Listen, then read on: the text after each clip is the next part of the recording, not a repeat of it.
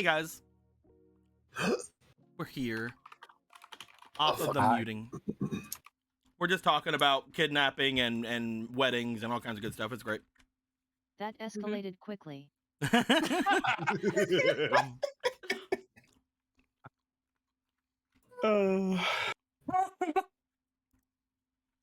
Dude, this place makes really good makes really good Pokeballs. Like, it isn't the best I've ever had, but they make really good. You keep saying Pokeball, and I keep hearing Pokeball, and I'm like, what? Yeah. Nom nom nom nom. Pokeball, go. I got him. I got it. Yum.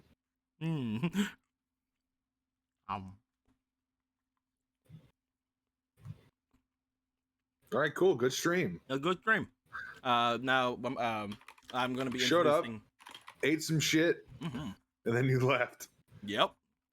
That'd be a great name for a restaurant in the Pokemon world. Get you some Pokeball. Magikarp over rice. Pokeball. Shock Foxy was right. No longer doing RPs. I'm gonna be a mukbang streamer. You can't bang mucks, Dico. You're not trying hard They're enough. very gooey. You're not trying hard enough. They're very gooey. That's a good thing.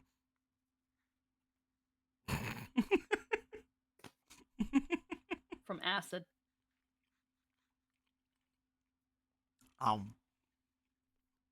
Look, all I'm saying is that Muck smothered that Bellsprout in the Indigo League, and I don't see it. The Bellsprout didn't die, so if that was super effective, it'd be normally effective against me. I wouldn't die. Is all I'm saying. No, you'd just be poisoned and die slowly and painfully. What are you gonna do? Not fuck a muck, Nico. You know what's really funny?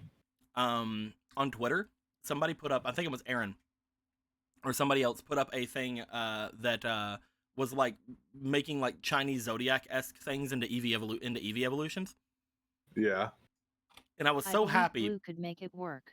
I was so happy. I almost some new technology. I almost heckin' like put it in. Related, he can absolutely get Reddit science on the job.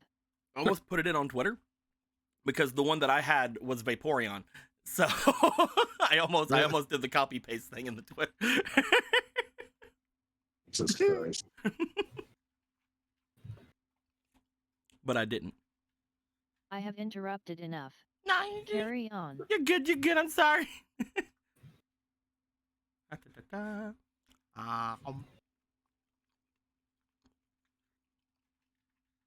almost done, guys. Almost done with my food. It's fine. Then we can have a game, but only after I'm done. Yeah. And only if you give me more. Oh, I starve over here. This is the content they come to see. Oh yeah? I really hope not. Why didn't you tell me? I mean, to be fair, it hasn't happened recently, but a lot of times whenever I stream, for some reason, at least back whenever I was doing more games, anytime I would eat, I would gain like up to 10 more viewers for some reason. And I wasn't even showing the food. Pure coincidence, I assure you. It happened every time. It happened every time. Every single time. That is a very strange coincidence. No. It just shows me what I need to do. It is. It just showed me what I'm made to do. I'm made to eat. Please don't become another Nikocado.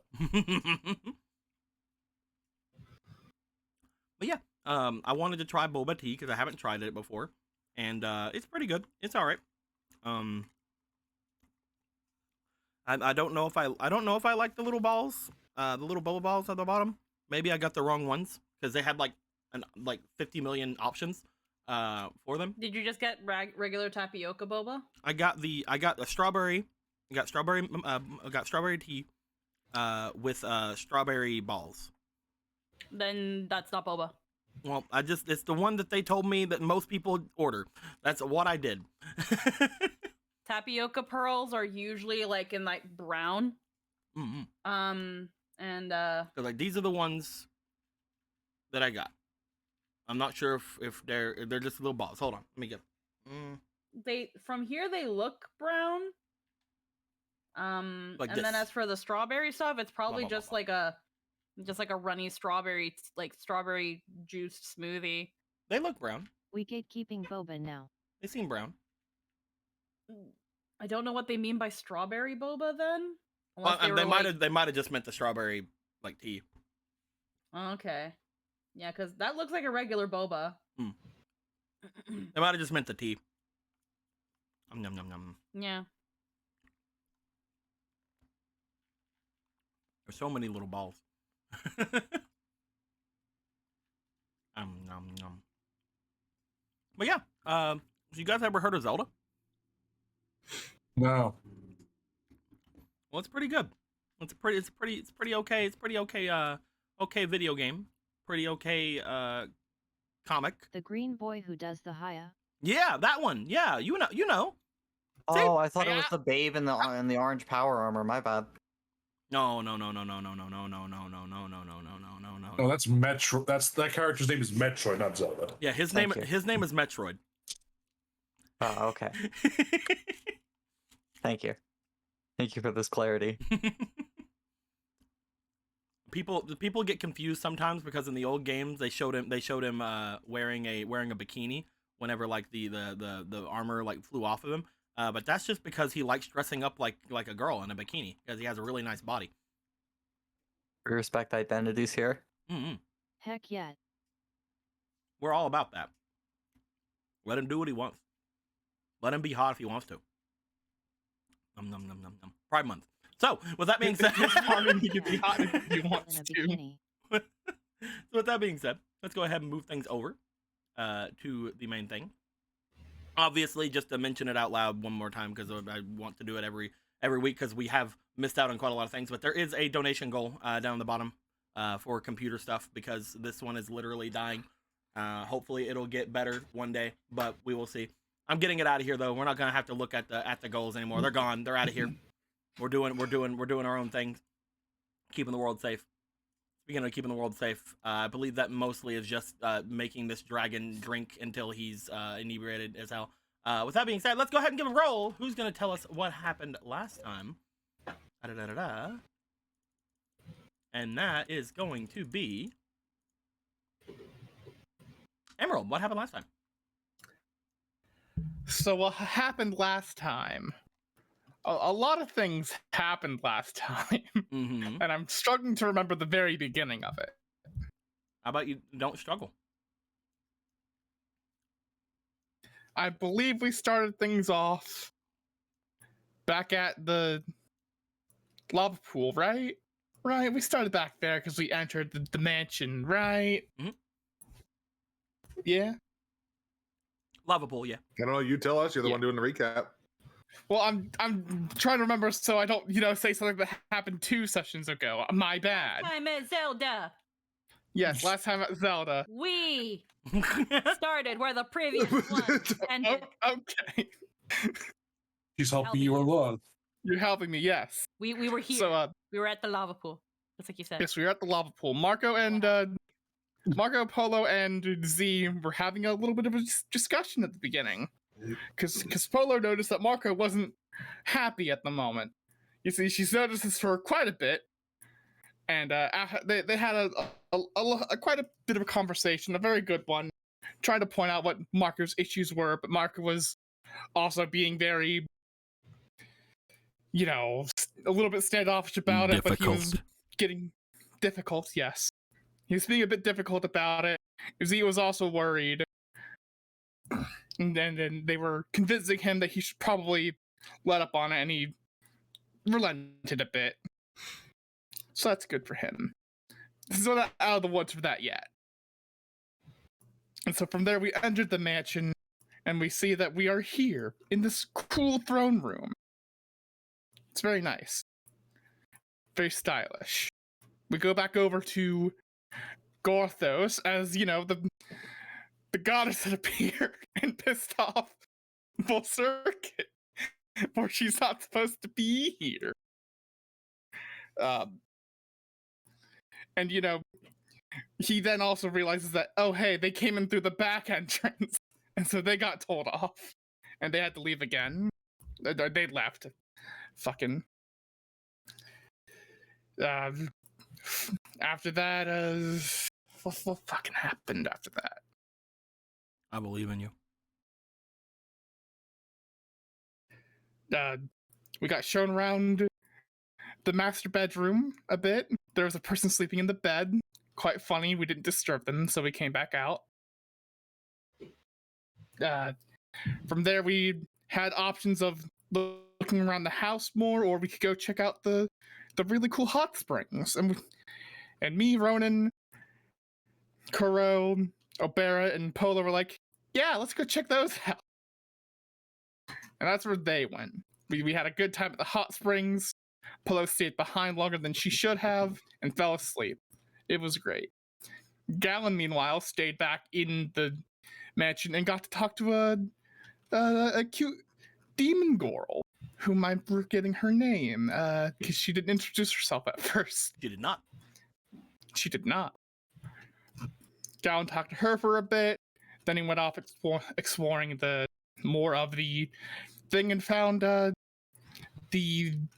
why do I keep blanking on fucking names? The Bishop of War in this room, and he's like, he could sense something in here. There's some kind of magic in the room. He couldn't find it, so he left. Gallon looked around and he was like, it's the cool teapot.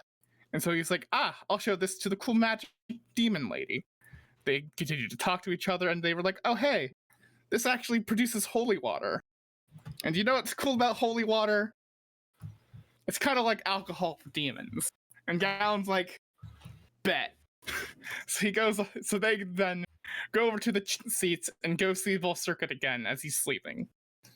And they bring up this cool item. Ysera introduces herself. And Gallon's just like, hey, Volcircuit, here's some holy water. Let's see if you like this. And he's just like, sure. And so Gallon nearly kills Volcircuit, but not really. He just gets really fucking drunk. And, he's dead. And he's dead. I still think it's the closest I've ever actually come to the actual Zelda series with that freaking flailing drunk dragon. He flailed around menacingly. And to end it off, we had Polo talking to the attendant Modius at the hot spring who, had to fish her out of the pool. And they had a nice conversation. They ate some ramen, promised to share recipes. He talked about his backstory a little bit. It was a good time.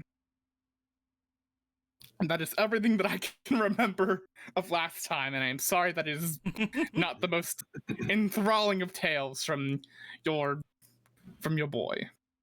Does anyone have anything else they'd like to bring up from last time? Anything that was missed? The lava pool puzzle. Oh yeah, fucking Kuro rewrote a magic circle. And then Gorthos also talked to Zelda, and Volcircuit was like, why'd you bring this hoe into my house? Why'd you bring the holy hoe, Gorthos? My brother, my man, my dude. I'd say blood brother, but we're both bones. Marrow brother. Brother. And Gorthos was like, what the fuck? He's like, yeah, but I think like Volcircuit is technically the little brother, but he's like, but technically, physically, you're the little brother because you're the size of my pinky toe. And Gorthos said, my dick's bigger than yours, though. Accurate. My skeletal peen is longer. That's all I can remember. There was a conversation that happened in the thing over here with Gorthos and the demon that was with them, Astaroth. If Gorthos remembers anything about that. Oh, yeah. I'm so sorry, Gorthos, I don't remember. The sword belongs to one of his riders. And he was very offended by look.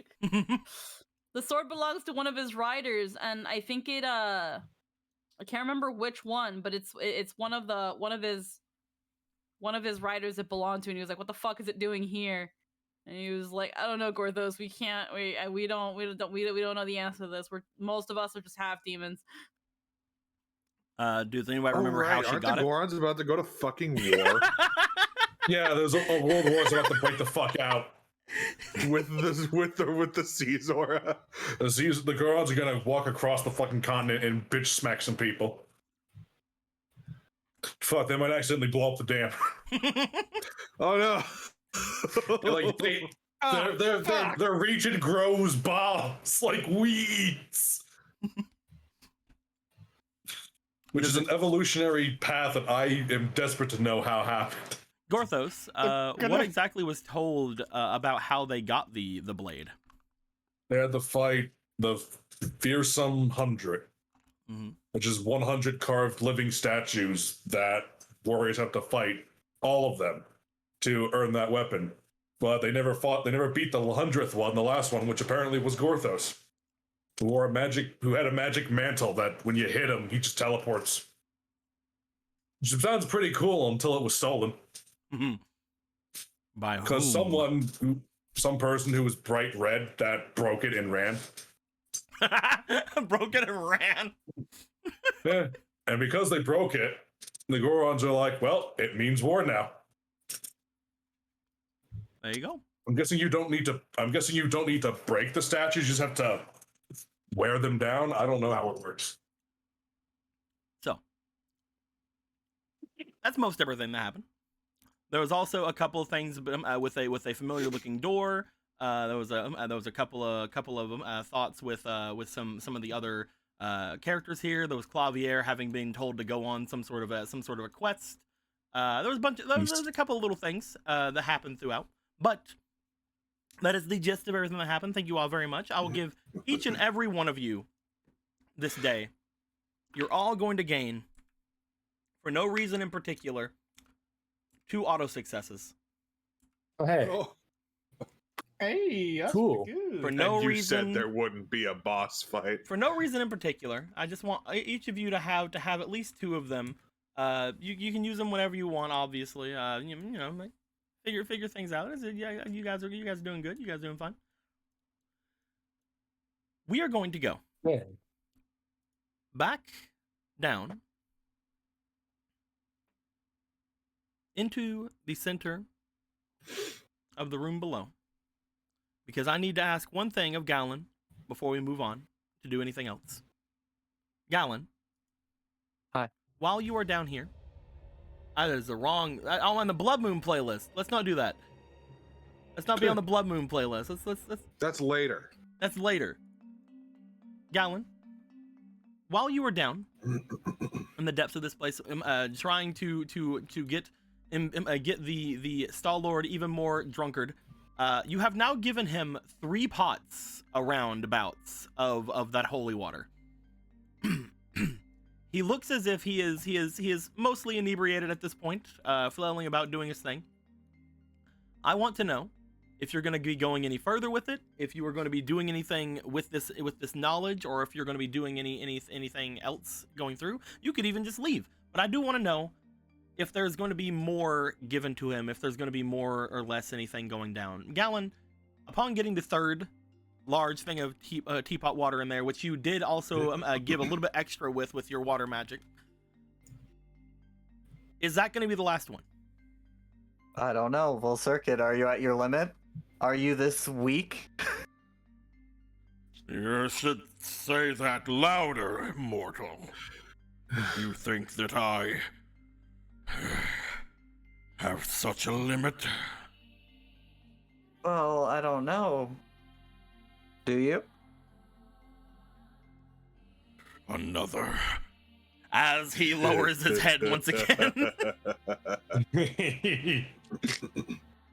And I can't believe I'm gonna fucking kill Full Circuit through the power of goading him to drink. Jesus fucking Christ. You want to give him a fourth teapot full? Yeah, we'll smuggle a little more in. You smuggle a little bit more. We're gonna say that by this point we have around about 5 teapots inside there. because you've given a little bit of extra with the last two.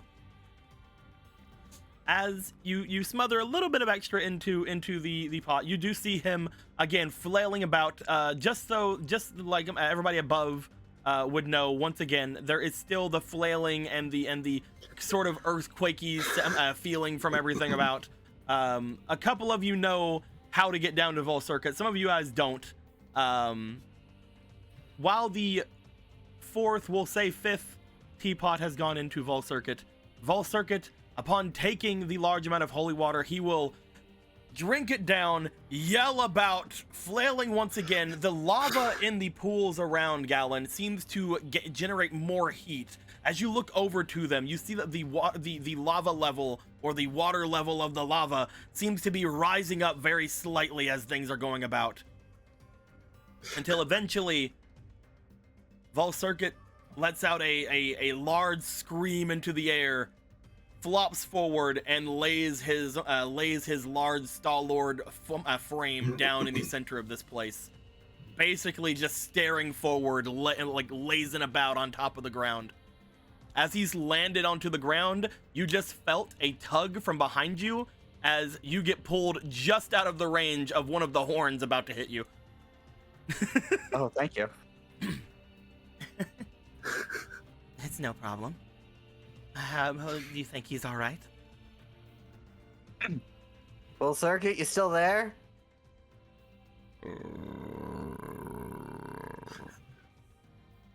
Massive burp. He seems to growl a bit, but he seems to just be laying there for the most part. You see the every now and then the light seems to somewhat dissipate from the eye, but then come back.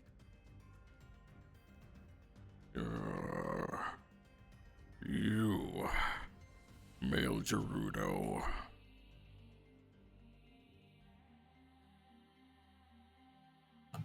Yes. This is not me showing a limit. I am just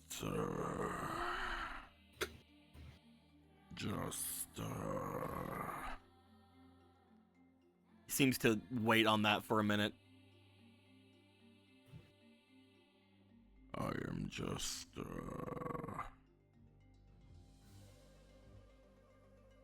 The word does not seem to be coming to him. What'd you say? Bored, I'm sure. Yes, it is just so boring. I mean, it was only 3 pots of holy water. It must just not be interesting enough. Of course you can keep it.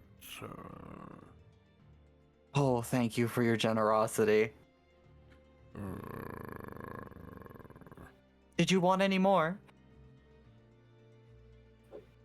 Yes, but perhaps later. I'm just so Bored? bored.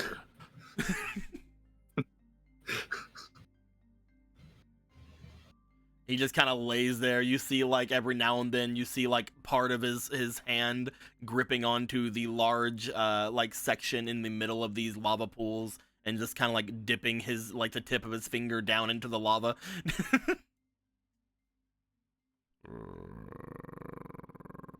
I could just begging him on.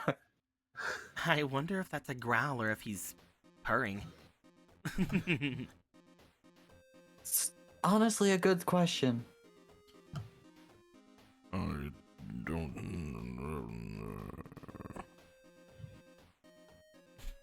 Should we leave him alone before everyone thinks we're trying to kill him? Nobody would think that. That is, unless you have any more things to do in this room. I don't know. Looks around the room. It's like, oh right, there's an entire room. You begin looking around. You had teleported your way into here the first time, so looking off and around the area, you do note that behind Vol Circuit, there does appear to be a large throne, which he can't use because he's a big-ass fucking dragon skeleton guy. Beyond that, you see what appears to be an eyeball upon the wall, that just seems to be staring off forward from where things are. And at the other side of the room, you see a large doorway, seemingly leading off into another direction, another area of this place. As you feel and look around and see those different things, you do note that in order to return, you just need to make your way back to the place that you had entered from, and you should awaken back onto the area you were at. So you've never went through the doorway, you've never seen what's on the other side or anything like that. So they're also very large. large. About the eyeball. Yeah. Is it like the ones we saw back at the Forest Temple and all that? It seems to be a lot more realistic than the one at the Forest Temple. This one appears to be bulging outward and looking forward. However, it does, again, remind you of that kind of a thing. It is a eyeball on a wall.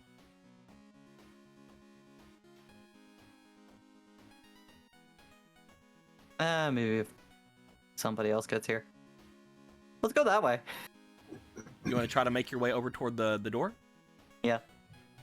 Upon making your way to the door, you and Ysera get off to the sides of it. You make your way to attempt to open it. The door itself seems extremely large, befitting someone of potentially the large frame that Gorthos have recently gotten. That large demonic body, but not nearly as big as the Star-Lord. As you go to open it, give me a go ahead and give me a nice little physique check. Hold on. Hold on. Why would I use my physique when I can try to use the wind to force it open? You could attempt to try a sudden gust. Do you want to attempt to try a sudden gust? Yeah, sure. That sounds way better. You bring your hands up. As you do, as you begin to look as if you're casting magic, you hear a from behind you, as if he wasn't drunk, he would probably try to stop you. You see him like look up and then immediately just go, ah, fuck that, I don't care. Too much effort. Way too much fucking effort. Give me a, I guess, yeah, give me a magic check.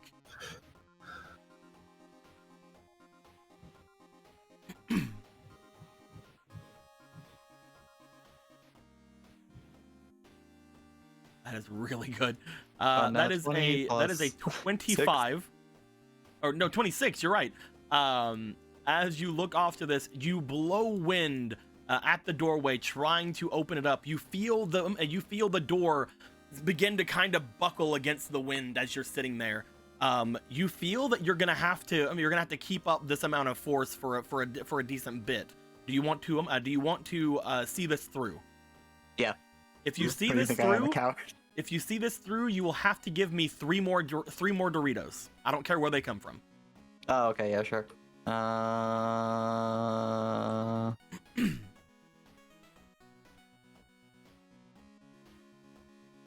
we go. 3 more Doritos. You continually push your winds against the door. The door buckling and moving slightly behind you as it's going. You feel that for some reason it's just not going.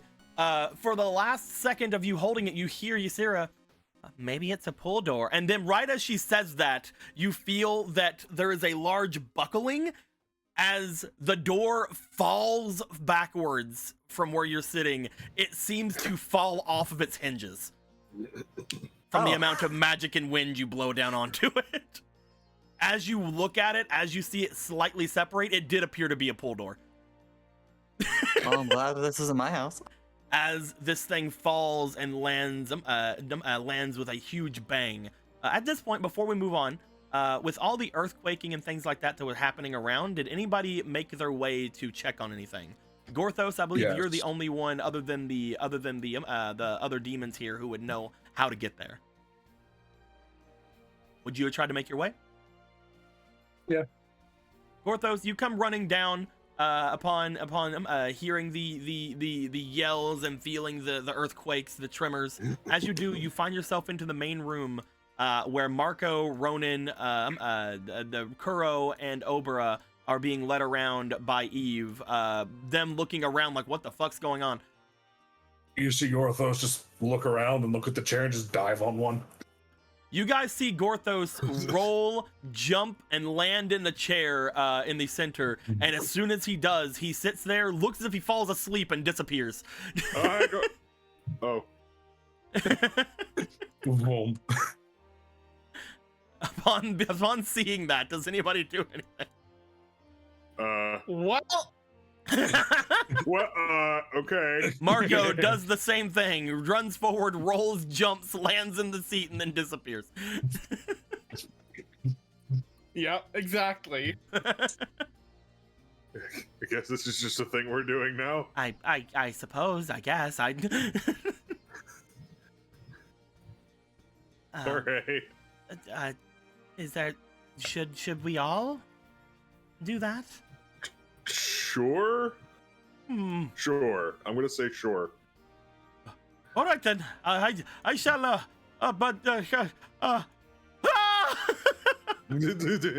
Runs forward, rolls, hits his face on the bottom of the chair, jumps up, sits down.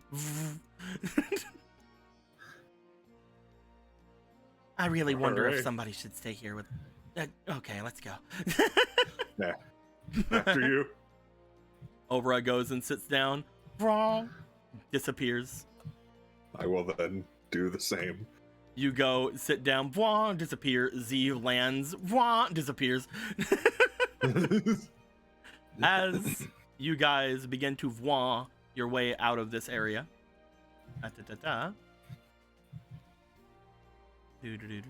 Grabbing all of you. Gallon. Hi. You would note after the door falls, there is a strange rumbling sound as behind you look and you see several people appearing where you had made yourself whenever you appeared in the room. Gorthos, when you appear here, you see a large skeletal creature looking as if he has been bested and defeated in front of you. Guys, just looks around, you see like... the large skeletal creature, some sort of boss is dead. They're dead on the ground, guys. He's dead. Look how dead he is. Oh, hey guys. Snaps around. Burns. That's for the other side. What happened? Full Circuit wanted some tea? Just turns around and back to Gallon. Tea? He just points. What was in the tea? Holy water. What? Why? Apparently it's a thing demons do, and he certainly wasn't afraid of it. Are you alive? Full Circuit? He's been making noises. Gorthos, you like go over, you see Volcircuit's head as he's just laying there. Every now and then the light comes back to his eye and he gives off like a growl or something before it goes away again. It's almost like he's blinking. You know, he was kind of a lightweight though. He only took 3 pots. Lots of... What? Where is even...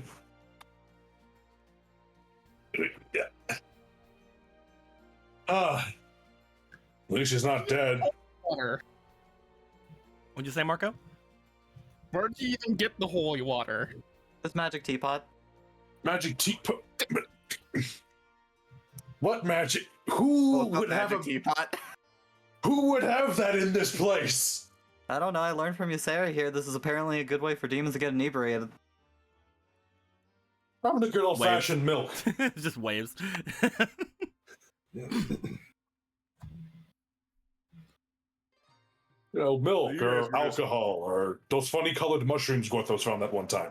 I honestly didn't feel that it was going to be something that would actually happen. The Star Lord that is in charge of this place, Volcircuit, was a lot more cooperative than I expected. So you guys were just having a fun time then? Yeah, I have that way with people. I just couldn't tell with all the screaming and thrashing he heard from upstairs.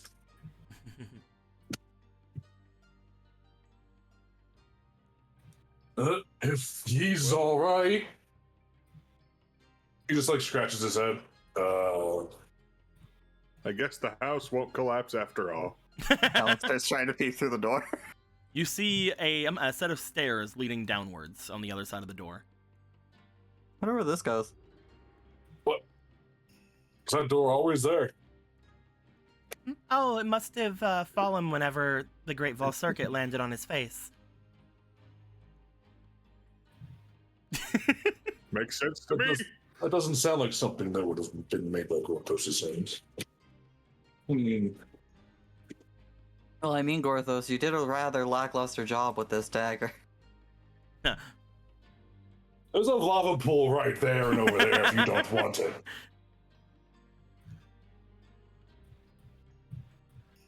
Well, want to go say? I mean, you're all here. Sure. Let's explore. You're gonna explore anyway, right? So, yeah. Perhaps it will jog more of Gorthos' memories. I don't know, Gorthos, do you want to try some tea later? It can't be that strong. We'll find out later. When was the last time Gorthos? He can't remember it. He's not sure if it's because of the memory loss or the drink he drank. This place must have been closed for a reason, if we are planning on going down. Ysera looks around at everybody. Is everyone planning on coming with? We honestly could use everyone if something bad happens, right? Oh. You're expecting trouble down there? We are inside of a demon lord's manor, are we not? And the current demon lord is too inebriated to really do much of anything to stop them from doing much of anything. I'm not expecting danger, I just would like to make sure that if there is, we are well met for it. Yeah, he's also way too big to fit down there. You don't look like a house servant. Oh, no, I am not. I am one who is here for the summit. My name is Ysera.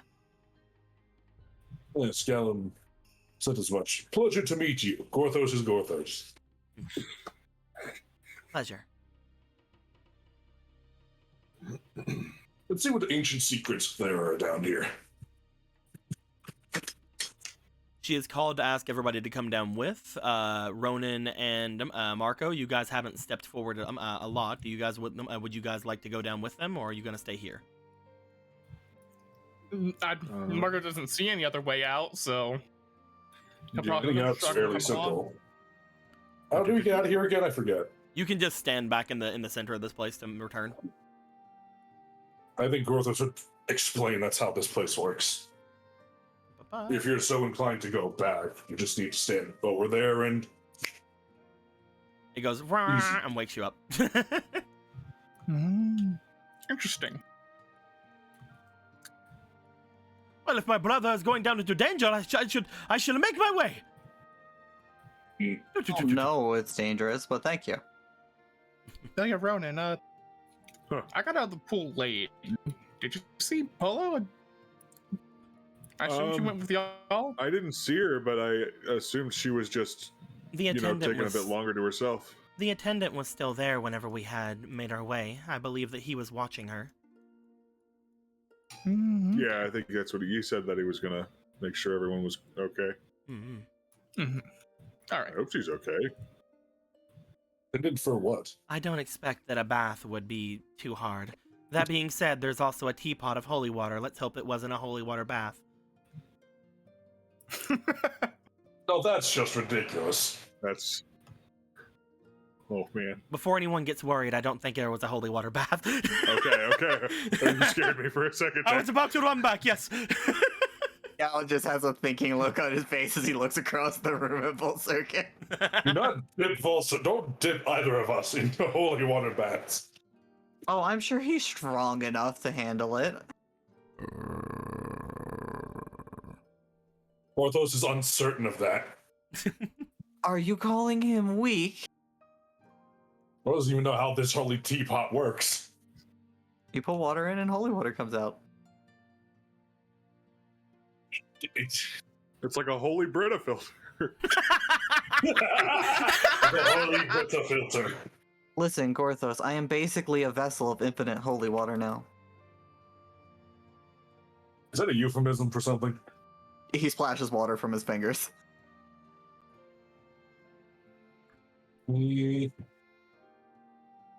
Oh dear. Well, you'll be quite famous here, at the very least. Congratulations.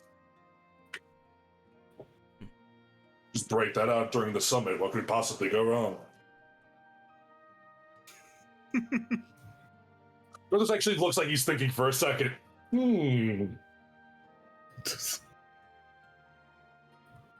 Shall we go down? Oh, yeah, Squirthos was wrapped up in thoughts that were clearly perfectly innocent and not at all malicious in any way. I believe you. Good to know. Little thumbs up. Does everybody wish to go down? The spooky depths. Yeah. You all make your trek down the stairs.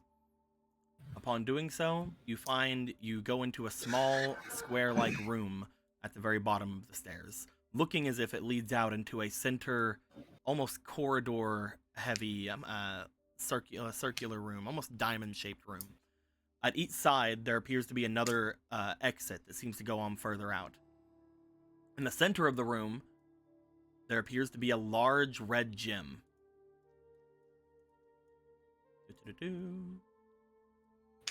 That gives off a very deep red light around the area. Carrying with it 2 Zora. No, get the fuck out of here. The wiggling stuff. You all would step out. This isn't a cult room at all. Oh. This isn't a demon's basement at all. Oh, hey, look, it's a D20. Yeah, it is. As you look at the large crystalline structure in front of you that seems to have several depictions of triangles. Looking at them, you do count around maybe like a couple, maybe somewhere between 19 and 21. Different sides to it. I mean, I wouldn't know. I don't see many of 20s. Yeah. I can count up to at least 3. 21-sided shape before. It's somewhere between 19 and 21. It isn't exactly 21, but it's a little bit more than 19. Yeah, so you look if over only this there was a 19, number. 3/8. If only there was a number for that. A dodecahedron. Ah, of course. That's my favorite number. As you all look forward toward this large gem, again, there appears to be 4 other exits to this place that seem to go off in different directions. Upon looking forward through the different directions, however, you all do notice that there is a strange, almost heat coming from around the room. Again, though, you've been at Death Mountain. There's nothing but fucking heat everywhere every time you go anywhere. Yes. I don't know how people here live like this. Same. The heat's not so bad. You don't have skin. Orthos finds that offensive. Accurate, but offensive. Does Orthos have any memory of this play?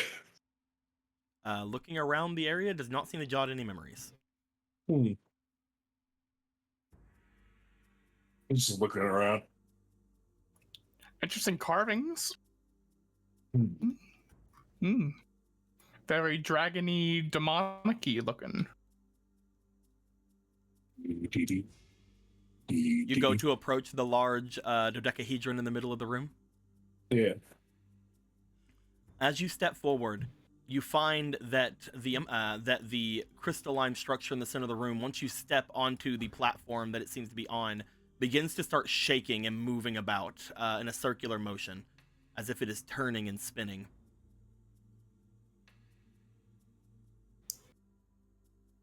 It turns back. Gorthos wants to touch it. Are you sure that's a good idea? Better you than Gorthos me. doesn't know where he is right now. Ysera goes over to the corner of the room and just like watches forward, just like, better you than me. I ain't fucking touching that.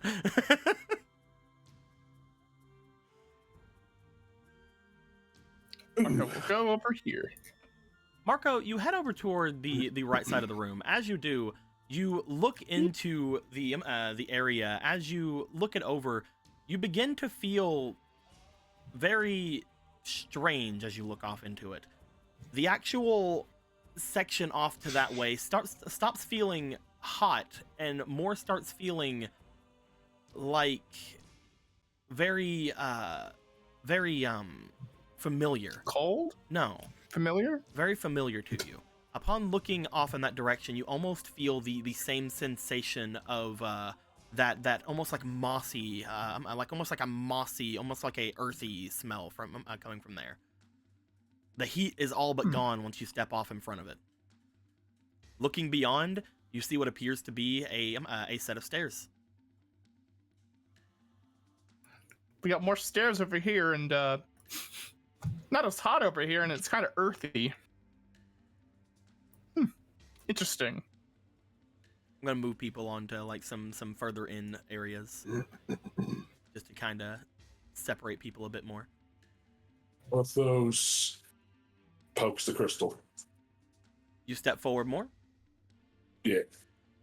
You step forward more and you go to poke the crystal. As soon as you get here, it begins to roll and shake even more. As soon as you poke it, it seems to recoil you away from it because, again, it is spinning just so fast. It is spinning and turning and flailing about relatively quickly. Orthos backs up some. Seems to slow itself a little bit. And if you step off, it does seem to stop.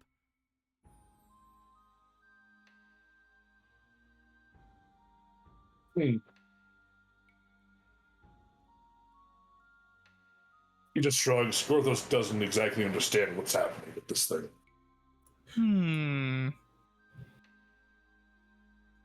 Yeah. Galen, would you like to try? If there's a magical expert among us, it would be Galen, wouldn't it? Yeah. All right then. Well, it's only just met you. Yeah, Galen just like blinks, looks over at Obera, looks over at Ysera. There's 3 of us here, thank you. Oh, Gorthos knows how much you like being praised. What are you wanting to do something with this? I could try to pick it up. Gorthos doesn't know what it is or what it could possibly do. It's uncertain if you could even pick it up. You make your way forward, Galen. As soon as you step onto the platform, it begins to spin and shake once again, seemingly rolling in the air. Do you try to touch it? It's are all the sides blank, just giving off light? Yep, all of them are just giving off the same red light, and it appears to be shining outward from the center.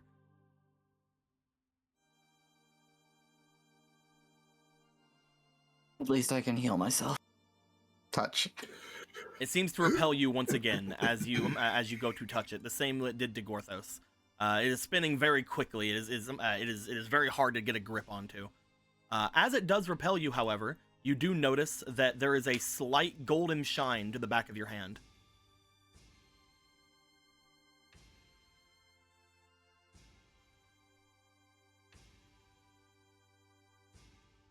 Marco, Ronan, help me out. Yeah, okay. Step up.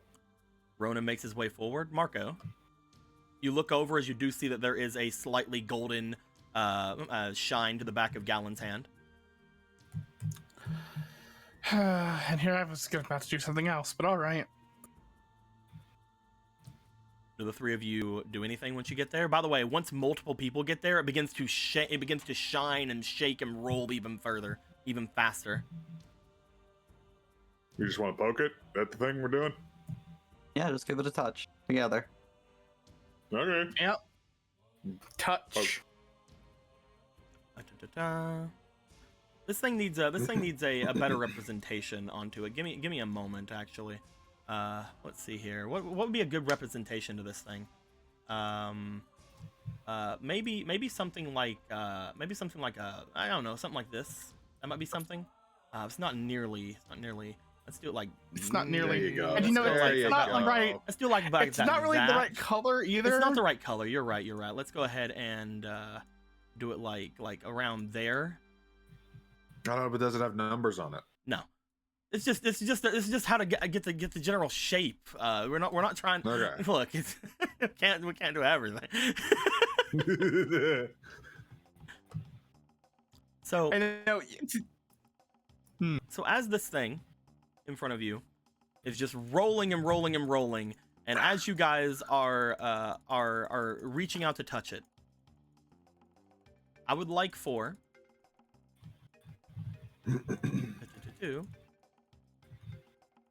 each of you to roll me for your highest stat. And I'll get back to this in a second. All right, that'll be finesse for me. Anything in it? Or can anything be put into it? I also have a... You guys can put your rerolls. You can put your things into it. Anything you want. I'm and I assuming do if you have have a, two that are tied, you can just choose one. Yeah, just choose one. But tell me which one you're using, though. I do need to know. I'm magic. Finesse. Magic, finesse, and diligence? Yeah. Let's see here. My first roll is 18, but I have a fleeting. So let's see if I can nat 20 this. No, I cannot. So 18, 19, 6 and 15. 22, So 21 total. That is 8 plus 13 is 21. Roll me one more time because you have a fleeting, Ronan. Oh. Yeah. Okay. 21. So 21, 21, and what did you get, Marco? 23. Okay. I would like for someone here, anybody who wants to, go ahead and give me a roll onto this this strange structure in the center of this room. Anthony. Yeah, okay. You wanted to touch it. Yeah, sure. I touched it first, it's mine. It belongs me. Oh. So all It's really three hard of to you, roll. Help but feel that this isn't going to turn out well.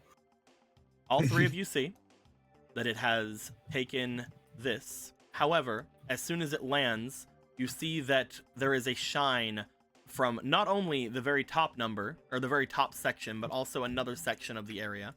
I will tell you right now, that is a 12. Give me another roll, Anthony.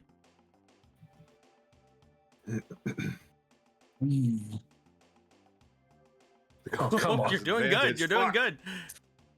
That was That's a like 12 that was plus 9. almost That a is a 19. 21. Roll me one more time, Anthony. Ah, I don't So think hard. there's. I don't think there's a way now, and I think that's funny as hell. Definitely not.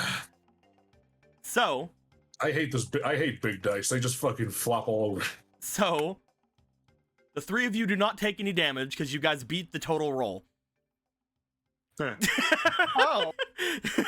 That's why I was telling you it was good. So we As- did bad by rolling well. No. You guys were trying to beat the total number this thing was rolling, and I see. it had total plus 5s and everything. I see. So basically, you guys had, I think, a slight advantage because I think what was it? What was the highest rolls you guys had? It was 5 from Marco, 23? I believe. 23. Oh yeah, but all your modifiers. 5. Yeah, you guys were all basically, yeah, it was dead on because Gallum was rolling a +6, you were rolling a +4, and Marco was rolling a +5. So yeah, and this thing rolled +5s each time. You guys, it was directly even, but you guys just rolled a lot better.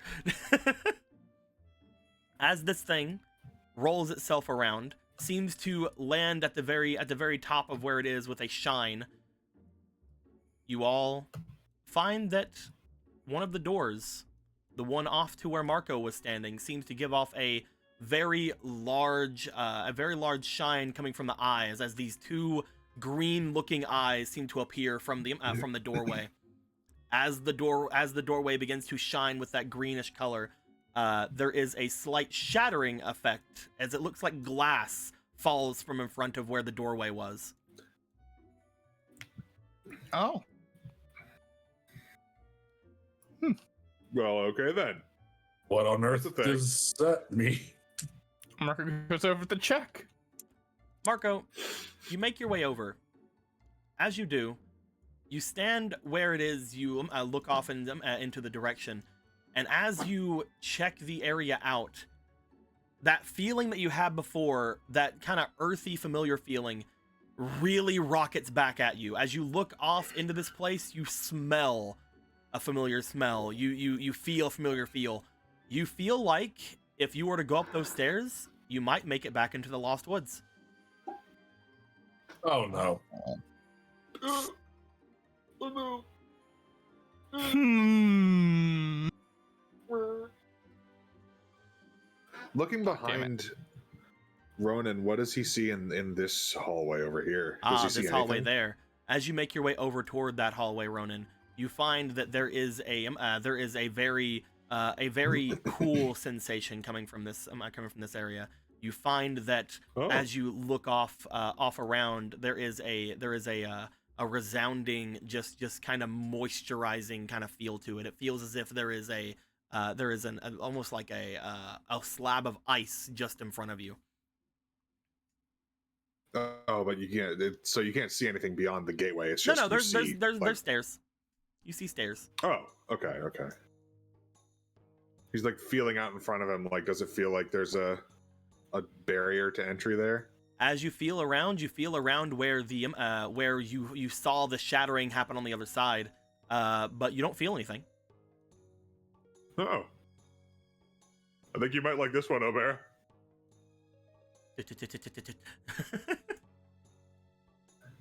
As she makes her way over to it and looks in, do you want to do anything? I mean, nothing beyond, because everyone seems like they got a different doorway looking at right now. So, well, at the moment, there's only 2 doors looking. There's two another doors, there's another way looking off that way. I'll go look the other way. You want to go check that way out? Yeah. Gallon, as you step off toward this direction, you feel almost like a sensation of dread coming across you. As you look forward and look off toward the staircase that is beyond this place, you feel very dry. You feel like the area, the air about seems like it's almost like a lack of any sort of moisture, a lack of any sort of anything about. Almost a very homey feeling at first for you. But as you do stand there for quite a bit, you do notice, unlike the other 2, that there is something magical directly in front of you.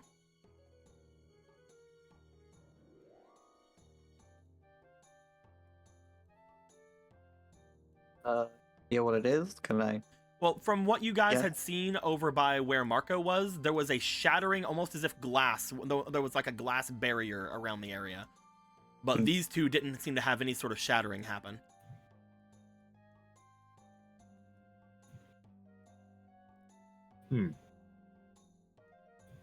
That's interesting. What you got over that? What you got over that way, Gallon? Little bit of a homely feeling and still a bit of magic in front. Huh. Wait. Teapot. You pull out the teapot. I'm gonna try and pour holy water, splash holy water in the spot I feel the magic coming from. So here's what happens, Gallon. As you splash holy water, the holy water itself doesn't really do much of anything. But you do, as you do splash the water from the teapot forward, it does seem to connect with something and splash about. Almost as if it does hit some sort of glass or something in front of you. You see it dripping down from seemingly nothing at this point, like sliding down. No effect on the magic? Does not appear to be, no. Oh, unfortunate. Thought it might with how I drank it earlier. Oh, definitely. If it's a magical thing, can we like get rid of it, like we did with the heat back at the test? Potentially, though. I don't really sense anything like that here. You see as Obra steps forward, you see that she seems to wave her hands a little bit in front of her, step back a bit, and you even see her launch a fireball ahead of her. Oh. Upon doing this, it doesn't seem to hit anything. It just hits the way on the back. I wonder why that one's closed. I don't know. It looked as if the one that Marco was at looks back toward Marco. Marco, what are you doing? Marco's going up the stairs because he's curious. We lost him. I expect nothing less from him. It looks as if those two were closed. Gorthos, is the one that we came from closed? Tap, tap, tap. Tap, tap, tap, tap, tap. Gorthos, you look back, you wave your hands in front, you do see the staircase behind. It doesn't appear to be closed. The closer you get to it, you do feel that same heat from Death Mountain. It appears to be fine.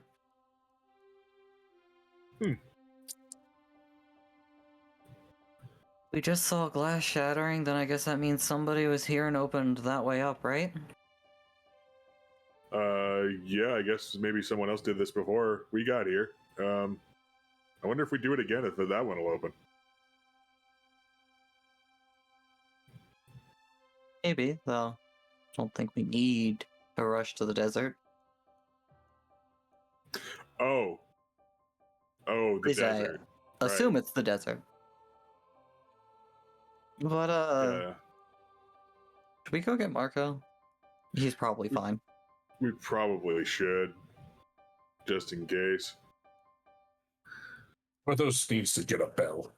You just see Ysera like stepping onto the platform. It starts to roll, steps off, steps on, steps off. Like she's just testing having it. fun. You see Koro just like, are you all right? Is it anything? Oh, what's going on? Huh? What's happening? As you look over toward the area to go and get Marco, Obra looks back to you, Ronan. Allow me to check this out. This one? Go and collect Marco. I'll be right there. Mind Mind if I peek with? I kind of want to. Yeah. She looks to the two of you. She seems to shrug.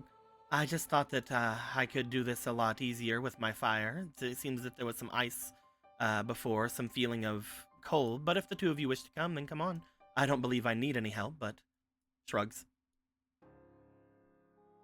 A little fire never hurt. If that's going to the Lost Woods, I should probably go over with them. Flutter, That's a flutter, good flutter, idea. flutter, flutter, flutter, flutter, flutter, flutter, flutter, flutter, I love the flutter. dream. Ronan and Gallon, do you guys want to head off in this direction? Yeah. Da-da-da-da. We'll go to you guys first because this is the shorter of the two things that can happen. Upon you guys stepping up and into the staircase with Obra, you guys find that the staircase itself seems to go up for a decent bit, just like the one that you guys had came down from before.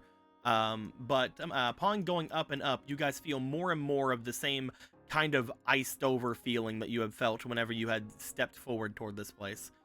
Give me a momo as I will grab a little square area just to give you guys some sort of representation on the map.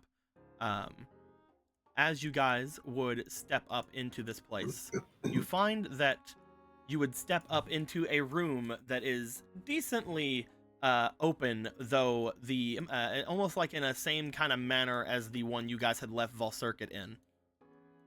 Stepping out and around, you find that the area behind that is around you seems to be mostly frozen over.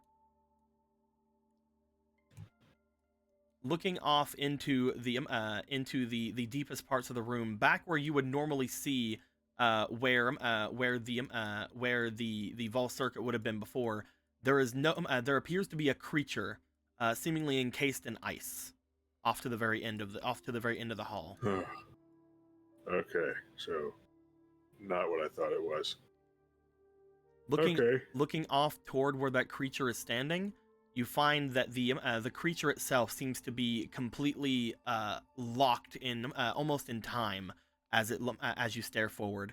there is a large crystalline structure that has the creature in it, and what appears to be behind it, a closed eye on the behind structure of the place. The eye itself seemingly squeezed shut. Beyond where that is, there is a doorway, but it does not appear to be there. It more appears to be as if somebody had painted it along the wall.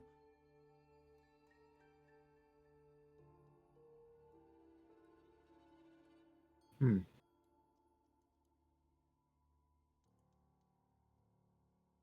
said there's a thing painted on the wall, right? There appears to be a doorway painted on a wall underneath where the closed eye from like similar to the eye that was in the other room seems to be at. Okay. Just as a bit of a representation, I will throw down Hiya. Boop. And in the center of the room, there's like, oh no, big thing ice? Big ice thing? Oh man. Look like blur. That's not blue. Give me blue color, please. Blam. Oh, didn't mean to draw that over there. Hope that doesn't stay good. You guys see a large crystalline structure of a creature depicted locked in a large thing of ice in the center of this room. And again, behind it, there's just a depiction of an eye, but the eye appears to be closed on the other side. Right about nya. If we look over at the area where Volcircuit is, you can kind of get the same kind of vibe from the eyeball behind where he is over near. Oop. Okay, so maybe it's not like a portal somewhere. Maybe they're just rooms. I mean, if I was going to guess entirely based on what we're seeing here, maybe an unclaimed manor? Maybe. Though the other place seemed to be somewhat connected to those demons. Perhaps Is this has this a something. demon? Perhaps this has something to do with the stories, the ones from, well, the beginning where the immortal goddess and the hero who traveled the four realms. Apparently, that place before was a demonic manor. I don't know much about it, but if there were 4 demon generals, then there are 4 different directions we can go back there, and a large demonic structure in the center. She shrugs.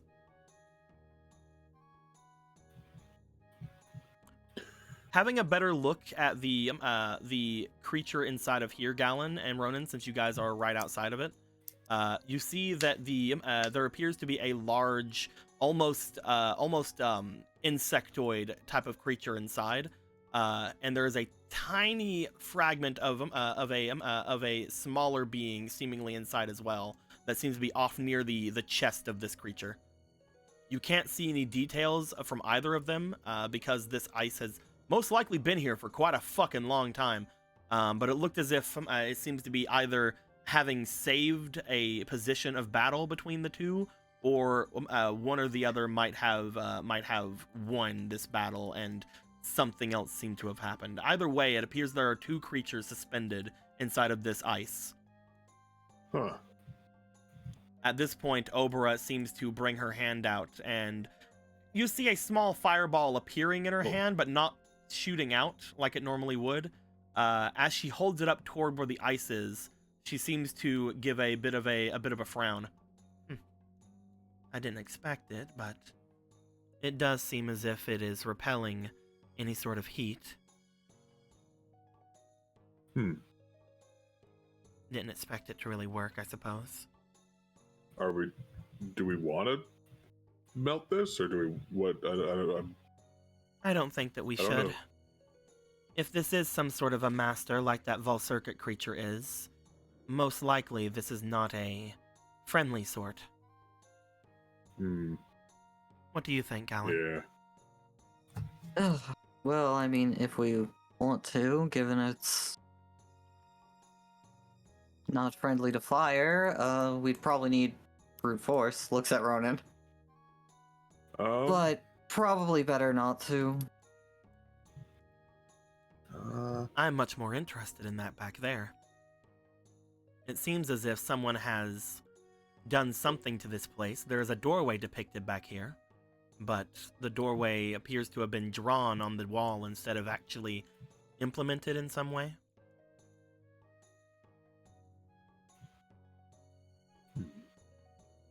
Well, excuse me, Good over. I have to question. draw everything. Leave me alone. No, I'm playing. What do you say? Also, it's a good question. I also noticed, he points at the closed eye. There was an open one in the Didn't other we room. see something like that before as well in the forest temple? Yeah, that's exactly what I thought. Just less hyper-realistic. You guys also know that whenever the things had been struck in the forest temple, the eyes did seem to close. So this one is closed right now. Yeah.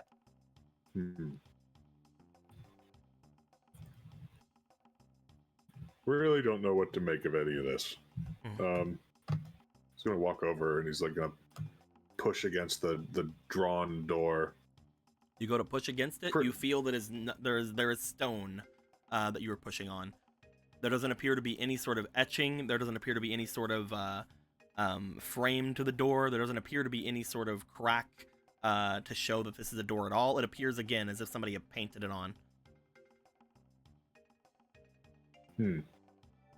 Why would someone just paint a door and then not make a door? That's weird. Ever got the chance? Hey, Arma, you think you can go through the wall? I could try. Oh yeah.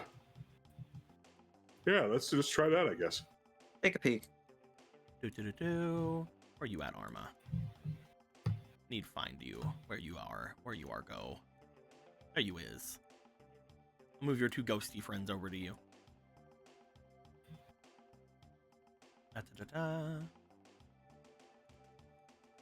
As Arma comes flying out from your dagger, she seems to float over to the side, become as unarmified, and tries to slide in between the cracks of the door. As she does, this is actually a pretty good insight from you. But as she does, she seems to hit the side of the wall as if it is completely solid to her. Upon doing so, she goes, I'm sorry, I'm not able to go through that temple. Remember? The what? Flop. The temple? The one beneath Castle Hyrule. I can't really do much of anything there. So that's where this leads then. So we're back under Castletown? I believe so. I don't think that there are many other places that have defenses like that around. I want to leave.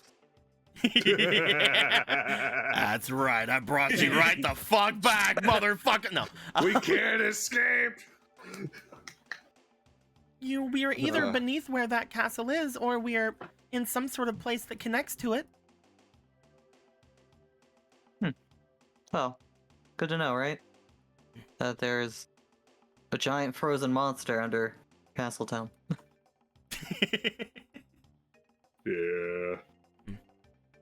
Yeah. Interesting.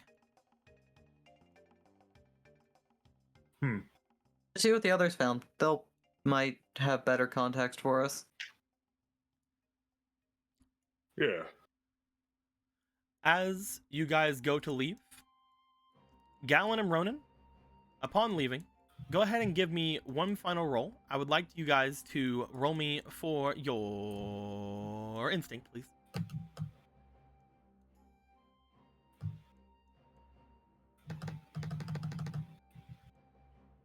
Whoa. Hold on. Whoa. Did I say 13? I said whatever the fuck this number is. You definitely can if you want to. What did Ronan get? He got a 20.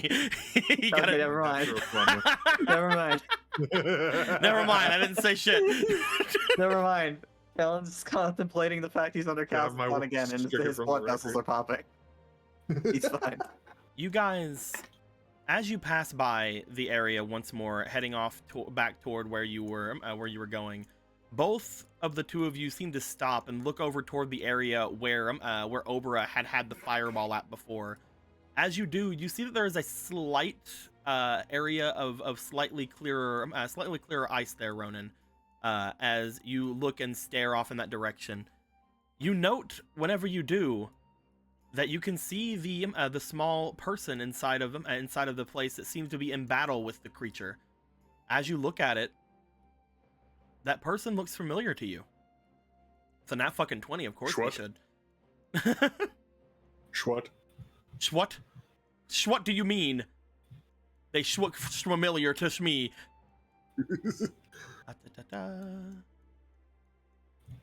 What kind of smorsery is it? I'm gonna need you to stop that. Smorgasbord. Where you at?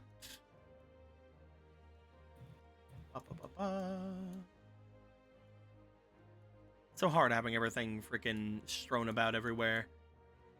If only there was something I could do to stop that from happening. Oh well. Yeah. If only. You see the message of Marco inside the ice. Marco, what are you doing there? Marco, no! Man, I'm sure glad we're out here and he's in there. Marco, why? And then we're frozen out here, and he's the sheriff, and he's frozen in there. Except we're out here, and who's the caveman? Where the heck is it? Give me a second. I'm trying to find them. I don't know where I put everything whenever I put things away. There are a bunch of people over here. There are a bunch of people over there. I've already looked through them. Jesus fucking Okay. Christ. Oh my god.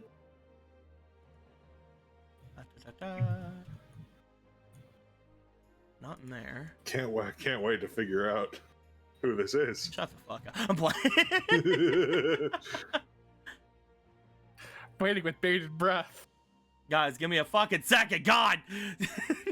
I've been I'm waiting trying my whole life best. for this moment. I'm trying my best. To find out who the fuck this is. I'm This is the only trying! thing that has Next ever time mattered on to me Zelda in my Falls. entire There we life. fucking go.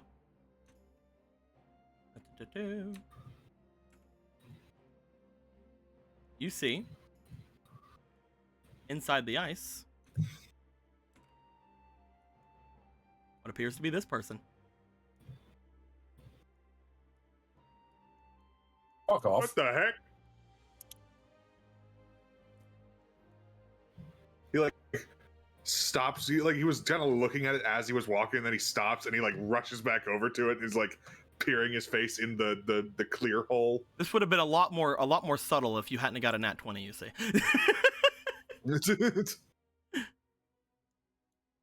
As you look in, you see what appears to be Jason inside of the ice. Jason, there's a Jason in the ice. Jason. Sean. Sean. Jason. I love it I'll so go much. over and look. Do they have the Master Sword? No. Do they? Oh, okay.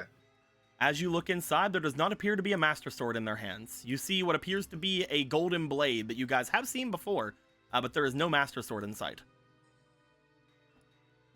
How the heck did she get in here? What's going on? Oh.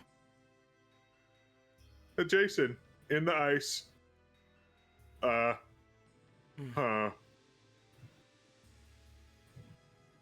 Now, Ronan, there are a lot of answers to that could be true or false. I would just like to politely remind you. We were sent back in time a month. Jason wasn't.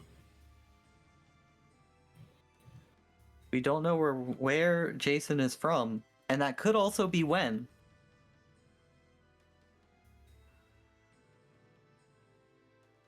He looks confused for a moment.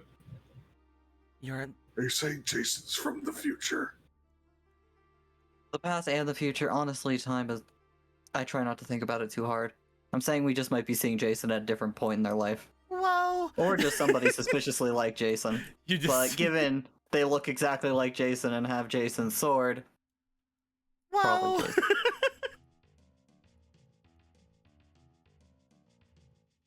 Or is it the princess? I don't know. If it were the princess, I mean, we've seen Jason use that golden blade, correct? Isn't that the one that their father gave them? Well, the princess's father, at least. Right. She's not exactly a sword fighter from what we've heard about her. Where exactly is this? Where or when exactly is this taking place? Do you think we should get her out and ask her? I do not know how. If this is reflecting fire magics, I doubt that. Unfortunately, what was said earlier, I doubt that pure brute strength will do much. What if I play my time song? Perhaps, though it appears to be something of ice magic, not entirely time, but maybe if we knew where to go, though. She's like staring forward. You see that there is like her brow begins to kind of like furrow a little bit as she's like, how do we fuck with time without killing everyone? It's like, what the fuck do we do? Well, perhaps. What'd you say? Well, time to pray. Perhaps maybe we bring here what is missing? I also could ask the goddess of time for help. Very true. You could do that. That's a good idea. Then Ron's like, wait, I can do something too. I wish she wasn't in the ice. I'm playing. I'm saving that. For fish waifu. Respect. Do you want to attempt to commune with the goddess of time? Yeah, let's try and ask her to liberate only Jason from this pillar of arcane. Don't you want to liberate whoever the fuck she's fighting? Come on, man. No. No. Well, what if she's being mind controlled? What and about actually fighting a good guy? What about the big freaking crazy demonic insect looking thing she's fighting?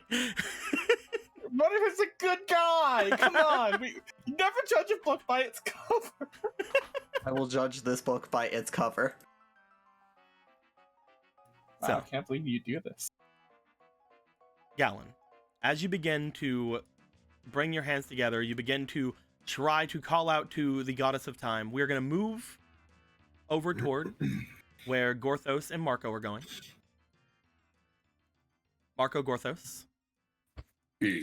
Marco, as you come up from where you are in this place, you find yourself looking around a very destroyed, yet still very familiar area about you. As you look forward, you see...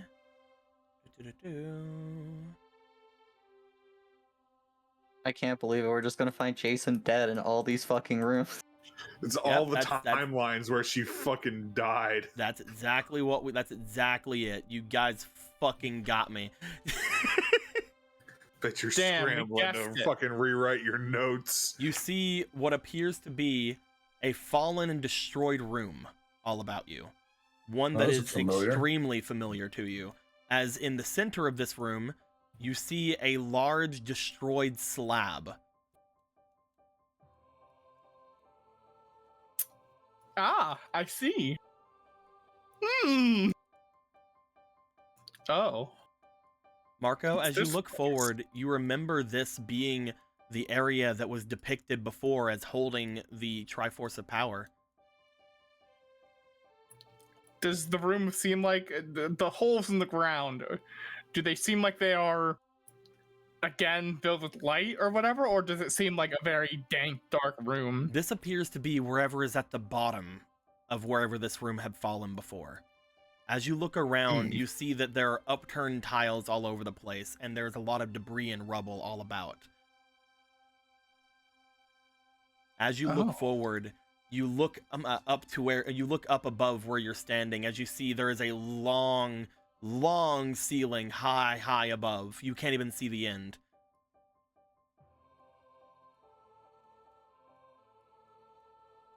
Looking at the actual depiction of the large slab that is in front of you, you see that there is something underneath it. Oh? You want to step forward? Yeah, of course. Gorthos. Yes. You and Z fly in from behind as you look and see Marco stepping forward towards a large stone slab-like structure ahead of them.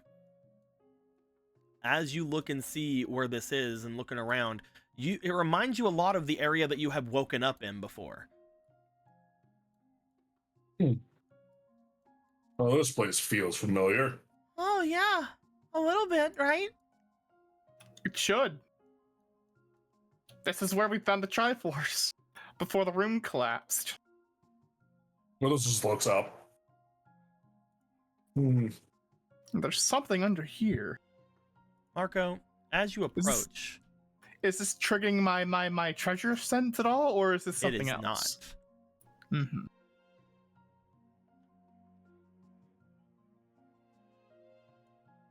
Marco, as you look underneath the slab, you see some sort of a liquid seemingly underneath where the slab had landed in this area. Liquid or dried up stain of liquid? Still liquid, actually. As you look to it, it almost looks as if it is some sort of a viscous, almost jelly-like substance. It has a very sweet smell. Oh, fuck.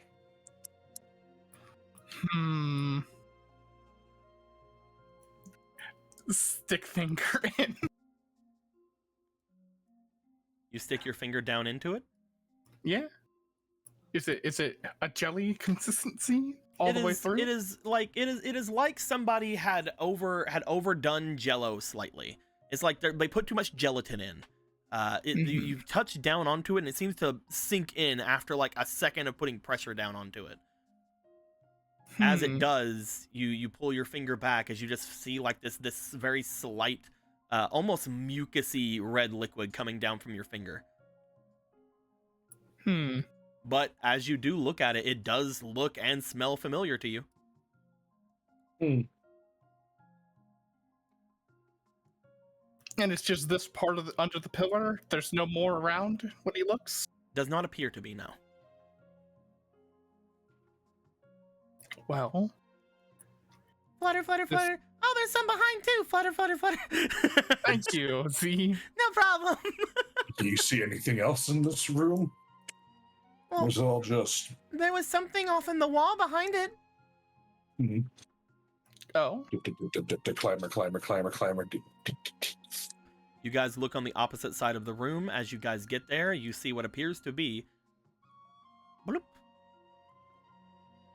What appears to be an eye. A closed eye on the opposite side of this area.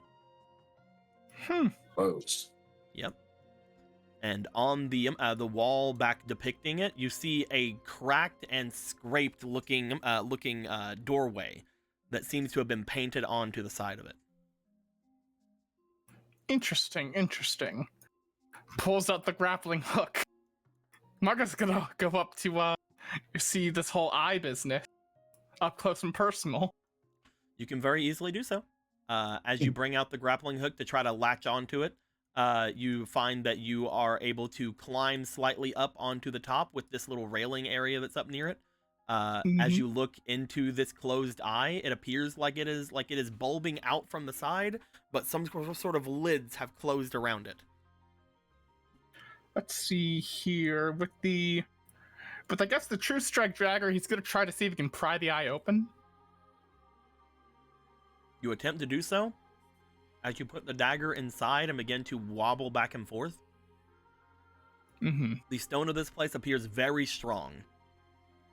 And as you're wiggling, it doesn't even seem to be wiggling the stone at all. Ah, damn. Shouldn't do that too much. I don't want to bend the dagger. Look at the dagger. It's already bent and broken and melted, and it has the cooties as well. No, I'm playing. Not cooties! Enjoy your pink eye, Mark. What? Enjoy your pink eye, Marco.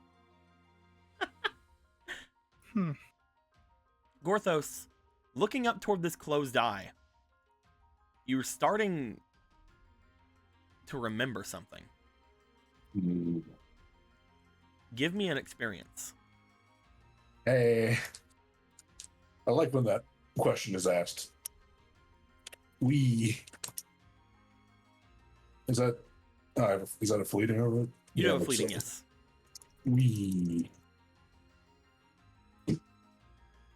13, 14, 15, 16, 17, 19. Gorthos, this room doesn't seem familiar because this room is currently a room that has fallen from above this area. But the area in front of you and the doorway does seem familiar.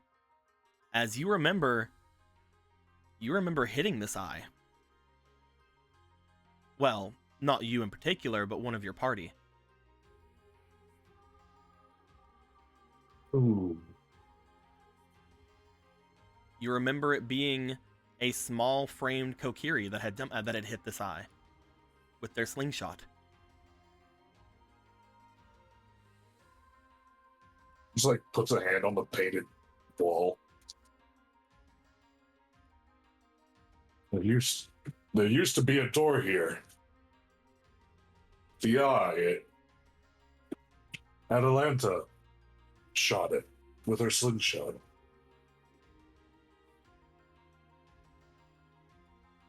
Why is this wall painted with a door, though? He just feels around the wall. Marco will pop back down, because, there's no use trying to open the eye. You land, Gorthos, you begin feeling around. You only feel the scrapes that have been from the falling debris. Everything else is extremely flat on the wall. I'll fly up and see if there's anything up there. All right, try not to go up too high and get tired and fall. Goodbye. I mean, since it's a painted door, it's like, may as well see is like, it puts the ear up to the wall, hitting with like the end of like the pommel of the dagger to see if like it's hollow on the other side. If it was anybody else, I would have them roll, but you are a spelunker. As you do that, you do not hear any sort of hollowness behind the wall. You're not sure if that is because some sort of magical thing is here, or maybe the wall had moved, or maybe this entire fucking thing fell again. Who knows? Like, maybe this is like the third layer of it being falling. Who knows? It's not hollow on the other side, at least. Perhaps there's... You know what?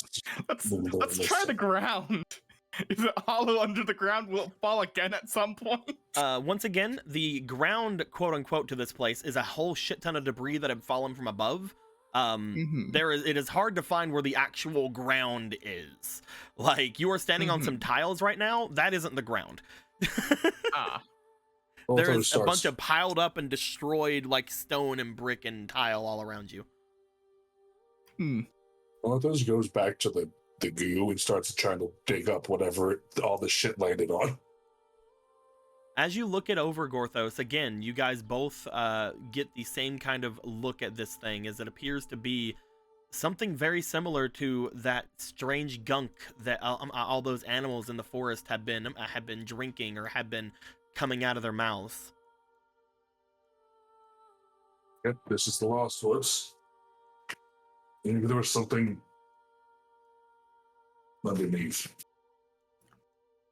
This room isn't the same room, right? I mean, I would assume, but when it comes like it being like a choo-choo thing, would it be normal that residue like this would be left behind if a choo-choo died? like this? Who knows? At the time being, like, there is you do know that when you beat up a Chew, like, it does leave a body behind. But other than that, like, it shouldn't stick around extremely long. You also know that the Lost Woods is weird with time, though. Lost Woods is weird with time.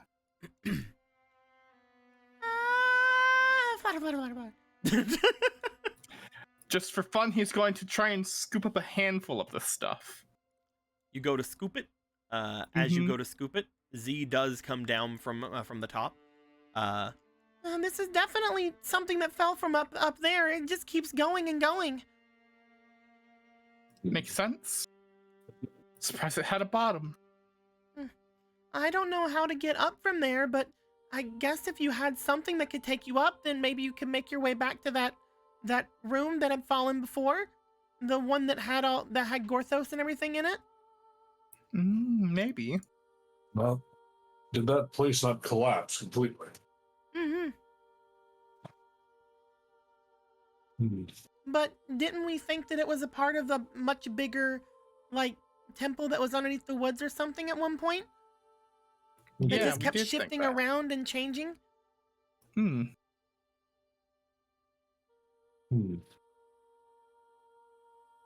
need to make time to investigate that. He's just looking around. Orthos feels like there isn't much else to be gained from it.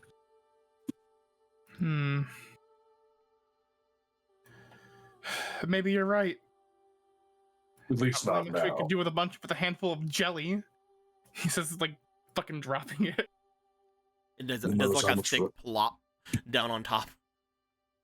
We can't clear away all this debris by ourselves. I mean, if we could, who knows if there's anything worthwhile underneath. Whatever might have been this room is probably gone. So. Well, just can't remember what this room used to be. He only remembers the eye. That it wasn't shut last time we saw it. Well, at first it wasn't. Didn't you say she shot it? She did. Oh, there was an entrance underneath. Not anymore.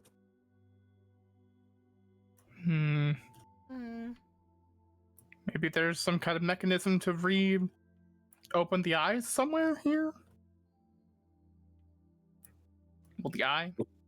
One of those is uncertain of how these things operate. There was some sort of resetting mechanism. One who has no idea. Maybe somewhere, if it exists. Oh, well. Should we go and see what the others have found, maybe? That's what Gorthos' thought was. Yeah, may as well. I was just glad we didn't walk into another Hydra den. The three of you go to walk away from this place.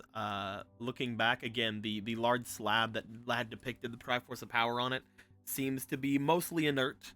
Nothing really drawing you to it or anything like that any longer. As you guys step out from it, you do make your way back into the main room.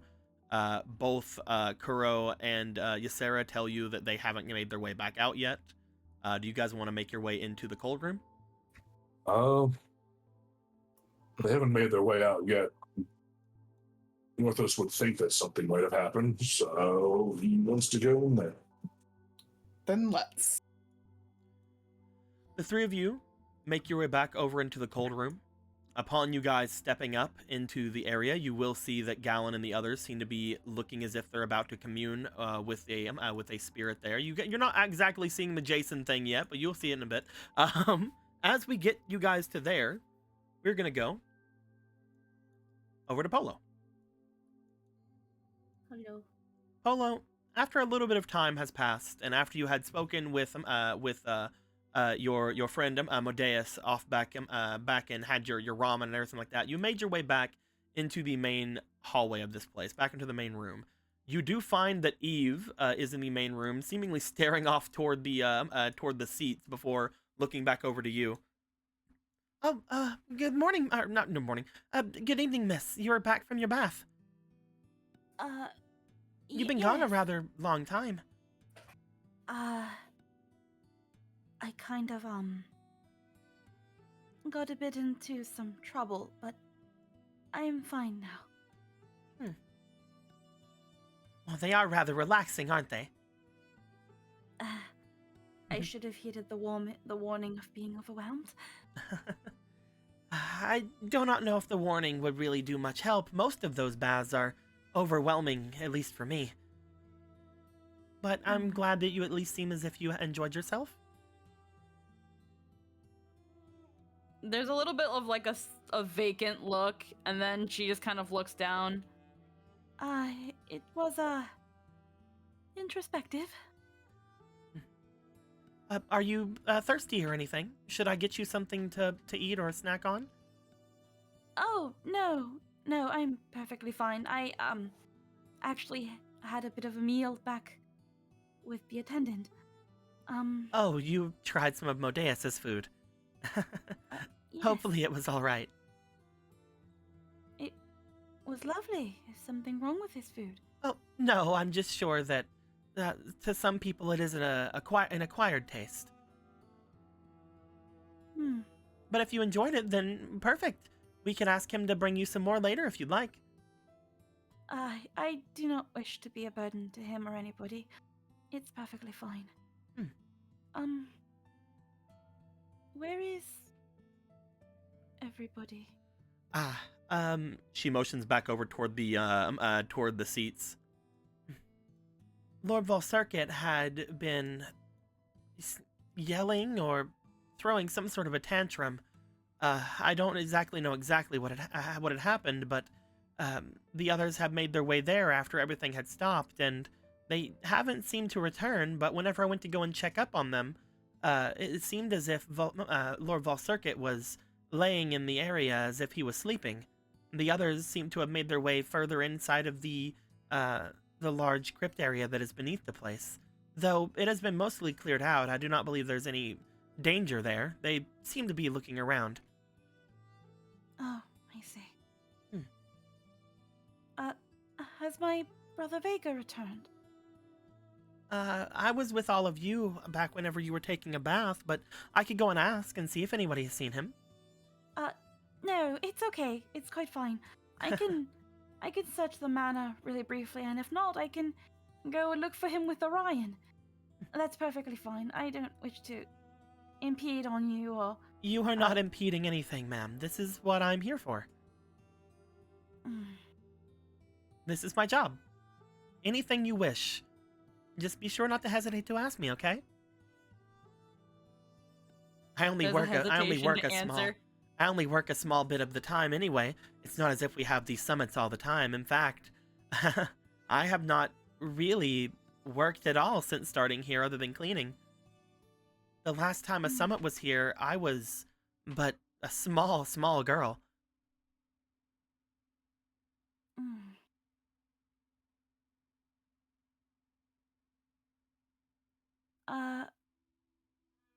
Did you see all who were at the summit the last it happened? Yes, I believe everyone was supposed to be in attendance. My older sister was the acting leader of the help that was there before. She was the one in charge, just as we have God. I remember demon names. Give me a second. Let me go and find him. Lucifer. Just as Lucifer is now. But at the time, I didn't much do anything. I was far too young to be of any actual help, though I was supposed to be in attendance. I see. Is there anyone in particular you were thinking of or looking for?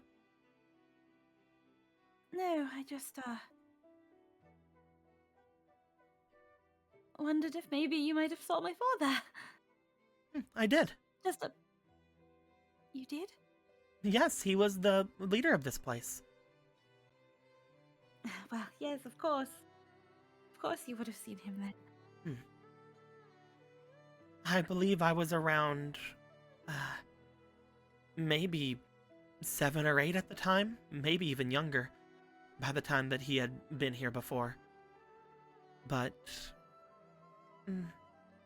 it is not something you forget. After seeing the lord or master of these places, it is not something that anyone would most likely forget in their lifetimes. I Someone who guess not. commands a room, and especially of powerful and, well, dangerous individuals. The one that is in charge is not someone you forget. Of course. He spoke to me a couple of times. Did he? Oh, sorry. I didn't, continue. Well, how do I put it? She kind of like, looks away very slightly, looks back over toward you. I believe that he had spoke of, well, a baby at the time.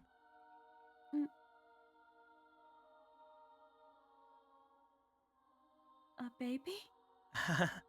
I know that I'm far too young for it to have been either of your brothers, so I assume it must have been you. Most likely. He kept asking if there was anything that my sister or I could help him with. I believe that me in particular, he would show me many toys that we had around the place, asking whether or not I liked them, or asking if it was something I thought that I had in my past or something. Unfortunately, I couldn't answer him very well because me and my sister were not brought up very kindly, so I wasn't able to let him know much of anything. Whenever we spoke of him that way, he allowed us to keep most of them. He said that he would return for them, but he never did. Yeah, he didn't. He probably passed away not long after. I'm very sorry. I did not mention earlier, because I did not know exactly how well things would go forward with your brother. But I believe that it is something that all of you might like to know. How do I put it? It is because of your father that people like you and I are able to choose what we wish to do.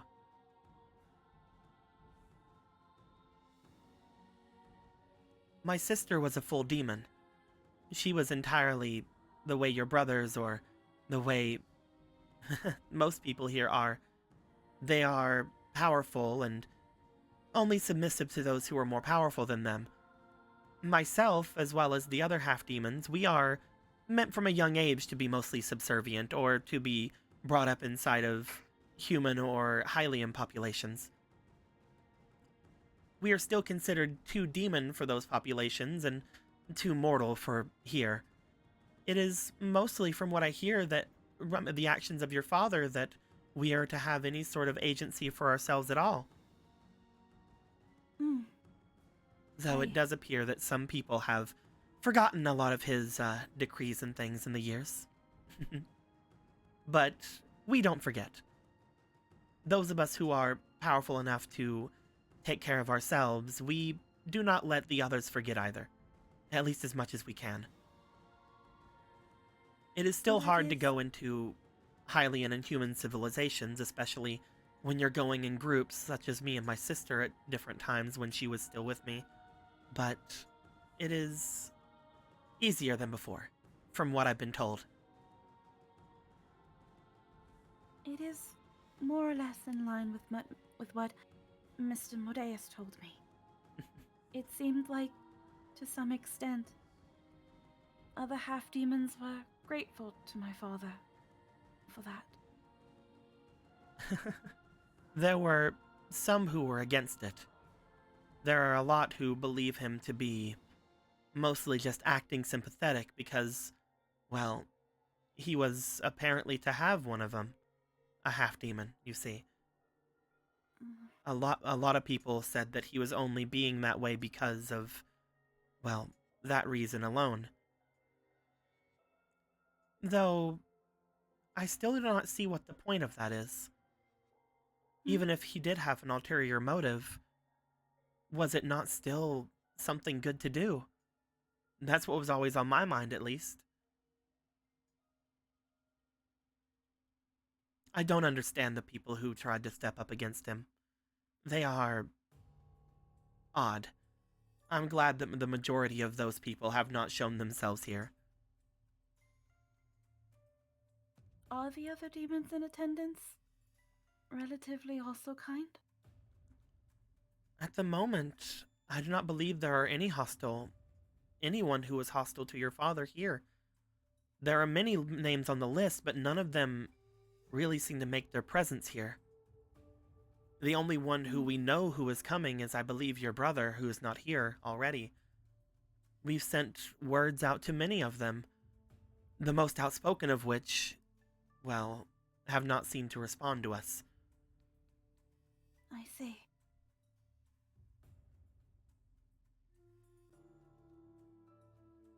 Is it because my father isn't in charge anymore? Do they not see Volcircuit as a good successor? You see that she seems to have a slightly troubled look on her face. Would you like to roll me for your charm to see if you get her to crack? Okie doke. see if she can chat. See if she if you get her to chat a little bit more on that subject. I'm gonna put a bear. That's an 8 plus a 2. I'm looking to see if you had any fleetings. No, I don't think so. Does not seem so. No. Up. Is that what you want to do then? You have, I believe, no, you do not. Okay. No, it was a plus 2 with the 8 plus the charm of 1. That is an 11.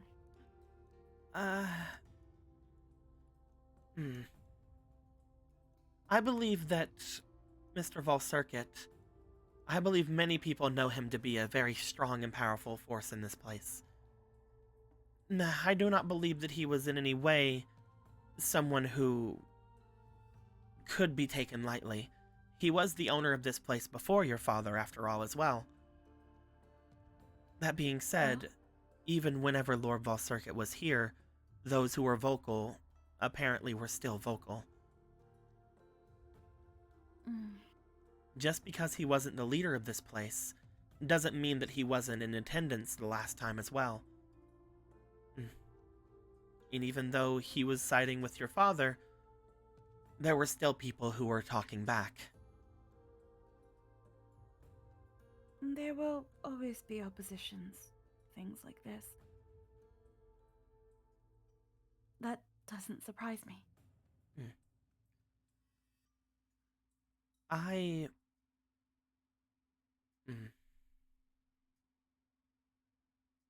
There are many regrets of those times. The people who were here, who were against the decisions, they are always those who will stick in my mind, as well as those of the others here, most likely until the day we die.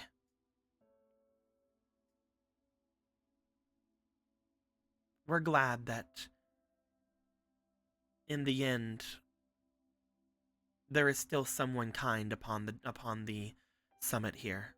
One that the others can see is still stronger than any that any of them. Whether it be the bishop or Volcircuit, I believe that we are good. At least for the time being. From what all of you are saying, pretty soon there's going to be another superior authority that we can look to. A kingdom for demons? Yes, if everything goes as to whatever Brother Vega has planned. I wish to believe that, as far as I know of my brothers, they both looked up to my father. varying reasons, most likely. I wish to believe that some of his principles they took to heart as well. I'm gonna get you closer so I can zoom in more.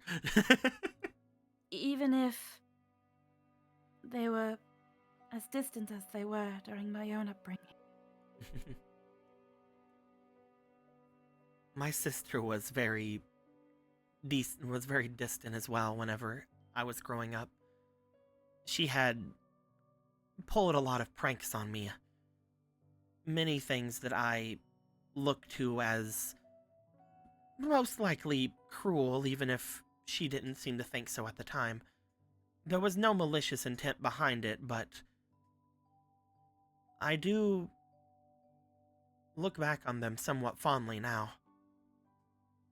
I don't know if you will, if it ever happens, but I would most likely still like to be getting picked on than being alone. Right. Oh, speaking of which...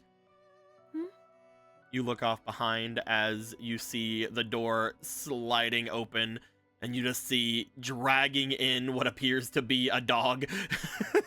Brother Vega! Hey! Get in here, Rocket. Come on. Are you two okay? Yeah, we're fine. Rocket, you're fine, right? You're both... Rocket, Rocket, what happened? Well, we're going off for a run. Doing our thing, trying to see if we can find any scents.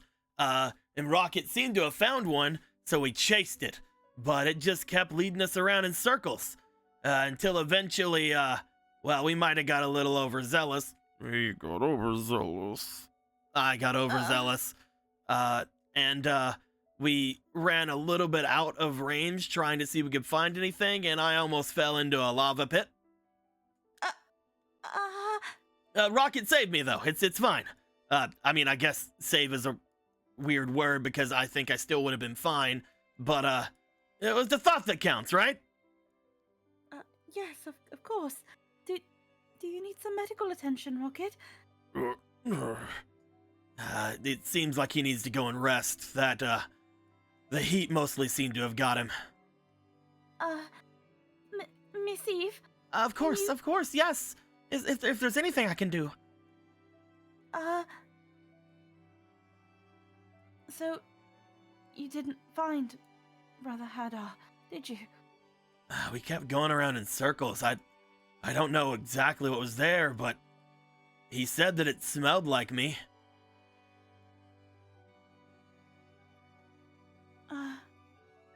And are you sure it was a lava pit? It wasn't a disguised one like the one at the trial, or I guess the back door? I believe that we only have one of those. And so unless it was the same one... The two of them look to each other. No, we're pretty sure it's a different one. Like 80%, like 80, 70, 80% sure, yeah. How many lava pits are out there, Miss Eve? There shouldn't be any around here other than the one you all had found. Most of them are further off into the mountains. Yeah, that's where we went. Oh. The further you go up the up Death Mountain, the more standing lava pits you will find. It gets rather hot, and the actual structure of this place does not seem to at least allow for a lot to stroll forward, but it does seem to pool up occasionally. It seems to boil up from the inside of the mountain, and sometimes it hardens over, while others it just sort of sinks back inside. No, that's not really the case at the moment. Should I should get you a bed. Yes, please. Tend to him, Miss Eve. She goes over. As she does, she looks down as if she's about to start like trying to get him up. Rocco's like, no, I got it. She does lean down and grabbing his arm does seem to lift him, not like lift him up, but does seem to almost effortlessly bring him back up to his standing position. Oh, wow. Come on, follow me. Yeah, okay.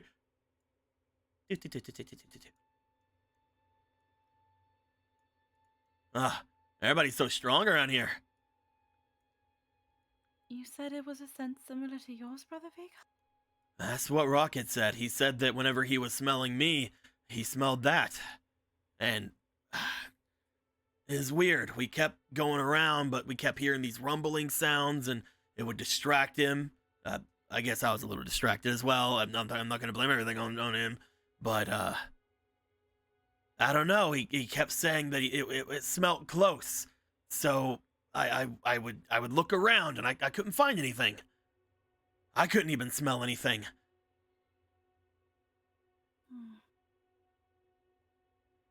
We must have been running around for quite a while, though. He seemed to get tuckered out after everything. And once the heat got to him, I tried bringing him back as quick as I could.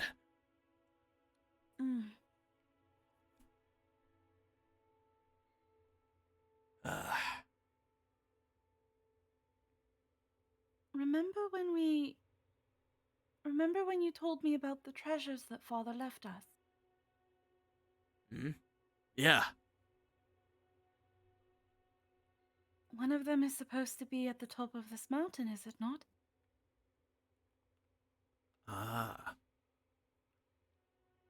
You think would have been what smelled like us? I don't think Brother Hadar is at the bottom of a lava pit. I was a little overzealous. I overshot it a little bit, I'll admit, but, If that is the case, though, we could potentially go and find it.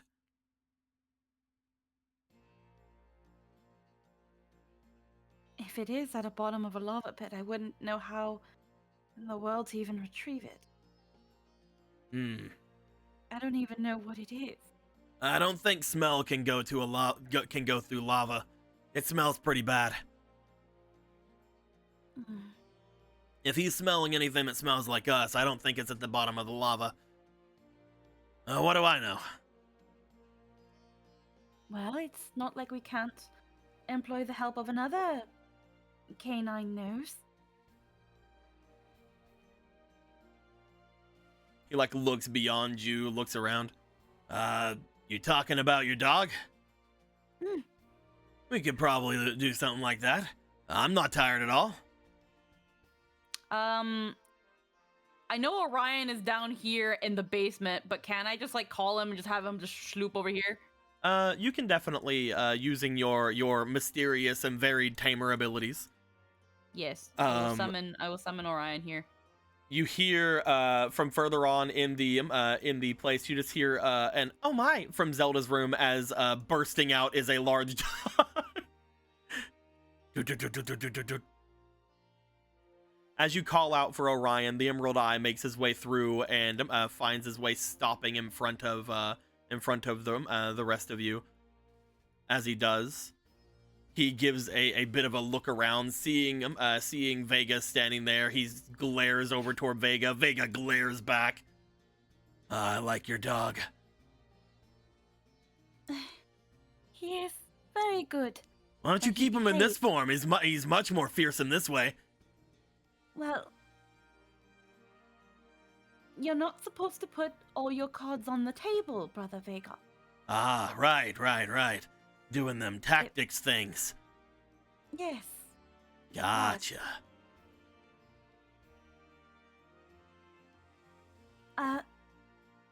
According to Miss Eve, everybody went to go check on Lord Volsagid. I probably should tell somebody that I'm leaving, but something has been tugging at me since we got here. Oh, yeah? I don't know how to explain it. It's very confusing. If it's confusing for you, it's probably double confusing for me. But, I mean, I could always try to help. While we search, can you Can you tell me more about Father?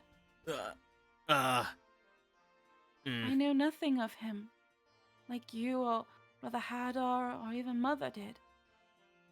And honestly, ever since we've found each other again, everything feels foreign. Realizing that the people I lived with all my life before now, I knew nothing about. So can we have that time to get to know and understand one another?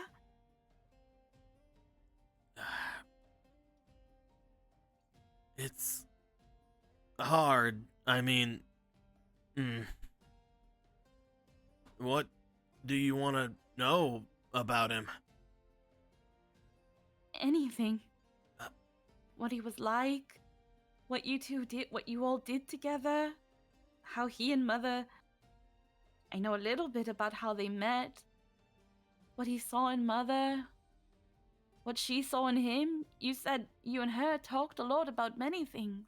Yeah, I might not be able to tell much about Father's side there, but... He looks over to you. Being here must be a little rough, huh? Yeah. I think it is. Sorry, I didn't think about that. It's fine. I didn't think about it either. I didn't think that some place... Once I learned that this place used to belong to Father, it sort of became different almost immediately.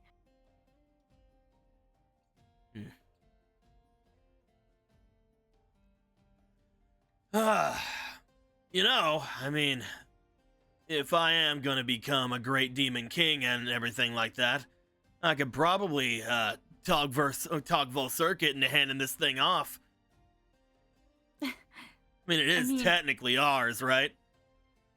I don't think the mansion was in any sort of talks of inheritance, but I mean, if he's as big as Gorthos said, I don't see what use he could get from it. Exactly. And we have those like door thingies or whatever. If we figure out how to use those, we can get back here anytime. Yes, of course. Just asking to set one of them up, like right over here. He just like puts his hand on the door, like According to Missive, Volcircuit right now is asleep, but. Oh yeah, probably. Well, I mean, we're going to see him at some point. Yeah. Hopefully, along with Brother Hadar. I'll answer anything you need. I'll show you where we were sniffing around. If we can come up with anything, we'll see what's going on. And if we can't, I was already planning on beating it out of our brother anyway. You don't have to beat it out of him. We could try to sit and talk. I mean, come on. He's out there trying to figure out where your stuff is. Come on. Don't you want to beat it out of him a little bit? No. It's like, what you doing going around trying to find our stuff? That's our stuff, not your stuff. I guess. Maybe a little, but not... See? Not beat it out of him. It's fine. Come on. Let's go hang out.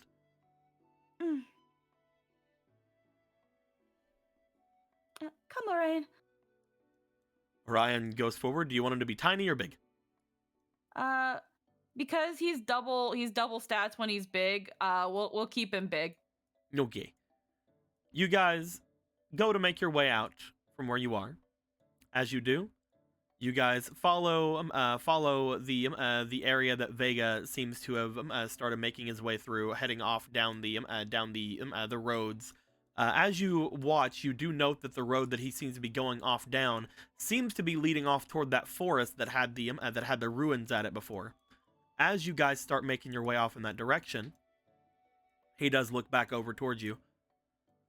So, we could start, I guess, on some of that, if you want. What do you want to know first? I'll tell you anything. About me, about Hadar, about Father, about your mom, about my mom. Well, Mother's story of how she met Father was that he rescued her from, excuse me, Orion, but a horde of wolfos. And she found it rather ironic that he was a ram. From what I remember back then, I wasn't anywhere around. Me and Hadar were somewhere else entirely, I think. Might have been, looking into something or another. It was years ago. But from what your mom would tell me, that's basically what it seemed like. Though, whenever me and Brother Hadar found out about that, didn't seem to buy it for a little bit. I mean, after all, your father brings back a human and starts talking up about how he saved her and some stuff. It felt a little boisterous at the time. We thought that it was not gonna be anything too long lasting at the beginning. Brother Hadar didn't really seem to like her that much in the beginning. I was alright. I mean, in the beginning, with everything, she made us some food. It was really good. She let us stay there, which was nice, because we didn't have really anywhere to fully stay at the time. That's a different story, though. She was really nice. Whenever we stayed there, I started more and more feeling like, hey, maybe this was something that was like sticking around, you know? Hadar kept thinking that it wasn't gonna stick, everything was gonna go back to normal, but we never ever got word back from my mom, and Dad never really thought about going back, you know? So, as the days turned into weeks, turned into months, we were kind of starting to act more and more like a family, as much as you could, and I started believing Dad when he said it was going to be more of a permanent thing and that he wasn't really doing anything.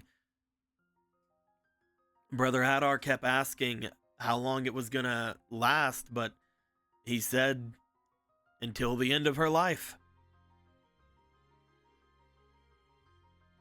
I thought that was fine. I mean, it was only like, a couple years at that point.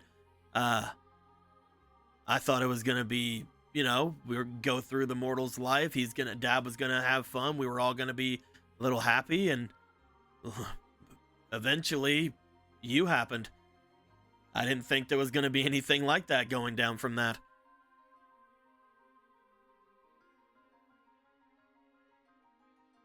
How did Brother Hadar feel about that? How did you feel about that? At the time, I'm pretty sure Hadar went back home. He wasn't ever really the biggest advocate for staying at that ranch. I mean, it wasn't bad there. It was a lot easier, I think, than anything else. It was more central, I mean, that's where I'm going to put my castle. It was a lot more of a central location, not really too far up in the mountains, not really too far over toward any of the other human settlements. It was nice, right between a few couple of hills. I could go anywhere I wanted, but Hadar liked making his way back over toward where we spent most of our time. We had a nice little home, I guess, over by the crags for a while, up to the north, but eventually our mom told us not to come back. Did you ever wonder why? Or ask her why? Oh, I'm pretty sure I know why. Hadar used to always go back and stay, but he would always come back a little bit more upset than he left. I don't know what they talked about or what they did while they were up there, but she wasn't ever the kind of person to really do much of the loving mother stuff, not like your mom. She was really nice. She treated us like her kids, even though we were a lot older than her. She always had that sort of sense about her where she was wise beyond her years, you know? Also, she cooked really nice and I really liked it. Of course you did. What? I'm simple. You are. Whenever everything went down,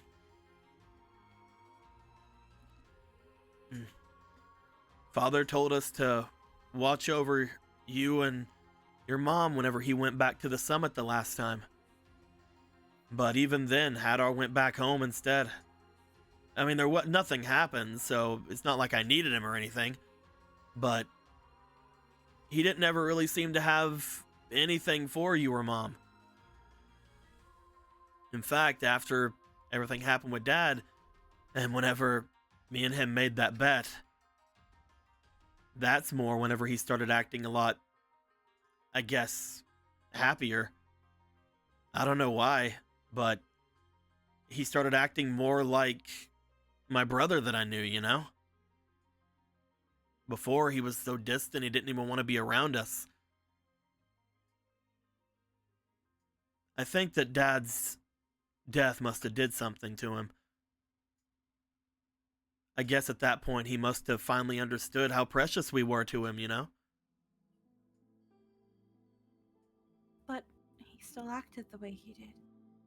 Yeah, Me, at least. I'm still kind of getting to the fact that what I did was terrible. The king tells me a lot that I really fucked up. At the time, I didn't really think anything of it. I didn't think I was doing much of anything. I didn't think about the fact that you were going to grow up so fast, you know? And that everything we did was a large chunk of your life compared to ours. I've talked a lot with King Magnus, and he's got me to understand a lot more back then, more than I even did last time when we talked. He told me to put in perspective, I mean, even if you do have slightly more of a life than a normal human, I still don't know if that's even the case, but even if we were to take that into consideration, that was still so many years of you growing up.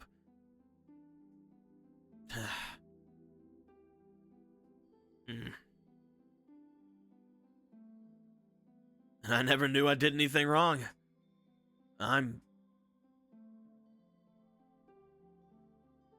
That's why if there's anything you want to know, I'll tell you anything. You know? I'm sorry, sister. What did you and Mother talk about? You always seem to get embarrassed and flustered when you talk about it. Or when I ask about it. Well, how do I put it? At first, it was really weird living with your mom. I mean, I don't think I've changed much at all since I first met her. And, how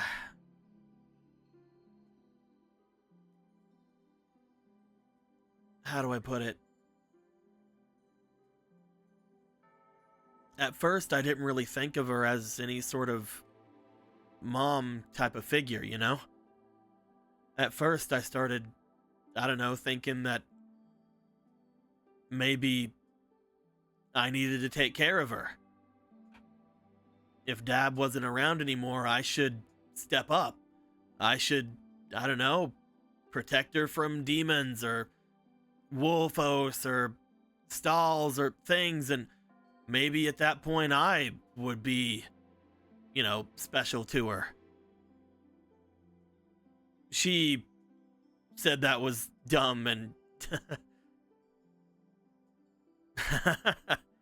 I guess the best way I can put it is, I guess I stayed with her long enough in the beginning that I might have got a bit of a crush for a bit. Leave me alone, okay? There's a bit of a hand to her mouth, just like, are you saying? Oh, shut up! Do you know how odd that is? Listen! I know! For your stepmom. Listen! That sounds like something out of one of her very bad novels. This is why I shouldn't tell you anything. No.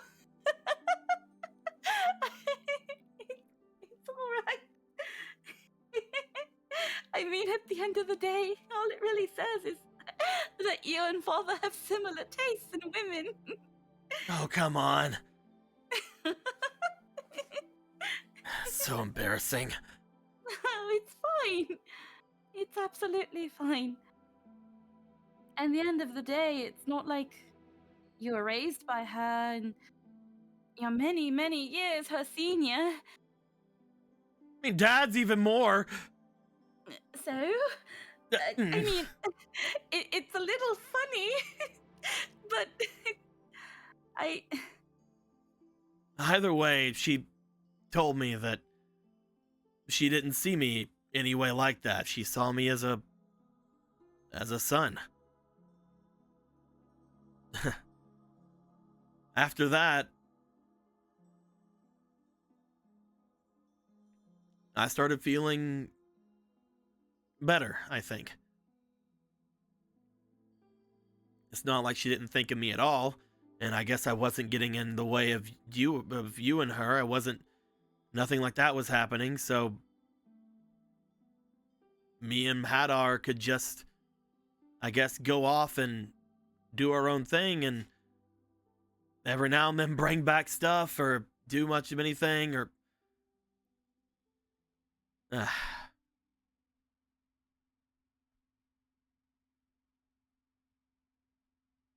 whenever Dad died and I figured out what happened to him, I started getting really paranoid of everyone. I didn't know who did whatever happened to Dad, how long ago it was, how long he just hadn't told us,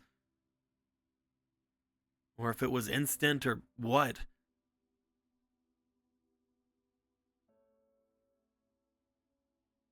So I stopped doing much of anything for me.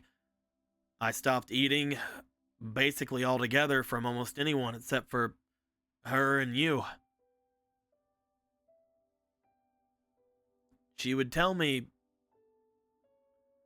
there was more to the meeting with her and Dad. I mean, maybe from his perspective or from her perspective, it happened like a fairy tale, but she would always tell me that it was more like it was meant to be. That she needed him and he needed her. That they fell in love not only for themselves, but in the end for you.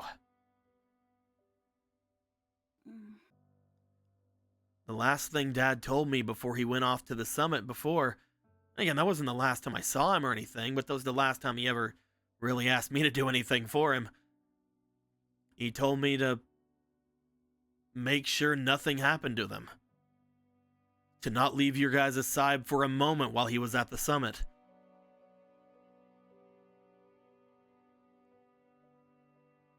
Whenever he told that to me and Hadar, whenever he left to come here, Hadar left immediately, but I don't know, there was something about him.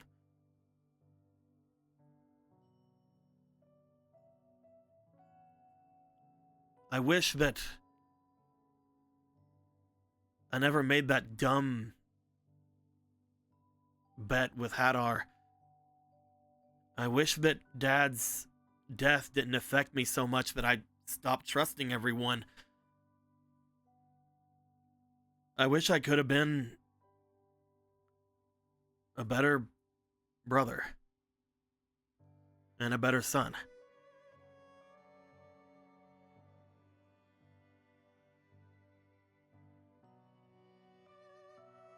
You know,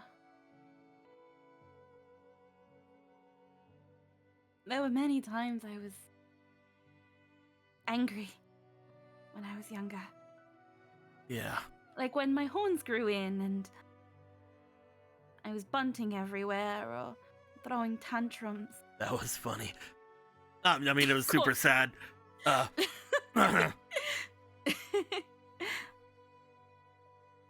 After I'd calmed down, Mother would take me into her room on that bed. And she would just smile and say it was all right. And whenever I would get mad because of you and Brother Hadar, she would tell me I'd understand in time. That things are just hard. And it's funny, I was always so impatient. What does that have to do with me?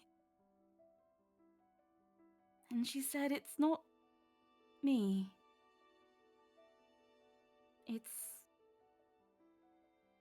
I'd understand in time. I don't think she ever once thought bad of me or Hadar. No, before she died, she told me not to hate either one of you.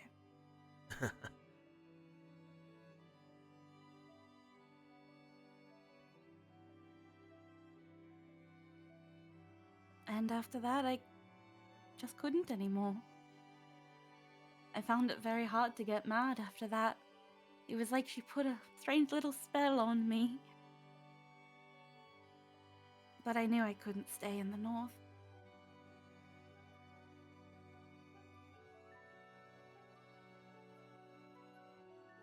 I don't blame you, Brother Vega.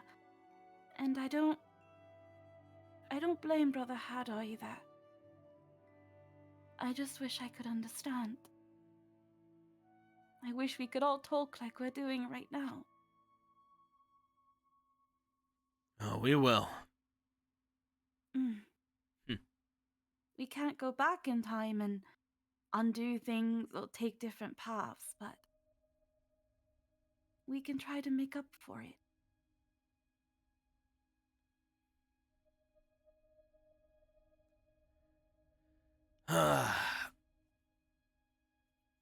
If what we're thinking is the worst that's happened, all we gotta do is make sure that he gets himself put in line. We gather everything that you need to get. And at that point, I think me and him will head back. Head back? We're gonna have to set something up, right? To the north? Yeah. If we don't have you somewhere to go, I mean, Princess can't just stay inside of a barn, right? Home wasn't really a barn. Well, yeah, but like, you know.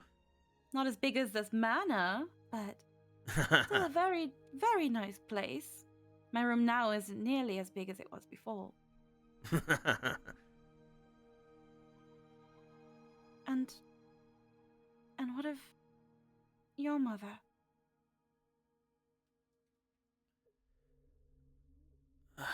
I haven't really talked to her since her and Dad split up. If what the bishop tells me holds even a slight bit of weight, I feel like at some point I need to go meet her. What did he say? He said that if poison was what killed Father, he sees no other person who could have done it but her. What? Really? Mm. But then it becomes a matter of, if they hadn't seen each other since they split, like you said. No, I mean, I hadn't who seen could've- her. But, I mean, he did come here.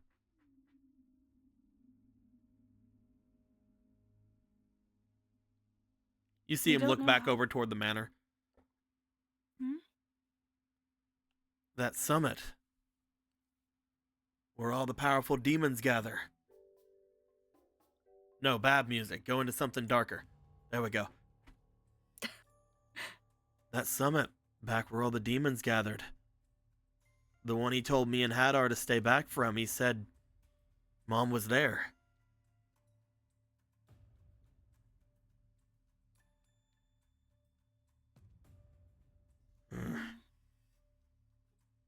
Would she really do that?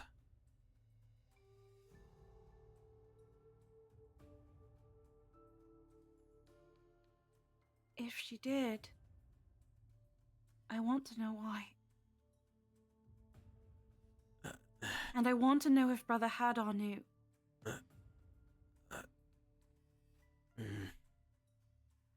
If what you say is true and Brother Hadar routinely visited her, and that after Father's death he changed but for the better, I want to know what happened.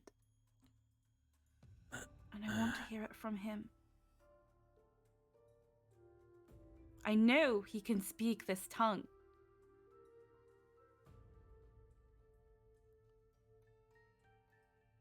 So he will speak to me. You see just a look of just the gears turning in Vega's head as he's like leans up against like a tree for a second. He looks like he's like trying to say something, but then he like shifts his mind over. It's as if he never for a second thought about this.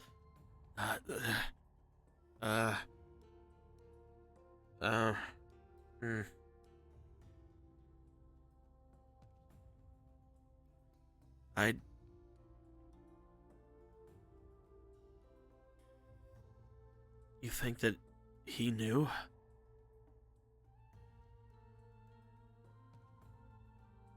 He knew when Mom killed Father?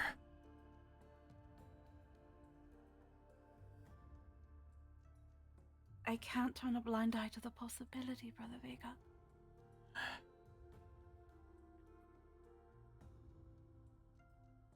As much as I don't want to believe in that possibility, as far as I knew, you both loved Father immensely and looked up to him, aspired to be like him. But if what you say is also true, if what the bishop says is true, if I try to put all these pieces together, the picture that I'm getting is not one I like, but might be what the truth is. But I won't know for sure unless I hear it from him, or even from her. He said not to leave you for even a second.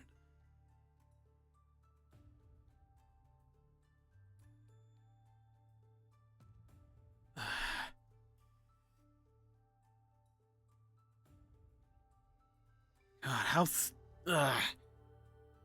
You see him turn over toward the tree. Just seems to like look as if he's leaning on it, like from the front now, like he's put his arms up onto it. You hear cracking coming from the tree. Brother Vega? Sorry, I'm trying. He seems to have stepped away from you guys and is over at this tree at this point. Like, you see, again, you hear bark seemingly snapping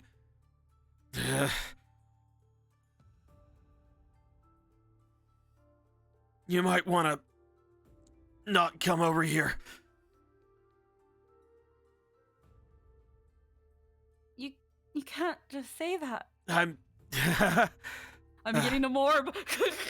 Morbin time. It's my Morbin. Yeah, I'm a Morbin, Polo. Get out of here. This was a nice scene until now. I'm sorry. Polo, you've been through this now. You know what I taught you about this. You shouldn't come over here. Give me a second. I'll get it. I'll get it.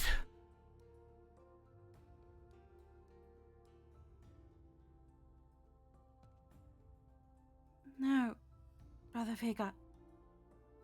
She's gonna come closer. Polo! You see him clench one of his hands as some of the bark. It looks like he wadded up a ball of paper in his hand as he crushes like a piece of the tree. She's just gonna like hold out her hands as if like trying to like open them up for like a hug. It's fine, Brother Vega. It's fine. I said I wouldn't hurt you, Polo. It's fine if you do. I don't care. No, She's gonna walk closer. And she's gonna try to hug him. Oh, now I see how you just want me to lose my promise. You just want me to hurt you, and then you'll take over as king. No, I don't. He's like trying his best to laugh at that moment, but he just freaking let out like instead. It'll be all right, Brother Vega. We'll figure it out. You make your way behind him. You throw a hug at him. You say that to him. I need you to roll me for your charm. Charm. You going charm. We're going. Hit. Hit. Hit. Oh, God.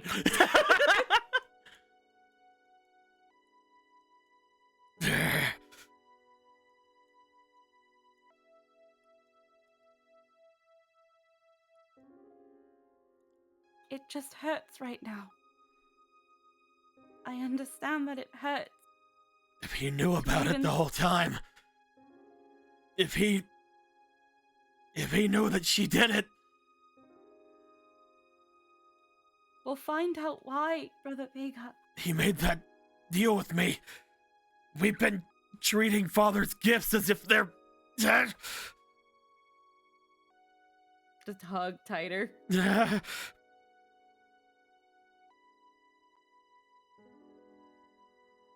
We'll find out the truth together, Brother Vega. But right now, you need to calm down. I need you to breathe.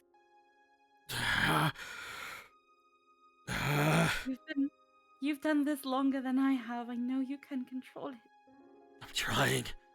No matter how hard it hurts. I'm trying, Polo.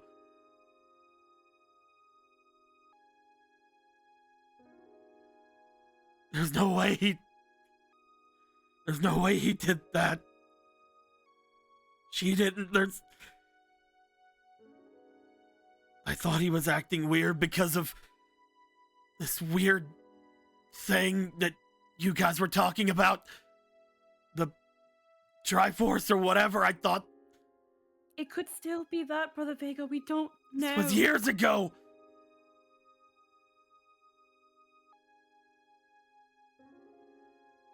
Years, Polo.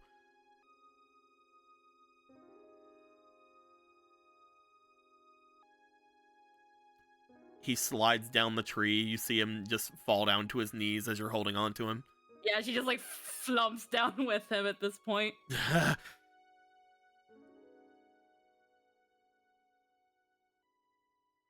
If we did, then we'll do something about it. At some point, we're going to see him here, will we not? Yeah. Yeah, we will. I have a lot of questions that don't even involve Father. Like why he's with the Sage of Life and whatever's going on with that. We have so many questions. And as much as I don't condone violence, if you must beat it out of him. But please, Brother Vega.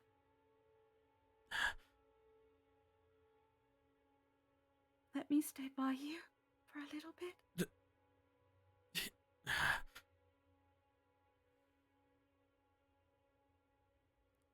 You see him look back at you. As you do, you see those same glowing red eyes that you remember seeing from yourself before. As he looks to you, you have been mostly at a point where you're like, it's all right, my brother's in trouble kind of thing. But now that you like look over there, now that you're like looking at him, like he seems to be giving off just this aura of just like a towering force of demonic energy at this point. As he looks back to you, you see tears coming down his face. But there's just like this strange, just almost manic look about him that he's trying to stop. Just squeeze.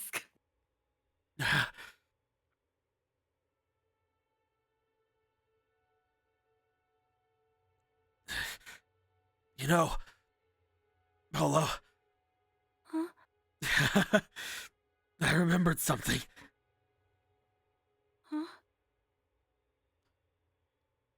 Whenever he left and whenever Hadar left, whenever Dad left for that summit and he told me not to leave, I told your mom that I was gonna protect her. I was gonna protect both of you. And we went on a picnic. It was fun. You were really tiny. Like really tiny, you know?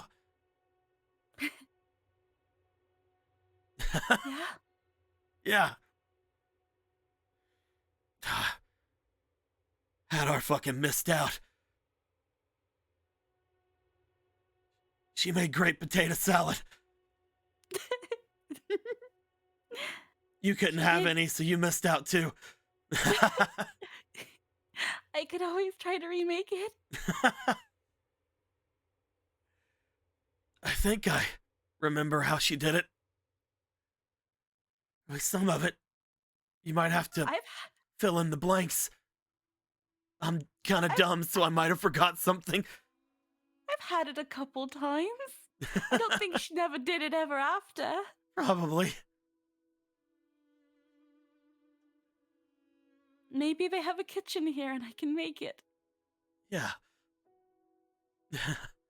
But if you don't calm down, she gives him another squeeze, you're not gonna get any. Can't have that. You feel him let go of the tree in front of him as he slumps down a little bit more. You look back up at the tree and you just see like where he slid, there's just missing bark. And up at the top where he was squeezing the most, there's just, again, as if somebody crumpled up like a plastic bottle. This tree has lost inches off its waist. It's got an hourglass figure. It's snatched. Yeah, that tree's dead at this That point. tree's gonna fucking rot. It's gonna collapse tomorrow.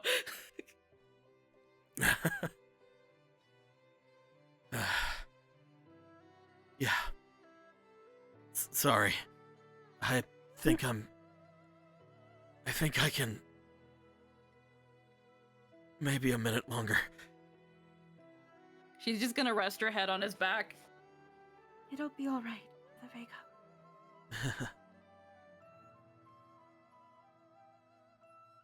We'll figure it out together. And then we'll return to the north.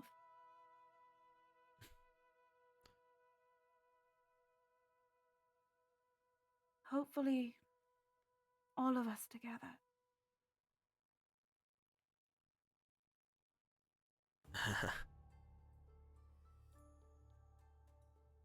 I mean,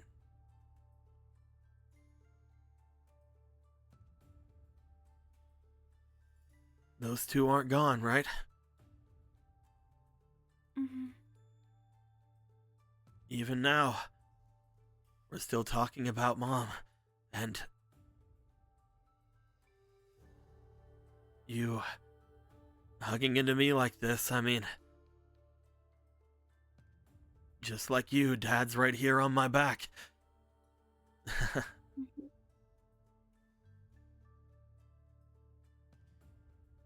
We just need him. Then we're all together again. Yes.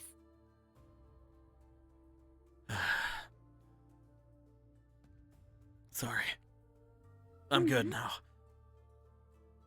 Just like slowly lets him go. You've got a treasure to find. Yeah, honestly, I think my head's a bit clearer now.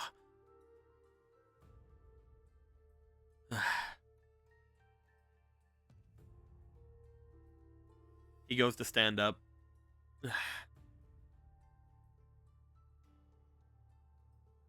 Wait a minute. Hmm? My head is a bit clearer now. But that's not it. That's the first time I'd let go like that in a long time. Sniff, sniff. Sniff, sniff.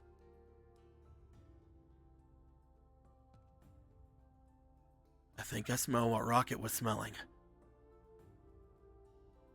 Do you? That's not me, Polo. Hmm? That's Hadar.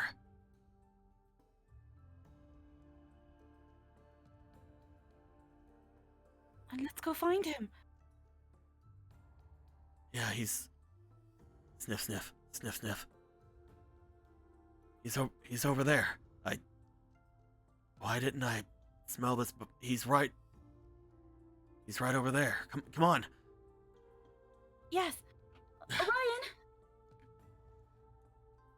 As Vega stands up, you see him look back to you, look back to Orion. He just picks you up and puts you on Orion.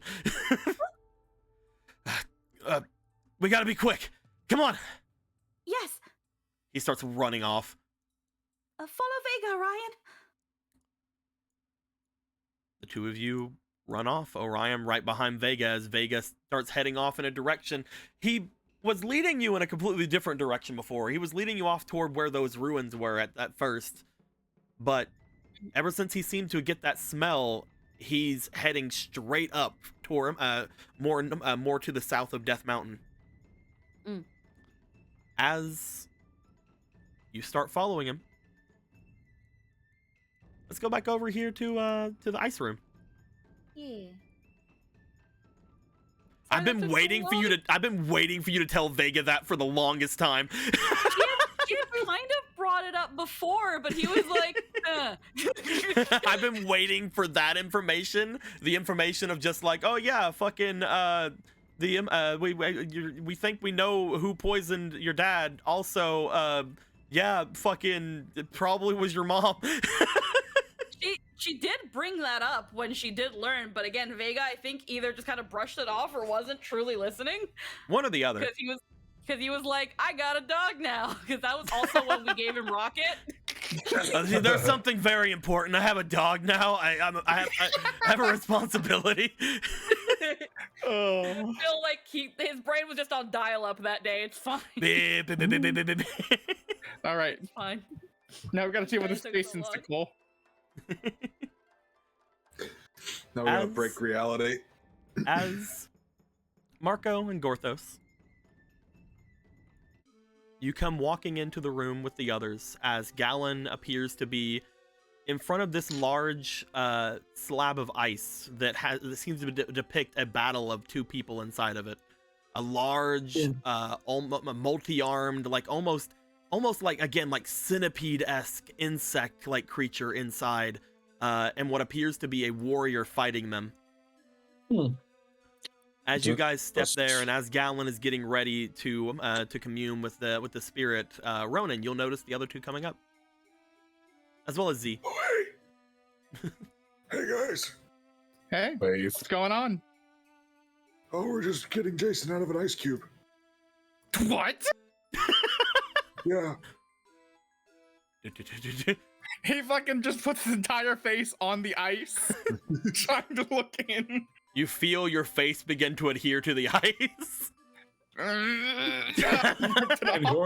Can Gorthos climb on the ice?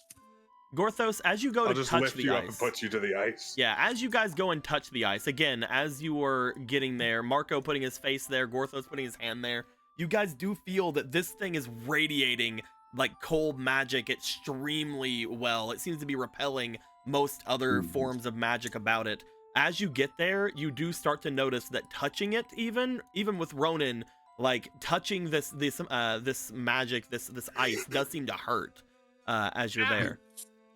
After a bit of time has passed with Gallon, you do see that Obra has used some of her fire magic to kind of allow for a glass-like appearance from the front of this place. So there's a little bit more of Jason being shown. But you guys look inside as you see what appears to be the hero Jason with her golden sword stabbing into this large centipede-esque figure in front of them. Is this centipede thing familiar? It doesn't seem to be anything you've seen before. Northos doesn't know what that thing is. Looking No, at we it, don't know what it is almost like a mix between the creature you had fought before with its slabs of stone seemingly covering itself of its back and in like little chunks. It seems like almost a mix between that and even like something like the Gomez. That is like just like a creature that has like a demonic-esque looking face. Is there a big old eyeball? There is no big old eyeball. It seems to have a face. Like a big old face. Mortified. So, just to be clear on this is definitely magic and not some kind of curse thing happening? From what you guys can tell, it appears to be some sort of magic. However, again, when it comes to this, like Gallon and Obra both, like it appears like their fire magic seems to be being repelled by it.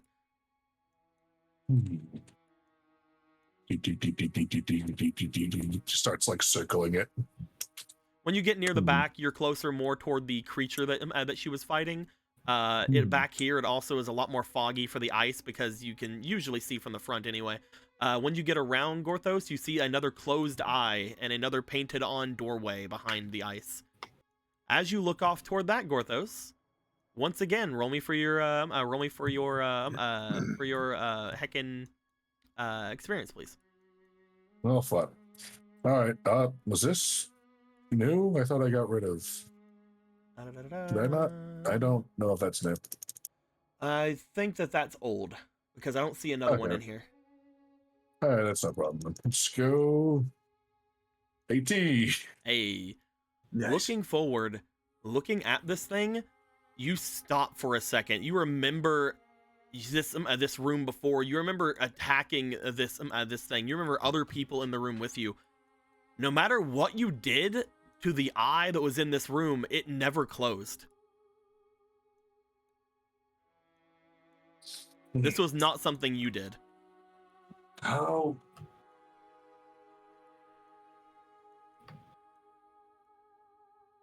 Wait, he remembers being in this place? Yes, you remember failing to trigger this eye.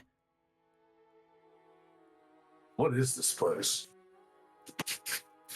It appears to be a room similar to the one back with Vol Circuit. That was more directed at you, Dico. Does Gorthos know what this place is? You do not. You're only getting like bits and pieces of memory at the moment. Who? Gorthos couldn't close this eye. None of us could. What happened in here?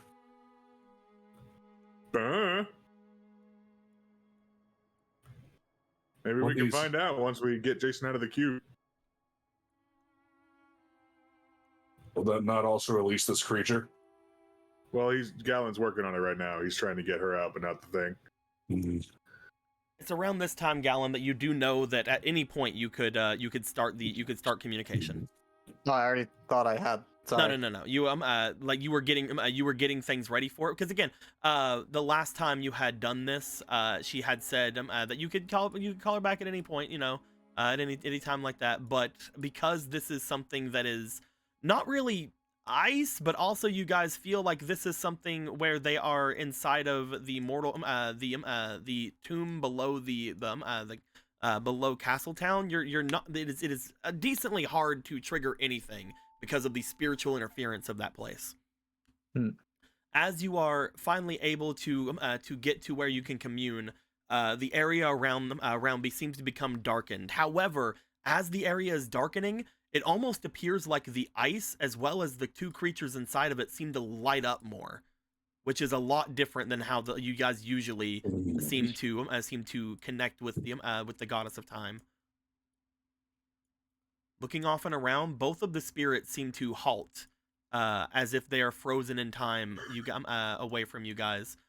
Even Z, like as they're looking forward, you notice that Z seems to be halted as well. As you guys look over at Obra seems to be giving a look over toward the large thing of ice, but even she seems frozen in time at this point. The only four of you able to move are Marco, Ronan, Gorthos, and Galen. As you hear, I believe that this is the second time in only a few days we have spoken. This has been a rather extraordinary few days. I can tell. You are in a dangerous place. I have not spoken with your friends in quite a while. Greetings. That'll be sweet to you, goddess. Hi. Hello? I don't think we've met before. I'm Ronan. I had spoken with all of you inside of the dungeon that you were at before, though I do not believe that we had exchanged words. I am the goddess of time. And I believe that, Galen, you have need of my services? Our friend is imprisoned in ice here. I'm not sure. Yes. How or when. Quite a long time ago. Yeah, right now. You finally have brought me somewhere that I have quite a lot of expertise. Though to be fair, this is something that you have already asked me to do. Well, not you, but someone else. Porthos is confused by this. The one you see in front of you is one near the end of their journey. One that has been here for quite a long time. Isn't this Jason like super young looking and small? Yep, this is kind of how you remember. No, this is not like, it's not like a young Jason. This is Jason. Like this is like as you see them now, Jason. Oh, okay. And again, because you know that they have the golden sword, this has to at least been the Jason since after she had spoken with the King of Hyrule, at the very least. How? She's back in Castletown training. Why is she here? As I mentioned, this is someone near the end of their journey. Their path taking them this far. Why does she not have the Master Sword? The Master Sword belongs to one and one alone. It is not something to be toyed with in more than one place at once. Currently, the Master Sword is with the hero, back in Castletown above all of you.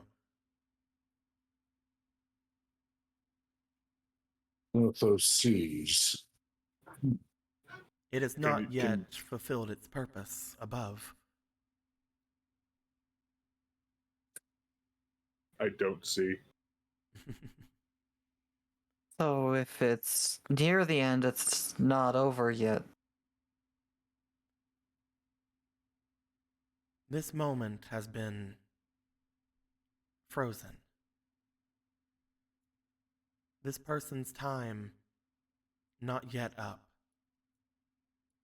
But in order for them to continue, in order for one to be redeemed,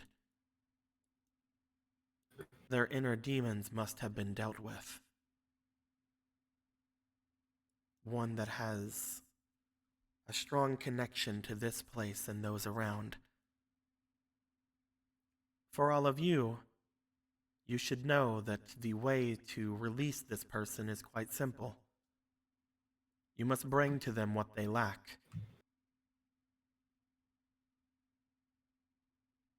However, I will tell you, that will only come once it is needed. If it comes sooner, it will be over, for them at the least.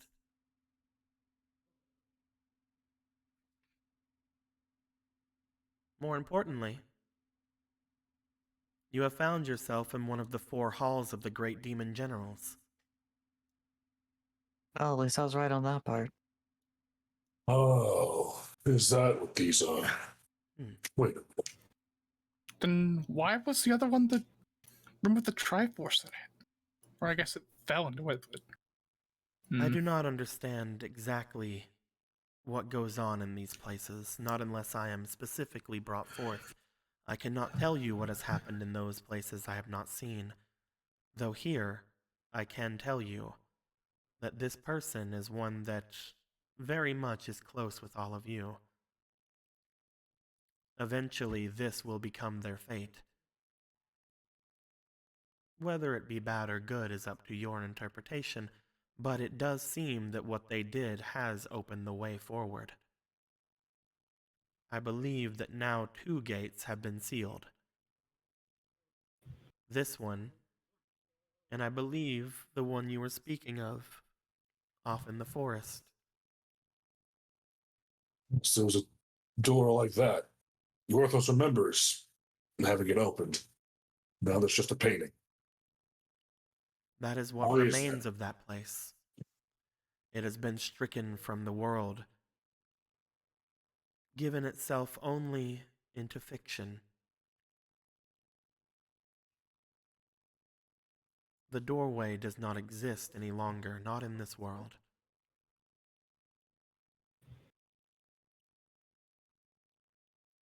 Well, what? There are 2 What? remaining that have yet to be sealed. Though, it is of no true concern to you whether they do or not. One of them is up high in the mountains. The other, deep within a chasm in the deserts. Once those 2 demon gates are sealed and removed,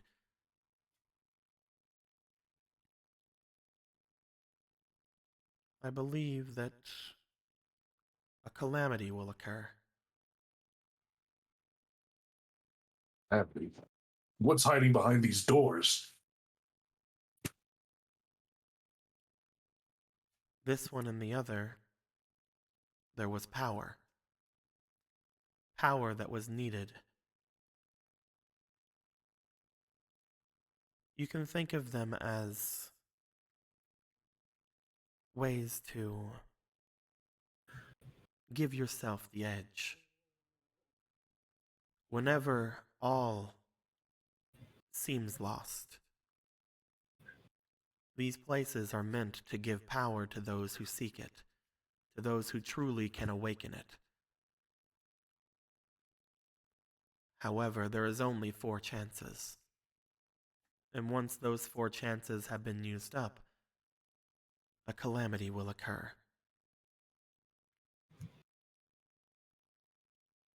Is this ringing any bells in his head? Whenever you're thinking about the 4 demon generals, whenever you're like looking forward to these, obviously it does remind you of the section of your brain that remembers that you were a demon general of some kind, stationed in one of these places. One of them, the most likely one, being the one beneath the mountain. As you are looking toward these, you do find that the idea of them no longer existing, no longer being there, mostly meaning that whenever you had gone to open one of them, and now that you see that Jason seemingly has opened another, there apparently was great need of some sort of power at one point or the other.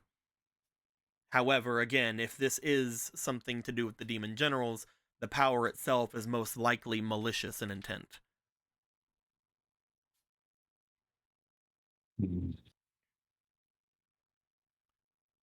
These 4 doorways, they were meant to not be opened. Yet, in times of great darkness, aid is needed.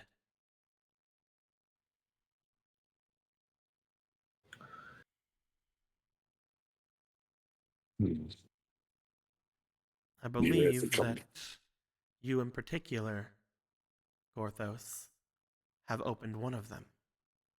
You and your associates. That was 1,000 years ago. Gorthos couldn't tell you why.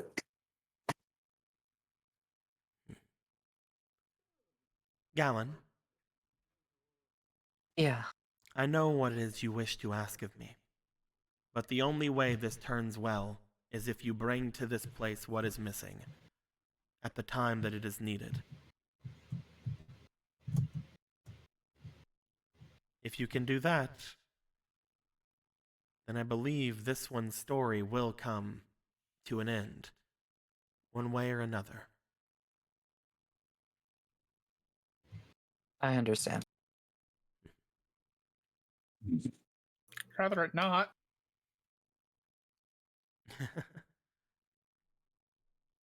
This is a story that they have chosen for themselves. They would not be here if it were not of their own volition, if they were not seeking the power of this place. I believe that even now, the only reason she might have even known that this place existed was because of all of you, and me telling you about it in this moment. Funny. Potentially, you could stop yourselves from letting them know.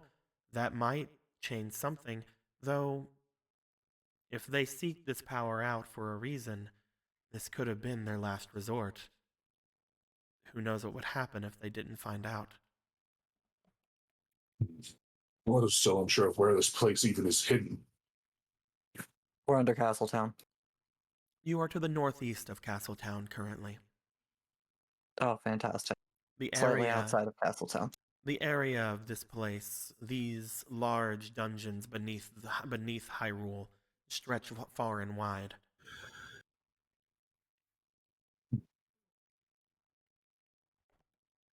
Interesting. Sorry, I'm trying this boba stuff that got us to the sand. Zelda talking about this boba shit before she left.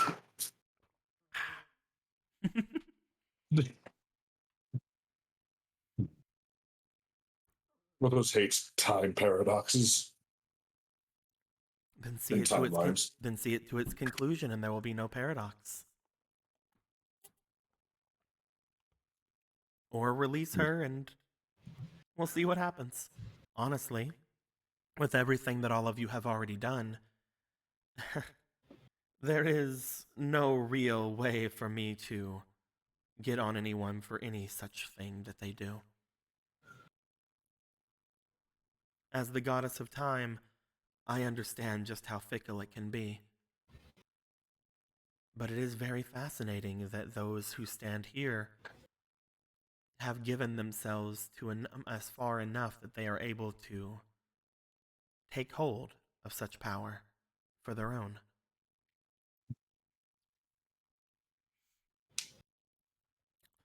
Oh, And Galen, I spoke with the goddess of the sands about your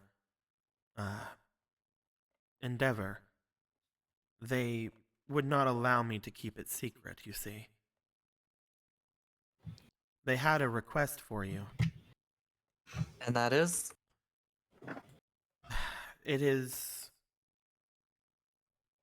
dumb, but she told me to make sure that to let you know to make them cute. What? I understand perfectly.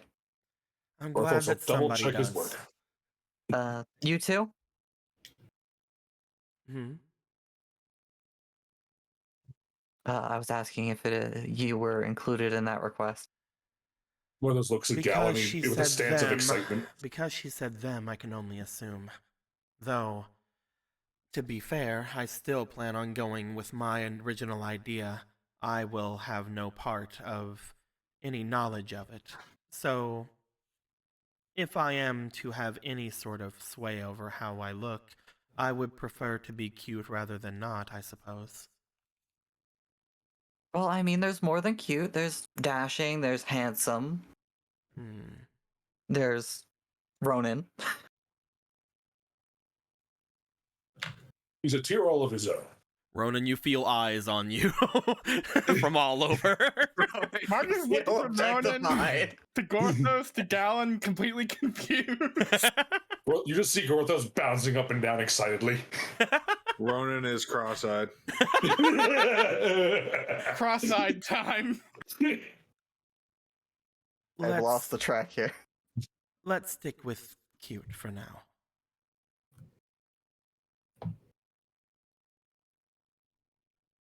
Oh, if you change your mind, let me know. I'll go with that. If there's anything else you need. With that new information? No. With the information that I have granted you, Galen, this will be something of a problem. Because I know how significant this information is, this will unfortunately have to be the use that I have given you of my divine favor. But I do wish to give you one other piece of information if that is the case. Of course, I've kept asking you for favors that turned into information. You've certainly had it up. Each of these places, these 4 different sections of this demonic realm, they have one thing in common. There is a doorway, one that seems to be represented by magic and a darkened crystal. There are only 2 that remain. The one that you had came from, and the one that you had gone through before. The others, while they are inert, have been leading off to these other places that have already been closed.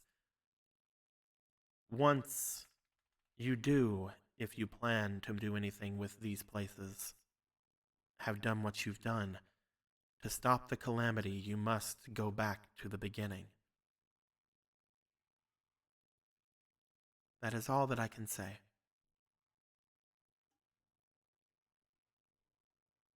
We'll keep that in mind. Until we next. The area around begins to somewhat lighten up once again. The glowing diamond of ice in front of you begins to somewhat lessen its glow from before. The others begin to move once again. You feel as if the communing with your goddess has ended. I know that I just gave a lot of information. I have to quickly go upstairs because I was asked to do something. Talk amongst yourself about it. It's good information. Here you go. I'll be right back. Man. If only I could have convinced her to look like Ronan, that would have been precious. Listen, Gorthos is here. Gorthos will make it happen. Just goddess of time, buff ass Zora. Live the dream. Buff ass, ripped ass fuck. You know what time it is? It's You can bench press the entire space-time continuum. Dude, time weighs heavy on all of us, so and the games that come from it are immense.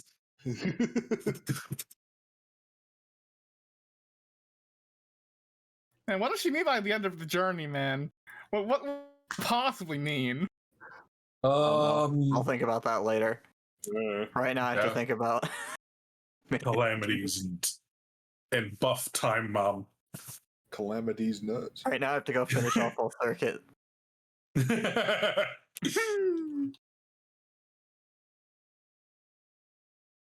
Man, Probably gonna go head out to my death. you'll be fine, probably. My brothers are gonna fucking morb and kill me. It doesn't mean that your fucking demon shit has just been you almost morbid. Could be. Have you been like in the process of morbid? You're a half morb. You gotta get all but Morbin and a half morb. I just imagine like I'm morbin, guys. I'm morbin. what does that mean? Whatever the fuck that looks like. Down, stand back. She's morbin. Or maybe get closer, depending on your preference. Everybody on Twitter is talking about Morbius. I don't understand. I heard the movie was terrible. What's Yeah, a it's getting a Morbius? second viewing. What's a movie? It's like a song, but with pictures. And what's a Twitter? I can't believe my family's the episode of The Sopranos. I love how your family is just the mafia. Vega, you're a minstrel. Why are you being played like a fiddle? Because he's dumb as fuck. It's true. He is. Dumb as a kindergarten recorder. Yeah. Listen, he got a dog, and they both can't have a brain cell at the same time. It's just not physically possible. Nope. It's already bad enough his brother took the one that they were supposed to share. He didn't even need it. He just took it. Like a Took the jerk. bed. Can't believe it.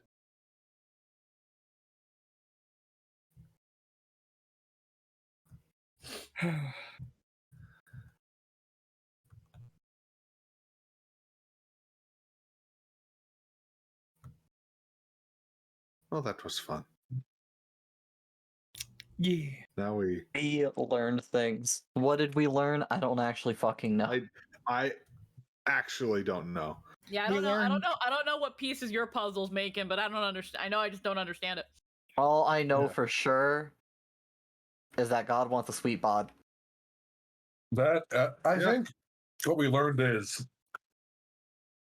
the Master Throat's immune to time shenanigans, I guess. Makes sense. Jason risks her life to get some magic power for some kind of calamity. One of that could be. And that when the other two doors are shut, shenanigans are about to fucking go down. That's what I gathered from this. Also, that's a weird bug. I don't know. Sounds fake. I can't believe that because we touched the Dorito in the one room, we crushed the wife of the mind controlling Choo-Choo. We crushed her to death, you see. That's obviously the story here. But this is dog and Republican plot. This is a story all about how we wonder what the fuck Marco's talking about. Don't stop believing. Hold on to that feeling.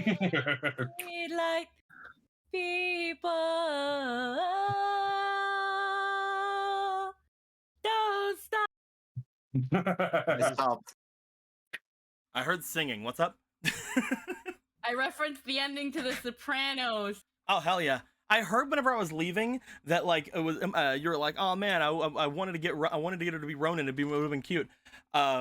One of the big things with what she was saying is that the goddess of the sands was like, she said for me to tell you that she wanted us to be cute, and you're like, well, what about you? What about that? See, the big thing here is that she's already said, the goddess of time, that she's wanting to go through her mortal life without her memories.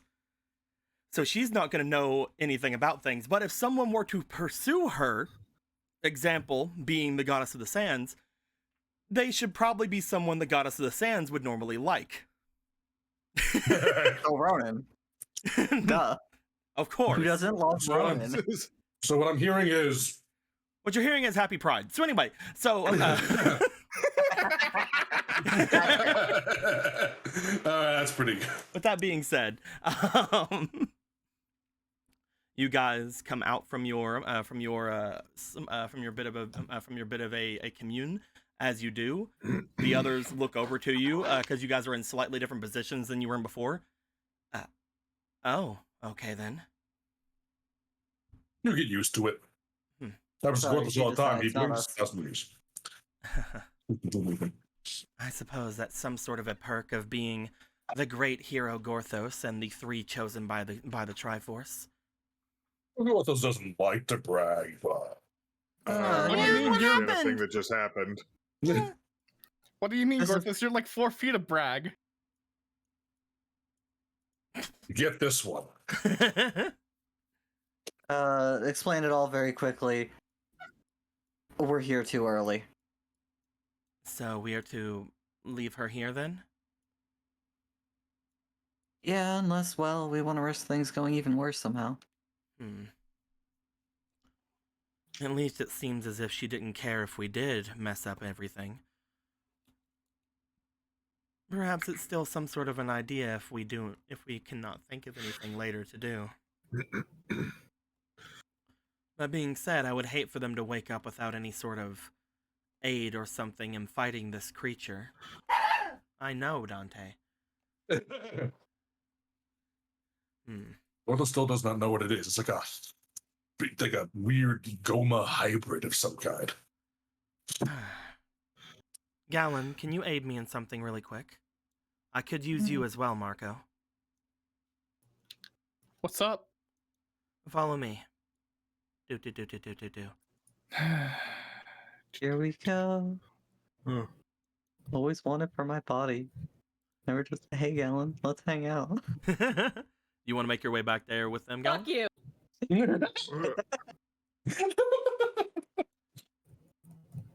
The 3 of you get behind where this large thing is. As you do, you see her look as if she is holding her hands out toward this large thing of ice. Gallon, do you think you could call upon any sort of holy protection or any sort of power like that you just did? I'll be sure to shape the magic myself. And if you wouldn't mind, Marco, if you could take this in for a moment and release it, I believe that would be a little bit more of a protection for this place. Sure. Deco. Can I use my upgrade to have a second slot to store magic stuff in? Because I've got the cursed goo still in me. So you want to do this on your spell curse? Yeah, basically to have another slot inside me to keep we can do that. Hell yeah. We can give your spell curse +1, so you can hold in 2 spells. Hell yeah. All right, I can do it. Gallon. She's asking if you could use your sagely powers, your sagely magics, to call upon any sort of holy energy that you can. Do you think you can do that? I have the power of unlocking, healing, and stabbing people, don't I? The great sagely power of stab. I mean, if she's looking for explicitly the sage, I would guess healing. She said she was looking for holy power. She can have holy strike. Okay, if you wanna put holy strike into what she's doing. That's the only holy thing I've got. Give me besides my teapot. Give me want tea? Does she want some tea? Do you want Jesus tea? Give me a spirit check if you could. Jesus, if you will. Oh, I'm sorry. Was that a 1? No, it wasn't. Well, yeah. How about fuck that? How about auto success? Okay. you are going to succeed that roll. You're gonna be able to imbue them with holy power. While you're doing that, she seems to be casting a spell, and while she's casting this, you know for a fact that because you have some nice magics, she appears to be casting a tier 3 spell, and one that you do not know. Would you like to roll me for your magic to see if you can understand a little bit of the casting of this? Okay, 17. 17 plus your 6, that's a 23. You see, as she begins to cast magic, that a small note of magic appears in her hands. As it does, it appears to start to gain that holy energy you gave into it. She looks over toward Marco, and as Marco, you see this small little note of energy, about the size of like a fingernail, appear in front of her. Do you want to take it in like she had asked? Yeah. You take in the spell. Marco, both you and Gallum would understand the extent of this spell. She seems to be casting a delayed blast fireball.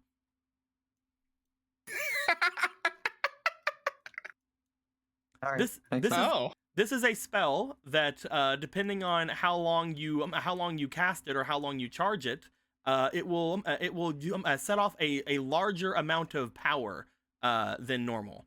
As she looked over to you, whenever you had taken in this spell, she knows that because of your certain magical abilities, as well as Gallon's magical abilities, she can maneuver the magic in such a way to where it's not going to hurt any allies.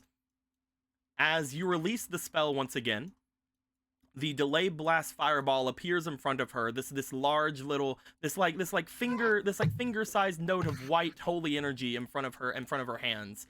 As she lets go of it and starts walking away. All right, mission accomplished.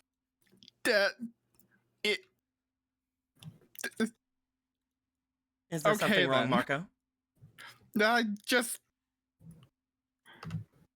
That's gonna be awful when that goes off.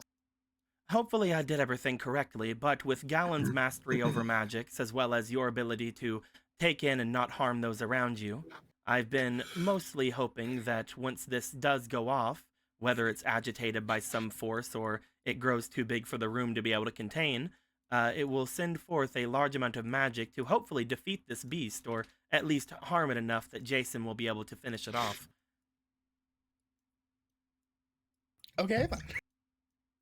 If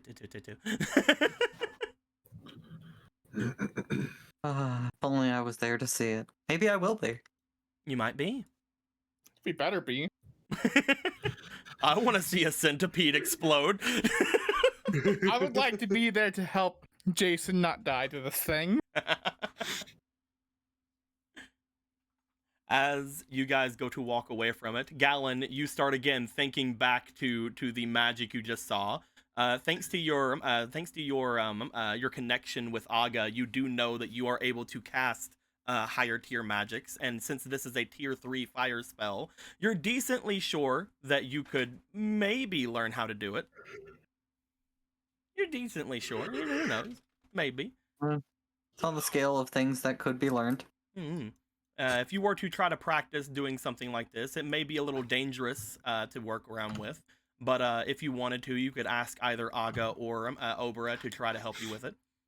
It's fine. What's the worst that happens? I try to delay my fireballs and accidentally explode myself a few dozen times. See, here's a really fun thing. If you were to potentially gain some more insight with the Goddess of Time, what would happen if you delayed blast fireballed and then like sped up time for it or something? Because I won't. You didn't think that was my first fucking thought? It's just like, okay, it's a tiny thing right now, and now it's not. And pause. And now we wait for hilarity to ensue. Ronan. Have you ever played Blix the Time Sweeper? Yeah, I was going to say, or just Ronan like Blix the Time Sweeper. or like Ronan uses the Song of Time, fucking teleports everybody, including the boss you're fighting, half a day in the future, comes back, gets hit with the fireball. We're about to do what's called a pro gamer move. Ronan, you must learn the Song of Double Time. Sitting here for 12 hours. Welcome back, guys. Gortho's like an inch out of the circle. He has to sit there and wait. It's like Gortho's just like, I guess I'm waiting here. Wouldn't that mean we would have to Spend like what 100 rounds keeping the boss at bay while Ronan plays the hour-long version. Ronan can Listen. shorten it if he has other people helping him. No, listen, we just wait So it's outside the only boss 50 room playing it. Yeah, exactly. It's like that scene from. It's like that one part of God of War 4 where Kratos walks and the beam of light comes out and Atreus is surrounded by dead fucking Alpine elves. You were gone for so long, dude. What happened? Look, all I'm You saying left is, me here. all I'm saying is, Ronan has an upgrade he hasn't used. All right, that's all I'm. But no. As you guys see now, with the fireball like seemingly getting slightly larger and larger behind you, now look back toward the thing with Jason in it, as it now has like a shine behind it, as it depicts this battle taking place where she's shoving this fucking this glowing golden sword into this thing's chest. As you guys look forward to it, you're like, man, what the fuck, Jason? And then you go. I'm playing. Man, that's gonna be a real funny prank. Jason's gonna just wake up and see a fucking nuclear explosion. Do you guys want to go to leave? Yep. Yeah. You find yourselves going down. As you do, you feel something strange in the air of this place. As you look down the stairway, you do see that there appears to be some sort of light near the end of the stairway. However, once you take another step forward, you seem to be teleported back to the area that you came from. For a moment, again, it looked as if there was something at the bottom of the stairway that you guys could not get to. What? It's the Lost Woods all over again. I do want to say Marco did linger briefly when they were leaving, just looking back at it, worried, and then continuing. You guys go to step back, because obviously being able to be like, what the fuck is that thing? You guys step back and look back down. It doesn't appear like the light is anywhere close to the area, but it does appear like there's some sort of a torch or something in a sconce or something off in that direction. Unfortunately, because you guys get teleported back to the central area every time you go down the stairs, it is a little bit out of reach of you at the moment. That is probably connected to one of the dungeons that place is actually in, instead of to this weird teleportation room. Okay. My curiosity is sated. As you Indeed. guys I think come out from the my area. brain is full. Yeah, not what I was expecting to find. I was expecting to find, like, I don't know, the...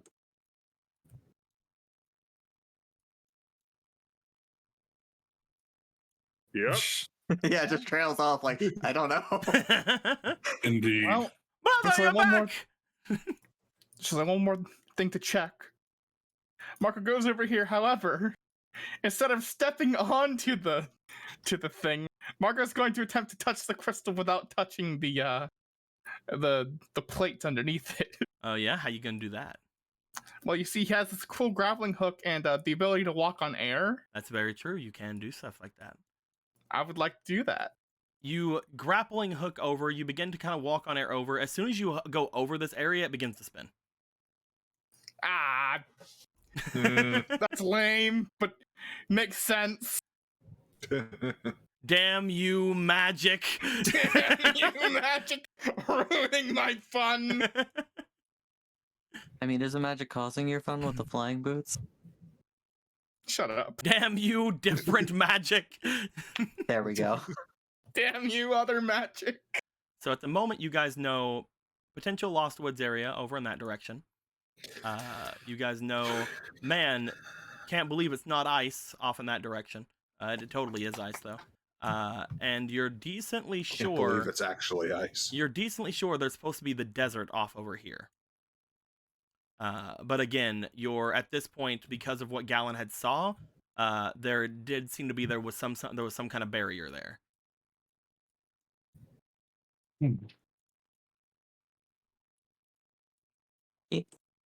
Cal's gonna start making his way back to the mountain one.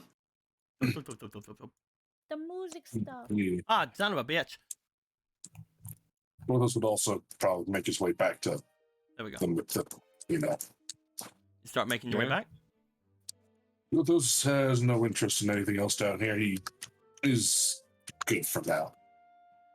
I've not If it been able looks to like find out everyone much of else's. anything about this place either. It appears as if it is some sort of a room for convenience of those who dwell here, though I'm not sure exactly why or how. Magic, 4 demon generals, some great power, it all gets used up, calamity. Calamity, you say? Indeed. That's what the goddess of time described it as. Interesting. That doesn't sound very interesting. It sounds very bad. Bad things can be interesting, Kuro. Indeed. Aww. The rest of you, do you guys want to do anything? Yeah, I mean, if it looks like everyone else is leaving, then Ronan will also. Bloop, bloop, bloop, bloop, bloop. Yep. Bloop, bloop, bloop, bloop, bloop. All that's left is to go away Bloop, and bloop, go bloop, back bloop, to the house. As you guys make your way back off toward this direction, all of you make your way up into the heat once again. If you can't stand the heat, don't get in the heat. Don't go to the volcano. Can't stand the heat. Leave. If you can't stand the heat, sit down. What? Get over it. Maybe like get air conditioning. Honestly, that might help this place out a little bit. It's rather sweltering here for no good Can't reason. stand the heat, go get an ice cube. Get an air conditioner. Learn ice magic. You guys all step into the area that has Volcircuit in it. Volcircuit seems to be laying there still. You hear slight snores coming from his direction at this point. Well, he's definitely not dead. Yeah, let's not mess with him anymore, I guess. How do we? I didn't do anything he didn't explicitly ask for. Ronan, you were told how to get out of here before. You just have to make your way to the center, and then if you stand there long enough, you wake up back on your seat. I see. Since we all use the same seat, we're just gonna We'll have pile to see on top about of that. each other. Do you guys want to make your way back? Yeah. Yeah. As each of you step over into the area to take yourselves back into the main hall, you all find yourselves closing your eyes, and a whooshing sensation goes over you, followed by pain. What? As it's very hard to share a seat with not only a lot of people, but one of them being a gigantic Zora.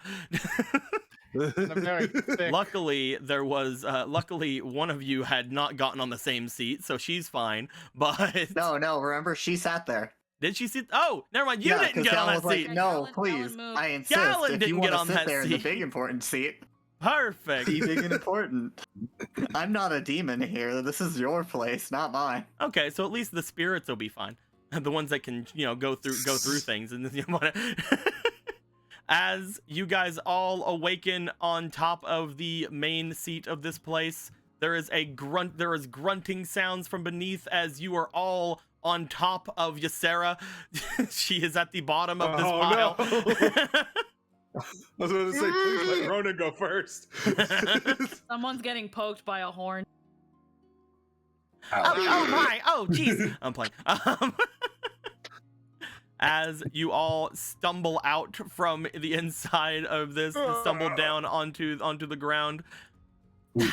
Ow! Oh wow, that looks like it hurts. Yeah. Ow! It does. Who put a horn up my butt? I was gonna ask the same thing. I must sanitize my horns. You need help with that? Up you go. Thank you. Magic. Marco's on the ground and just throws his arms up. I know, it's great, right?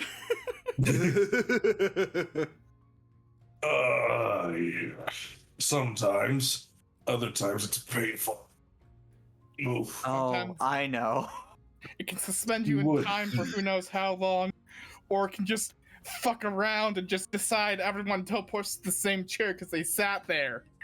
Because that's how they came in. That doesn't make any sense.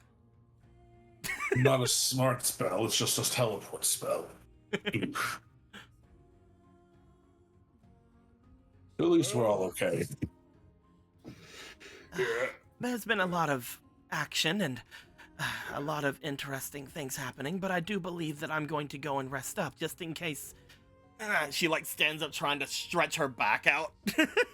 Just in case I need to be ready to join the summit. Good I think you idea. got a bit of time given he's out cold down there. Yeah, I believe there's going to be some time. While this has happened, which ones of you? It will most likely be... Yeah. Marco and Ronan, both of you roll me for your instinct, please. Hell yeah. Let's see here. Since you guys would have been a part of the pile. Yeah. Part of the pile. Let's see here. Instinct. And I will grab Say 17. one of these. I've grabbed one of these boys, and I've got these two right here. Let's go. So first off is a 16 plus 3. And second... Okay, 18 plus 3. All right. So 21, 22, 23, 24, 25. Okay. As you guys would come back from this, get up and watch as some of the others would start to make their way, at least away from the pile, but more likely, again, Ysera making her way away, you guys doing you guys making your way up, doing different things. You guys would notice that there was, in particular, I believe Marco would know, but Ronan, you also passed, so you'll know as well, that there is another person in the room with all of you. As you guys look over toward where the fireplace is. Allow me to... Morbius! You got morbed! You're getting morbed! Oh, jeez. Anyway, I'm not Oh, gonna... Jesus, pickle more. I'm gonna stop that now. Quick chat, don't stop. God, they're gonna fucking in that fucking show. God damn it. Where you at? There you are. You see what appears to be another demon over by the fireplace, looking as if they are they had just put some wood down into the fire, and is looking back to all of you with a sort of look of very much like not only shock but kind of disdain, as if it's like you guys were making way too much fucking noise. You see what appears to be a demon over into the side, staring back at all of you. Oh, hi, don't mind us. That's kind of hard. Were you just in the fireplace? I'm putting down firewood. Isn't this place toasty enough? Maybe for you. It's always good to make sure there's a little bit extra, don't you think? It's better than sitting here doing nothing. Fair point.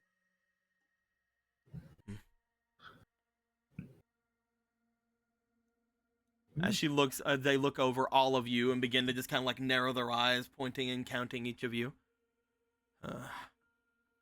Quite a lot of people for going down and visiting the boss. I take it you're the ones who destroyed the doorway. Destroyed? Didn't you say that it got knocked over from all the shaking? He says over to Cal. I didn't say that. You inferred it. Nope. He stayed silent. Ysera said that. Yeah, Ysera said that. Oh, my bad. Didn't Ysera say that? Yeah, she did. She sure did that. She sure did that. That's the true thing you said. They seem to look to each of you, their eyes in particular falling onto Ronan at the end of it, and then Obera before picking up their bow that they seem to have with them and starting to make their way over toward the doorway. Oh, well. See ya, I guess. They do not respond to you. Okay, well. He seems nice.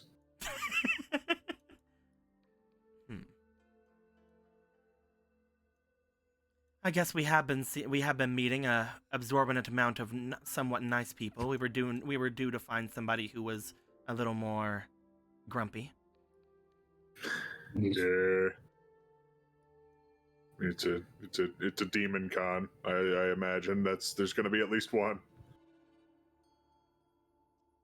They look back in. That's racist. Look back out. Oh. Wow, I can't believe you would do that, Right. Rowan. I'm sorry. How dare you, you filthy fish man! I'm like, Fucking fish.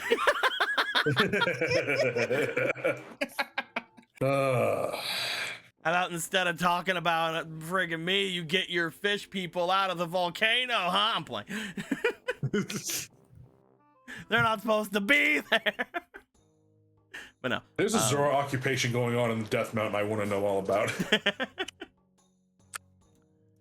It is around this time. Escalating. It's around this time that person leaves. Before we go too far in, let's go ahead and go back over to Polo and Vega. I love how they're just like, yeah, this sure is a demon con we're in. So where's the reason we're here? So where'd the reason we're here go? As you guys... Don't worry. As you guys go running away from where the ruins were, Vega seems to start moving up toward a very familiar area to you, as you see him making his way up toward the section that had the water from before. As he made his way there and like seemingly following his nose, he stops a little bit away from where you guys had started going through everything and begins to sniff the air again. Where's he at? Come on.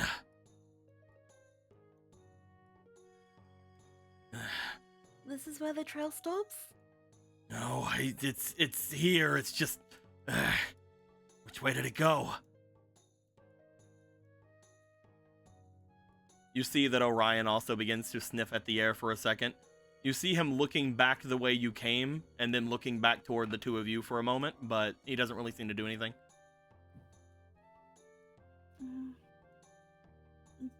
Do you smell it back there, Orion?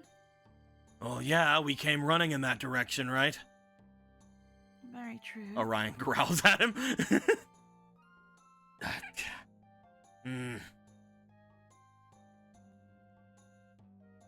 Look, he definitely came over here. I wonder why this is where the trail seems to stop. He starts like going a little bit forward and like starting to look around. You notice that when he gets close to the thing to like fall in almost, that he has his eyes closed and he's sniffing. You then remember what Rocket had said about him basically almost falling into a lava pit, and you can understand now how. But as he begins looking around off in that direction, you just see Orion again look to you and then look back the way you came. I think maybe we should let Orion lead. It seems like something is catching his attention from where we came. If we go that way, we're just going back to where we came. What if we lose him? What if we're thinking of it backwards?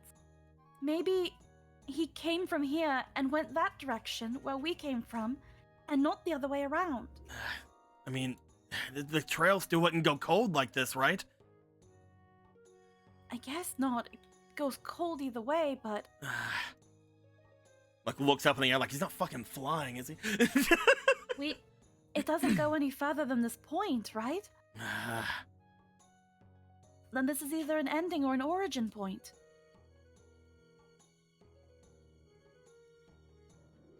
Orion is going to roll. I'll allow you to do it for him. I don't have doggo spiration. But hold on, let me just move these two bads out of the way.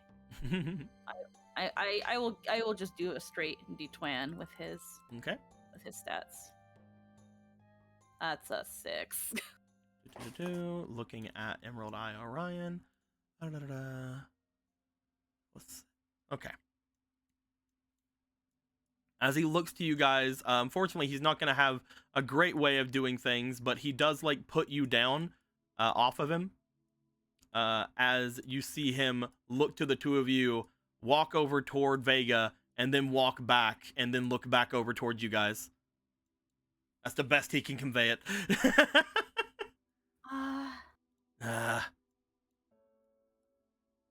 Do you...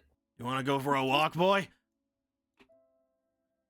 Maybe he wants you to follow him, Brother Vega?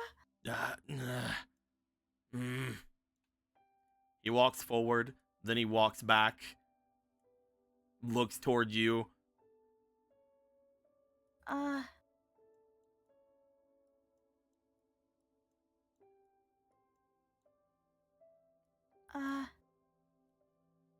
Just like grabs Vega's hand, pulls him back, looks back to Orion. As you bring Vega over to him, he backs up like, no, fuck Vega, I don't want Vega.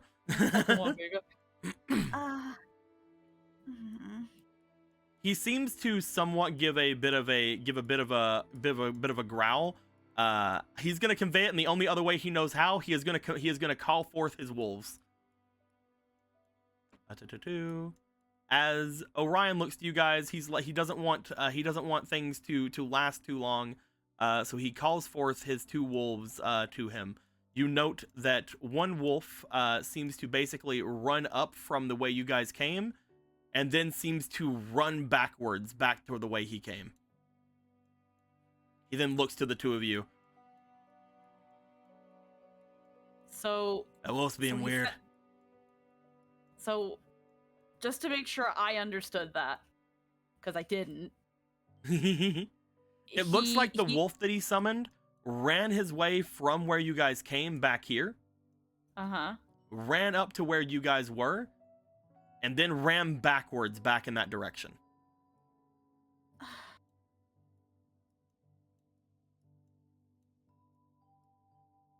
I'm wasting time.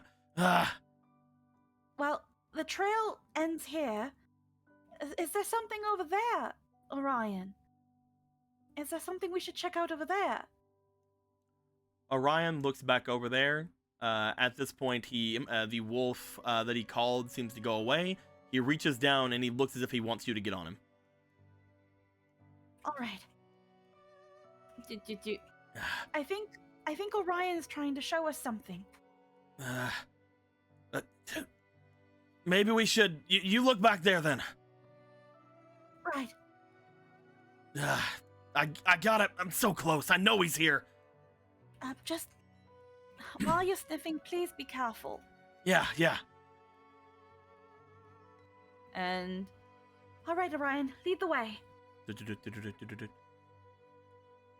Orion runs back in that direction. As he does, Orion is sniffing the air as he's going, running off, heading off back over toward where the ruins were, heading off in that direction, looking around. As I'm gonna move a map very quickly because it is below another map, and it is hard to get to it because I had to lock down a Star-Lord boy on top of it. So I'm just gonna move it over here.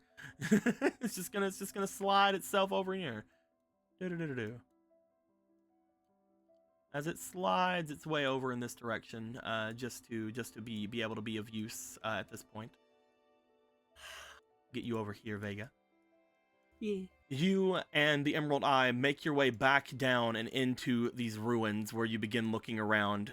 The Emerald Eye stops for a moment, and you do see him as he's looking around at the top of the ruins. He begins to be growling toward there. There's something here, Orion?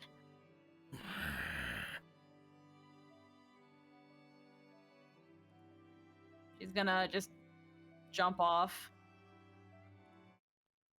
and look around. You begin Brother looking Haddow? around, and you call out for your brother.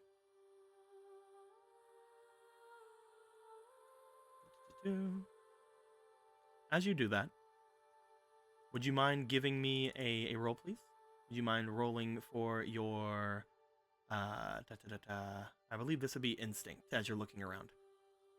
All right, we're gonna use a demonic presence, Okay. and I'm just gonna roll straight d20. Nat 20. Oh, okay. You're getting a lot of those today. That's good.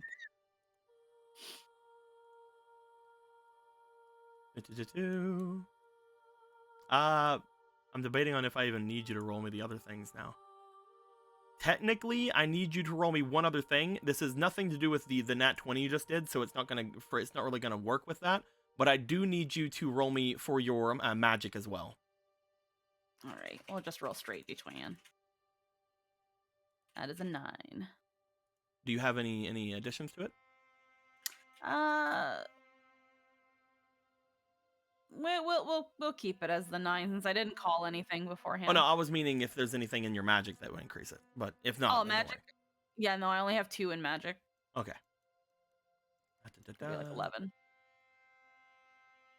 You find, as you're looking around, you call out for your brother.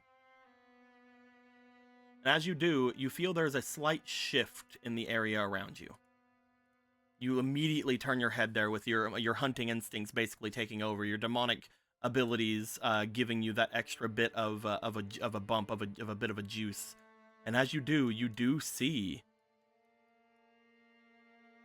what appears to be a man a little bit away from you, seemingly up on top of one of the pillars of these ruins. As he's looking to you, you see that there is a very strange, almost light coming out from him, from where he's sitting. And for a moment, you feel that there is some sort of a dangerous presence about him, but then your demonic senses almost seem to completely get dulled upon looking at him. This man looks over to you, gives a bit of a smirk, and then just looks away again. Orion, go fetch Brother Vega. He looks to you and looks back to him. Or send one of your wolves, please.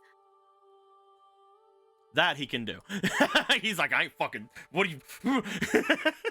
What the fuck? Have I joked to you? One of the wolves begin to make their way out and away from the area, heading off toward where Vega was. I don't know where the wolves are for some reason. I don't know where I put them. The ones that he summoned before. But I think they were. I don't know. They got lost in the ether, man. Yeah, they just disappeared forever. I'll just grab 2 more. Yeah. Where are they at?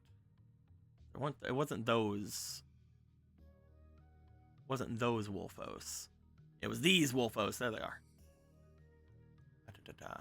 Oh, but I had those have another color too. Dang it. We'll just assume for now. We'll just assume they're there. Yeah. We'll grab the other ones later. As you look off toward him, the Orion seems to howl.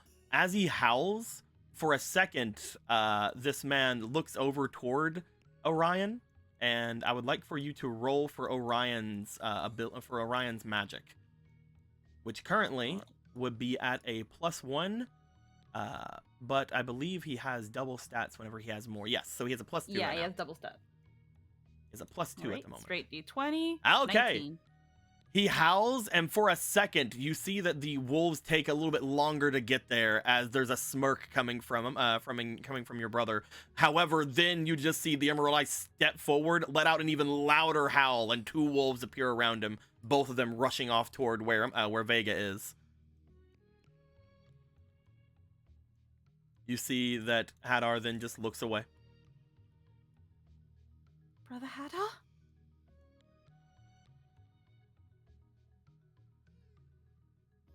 He looks back over to you.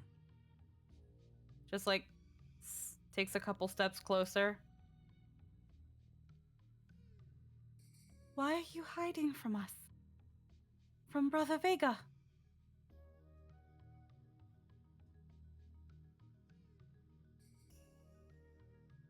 He looks to you as you say hiding. There's a small smile, but then when you say Vega, his eyes seem to narrow very slightly towards you. He then puts a hand up to his ear as if he can't hear you.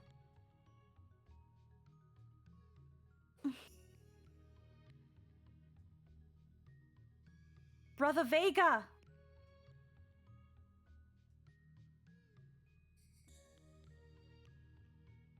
Do you stay where you are? She'll step a little bit closer. You You're and hiding Orion, from him. you and Orion step forward a bit. As you say you're hiding from him, he looks back to you. He stands up from the top of the pillar. As he steps forward, off from where the pillar is, unfortunately, because of that roll you made earlier, your demonic senses are somewhat dulled. As he steps off, he appears to disappear from where he is, and seems to appear right down here.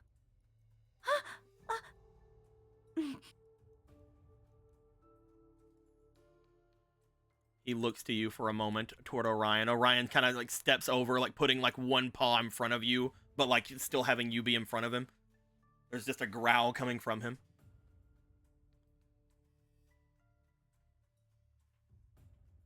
Vega opens his mouth, and as he does... You mean Hadar? Yeah, my bad. Hadar opens his mouth, and as he does, a familiar language comes out from his mouth as he's talking to you. However, unfortunately, most of the meaning is lost on you. As he says his sentence, he just kind of smiles to you.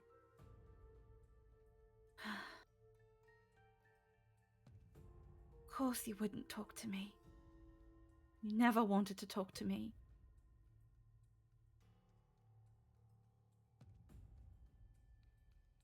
Perhaps there just wasn't anything to say. Sister.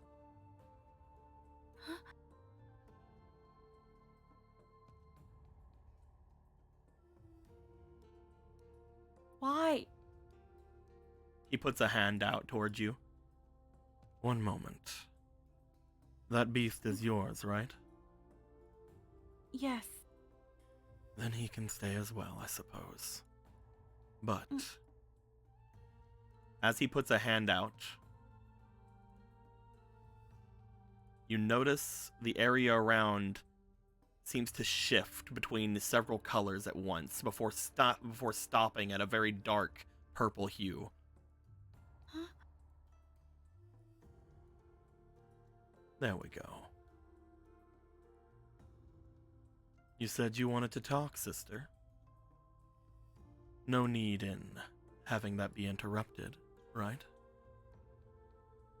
Do you not want Brother Vega to find you? I'm not hiding from our brother. Though it is very interesting that you would bring something like that up. I wouldn't have expected you to say something like that to me.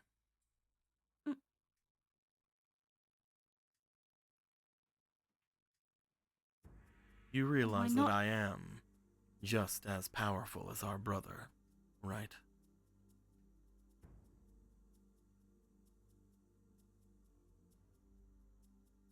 Yes. I'm not hiding from anyone. He's just too dull to find me himself. Let me guess. He's still over by the lava pool. Yes. I've been dodging around him all day, trying to see if he could understand exactly how to find me. He's not even working very hard for it. He calls himself a hunter. All I had to do was retrace my steps and leave that scent as a trail. Ending it at all those lava pools was mostly just fun, though it even seems like he almost fell in one. Would you have allowed that to happen? Of course. Do you not love Brother Vega? You two are always so close. Oh, what would happen? He's invulnerable, remember? There isn't a single thing that this place would do to him that I could not. Yes, maybe he singes his clothes, or maybe his hair becomes unkempt, or maybe even the companion he had would suffer some sort of injury. But my brother would be fine in the long run. The protection our father placed upon him would see to as such.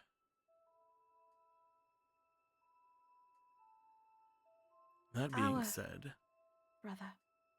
Hmm? Our brother. Not Oh. just yours. How long have you been away again? About a month or so? Probably more. Has Hyrule really given you such a sense of understanding that you find that I am despicable or something, sister? No! Why is it then that you think the worst of my words? I thought we're finally having a talk, are we not? Can't say I much like the circumstances in which we had to find you.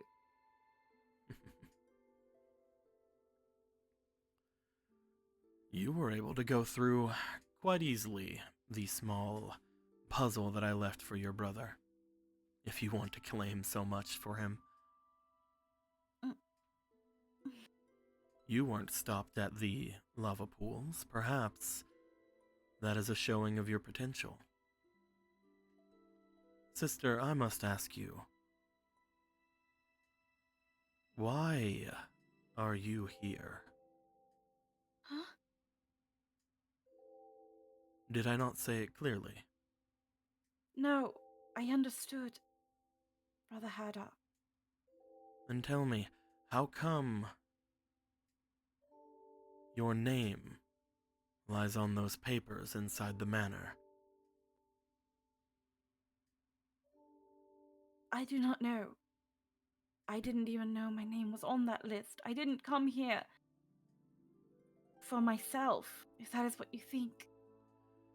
If this is some sort of a talk of right of succession, then me and Vega would be plenty for this place. But someone seems to have found it right to put your name beside of ours. I just wanted to know who did it. That seems like a better question for Lord Volcircuit, do you not think that?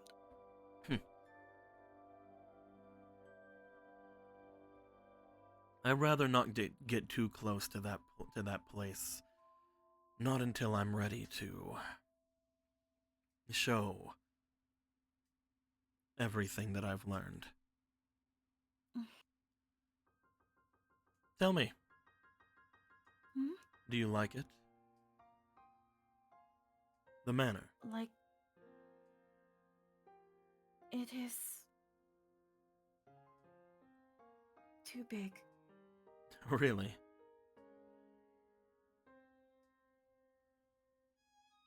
I've not seen it all yet. I wouldn't know where to start. I could give you the time to look it all over if you wish. Is there something for me to find there? No. But I was merely expressing that I have no need of it. So once it becomes mine, I was wanting to know if you wanted it. And you would give it to me? Of course. The only thing there is sentimentality, and I know that you very much crave information and things that have came from our father. By the time we are done with everything here, I will be the one at the top of the summit. And if I choose, I can move the summit wherever I wish, Probably a lot closer to the north. I cannot stand Hyrule, to be honest with you. So I won't have much of a need for that place anymore.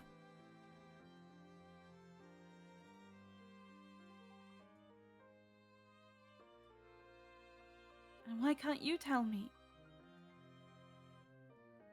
Tell you what, Things about father. I don't Things know you much. admired about him. Did you not already have a talk with our brother about that? Yes, I did, but that does not mean I do not wish to hear your words as well. I have no kind words for our father. But why?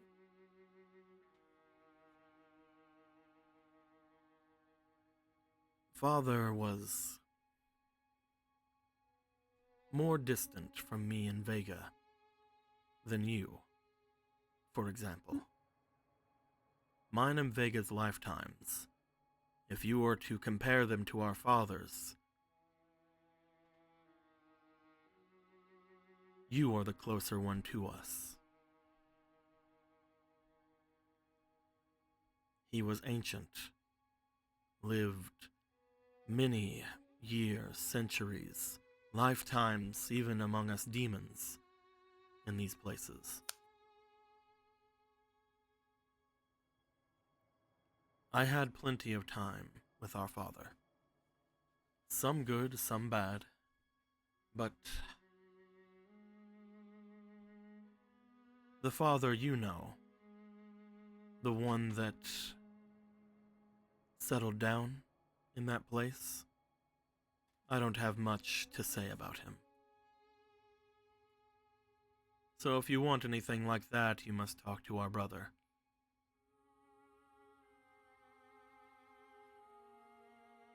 I could tell you about what I respected of the Antares of old,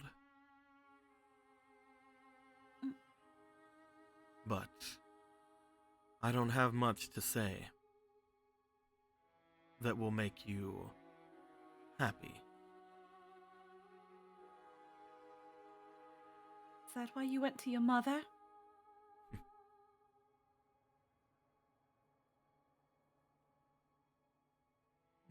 How much do you know of her? I don't know a lot. Do you know that she's gone? Huh? Gone? That's right.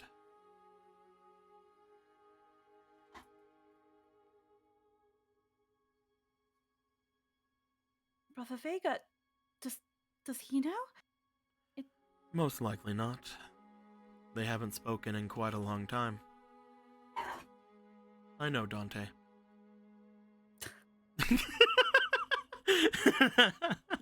Then you know what happened to her. I was there. What are you doing? Go lay down! Go! Lay down! They're fighting. They're just in there fighting, and they're wagging their tails because they're like, we're having fun. I'm like, shut up! I know! Anyway. How did she die?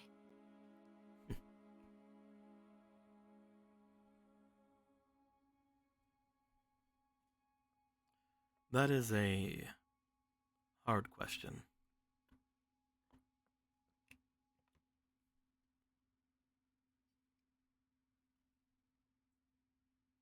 But since you have no real connection with my mother, I don't think that you should be the first one I tell about that, don't you think?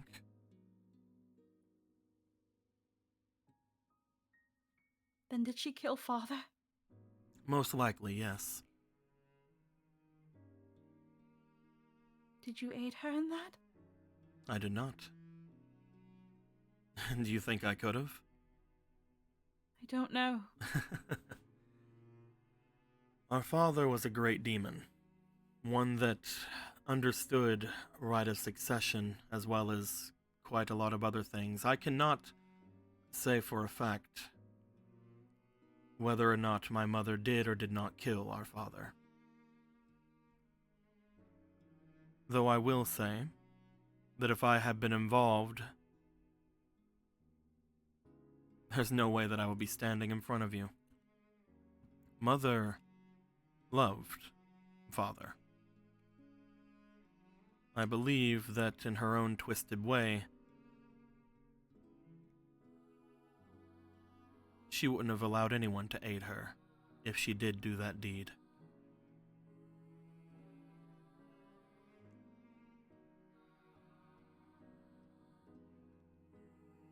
I am the only one who knows of her passing. Her name is even on the list.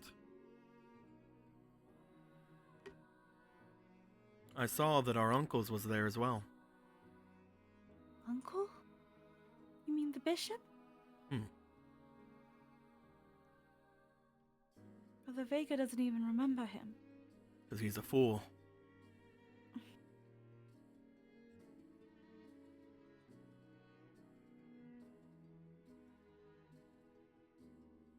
Why did you leave, Brother Haddock?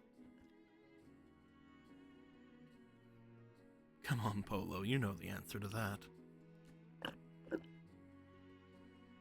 Do I? Do I really?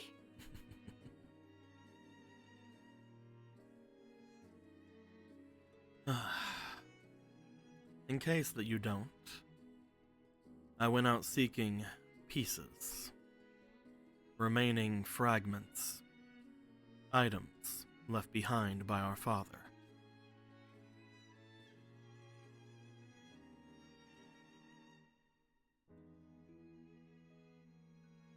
I have yours to find, but I've already found quite a lot of others. Ones that were left for other people. Not you, music. Get out of here.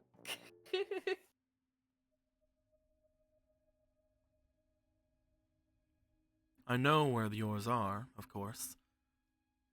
Though, it would be probably best if you went and got them.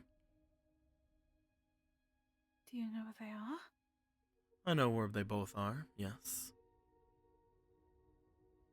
I don't know exacts, but I was able to obtain a map to one of them. I thought it might be good material to hand off to you if I ever saw you again. I found a person off in a town completely surrounded in villainy and banditry. Inside there was one who could write maps or copy them down. Whenever I had offered my services to those people, I requested the original map in return. It seems to lead to a treasury up here on the mountain. Oh no. Oh yo, oh no, Oh no. oh no. Uh-oh. Huh? Huh? Oh whoa. It seems to lead to. Oh, okay. Wait, hold on. Okay. It seems to lead to a treasury up here on the mountain. Though I guess I could have guessed that.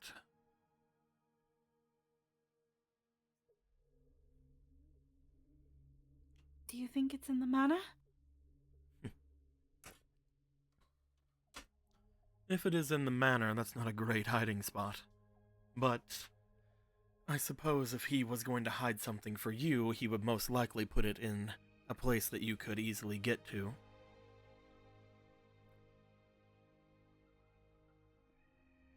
Somewhere that had people around that were of his own kind of mind. I believe that if we were to look around for it without the map, it'd be easy enough to ask Volcircuit. He was a friend of our father's, after all. He wants to see all of us, Lord Volcircuit. Yes, that's what he told me. Again, that was whenever I learned that your name was on the paper in the first place. Does it upset you? A bit. Do you think me not worthy of it? No, it's not that. If you made it this far with your friends or with Vega, it does not matter to me, but you have done a trek in making your way to the top of Death Mountain. Whether it be through your own happenstance, through your cunning, through your power, I don't know. But those are the 3 virtues of the Golden Goddesses, after all. I believe that no matter how you would find your way here, luck, skill, or power, you've done it on your own accord. What I'm worried about is who put your name on the paper, if it wasn't you. Was it Old Man Volcircuit? Does he have some sort of a thought for you? Was it our uncle, the bishop? Was it another demon amongst them? Or perhaps it is whoever I feel with you at this moment. Mice? Oh. So they have a name and they chose that one.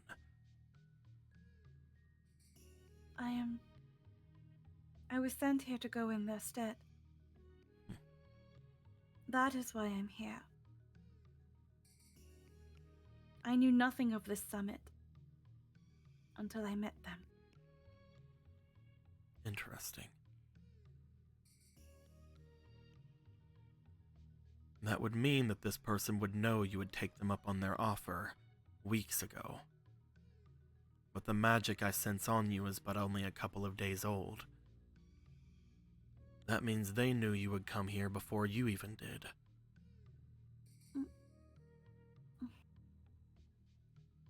What sort of trap have you fallen into, sister? Trap? That's the only thing I can think of. I learned of your name being on the paper weeks ago. If it was truly this demise who placed it there, they only met you a couple of days ago from the magic I feel on you. They did this well in advance of you even knowing who they were. You could even think that any sort of movements they made up until that point was just to get you here.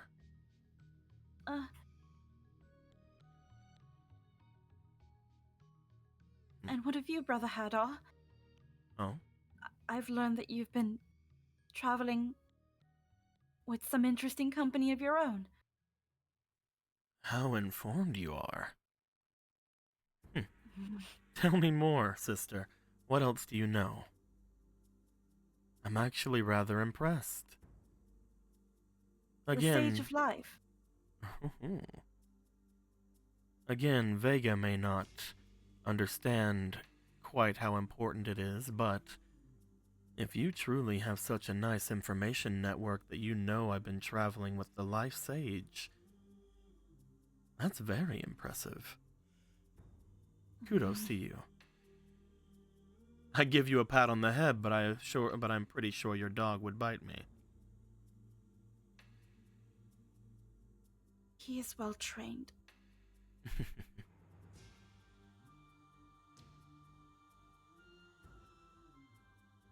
Is it the way that I speak to you? Is that why you're so on edge? I've told you, I did not kill our father. Though, if it will help you at all, I can tell you one thing I have done. Out of sheer understanding for you. If you wish to know. I only hope that you will not think less of me for it. Though it appears that your thoughts of me at the moment are low enough as it is. No, that is not it, Brother Hadar. I do not hate you or Brother Vega or see either of you less or more. And if I tell you what I've done, will you then think of me less as well? Or would you think of me normally? Can you make me a promise? Promise? Think of it like a deal. If I tell you something, and you think of me less for it, I've won. You know I do not share our brother's vice. No, but it is very fun to think about.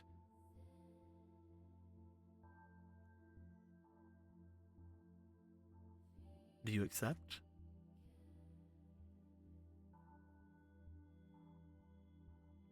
Yes, Brother Haddock. And if you think of me the same, then you win. It's very simple. It's not binding, of course. Neither of us can force each other to do anything. But we'll say, if I win, you will do something for me. And if you win, I will do something for you. We'll keep each other company for a time over the next day to make sure that there is no change in thoughts between the two of us. And once the other is satisfied that the answer is in their favor, the deal is over, and the winner is chosen. What do you say? There's a look back to Orion. Orion's just staring forward at this guy like there's a low growl, but whenever you turn to him, he stops because he's like, I don't want you to be mad at me. There's a suspicion that whatever Haddar's done, it's like these Wolfos and Vega are not coming back. It's like, I don't know what fucking He should have been here like 5 minutes ago, yeah. He should have fucking been here yesterday. He's done some voodoo shit, and she's just like, I am nowhere near magically inclined to do anything about this situation. I am at this fucker's mercy, and I'm alone because I'm really stupid. What's that, little Wolfie? Polo's stuck in the well?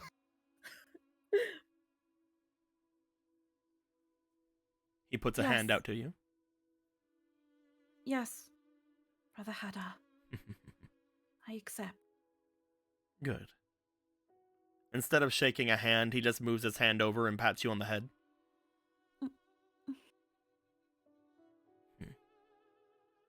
He then leans down toward you. I didn't kill our father, but I did kill our mother.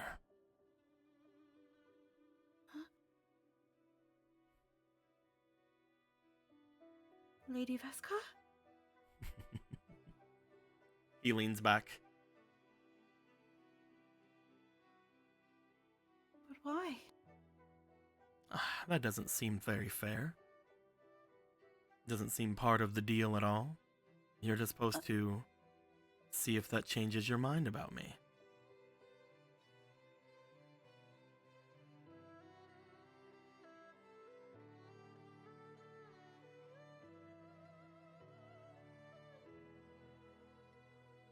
If I give you context, it might ruin the shock value.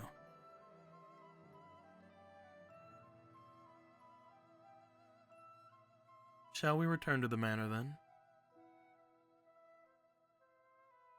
There's like a look at him as she's just like,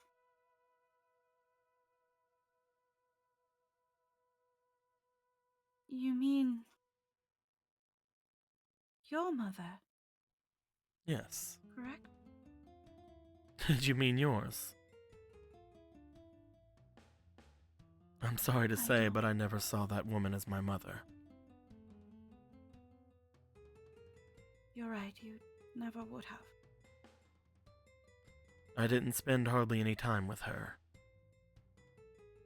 Whenever she was around, I would make my way back to our home, off in the crags to the north. I would spend my days with my mother, as much as I could, whereas Vega would spend his with father, as well as with you.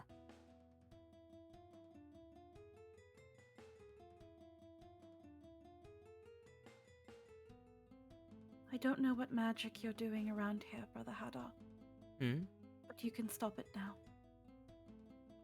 If I do, then we're going to be very easily interrupted.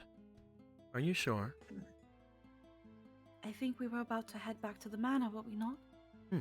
If I am not in any danger, and if this discussion is over, then we do not need it anymore, do we not? If anything, I would very much appreciate it if we could all talk like a family. Tell me, Polo. Hmm? Are you going to tell Vega?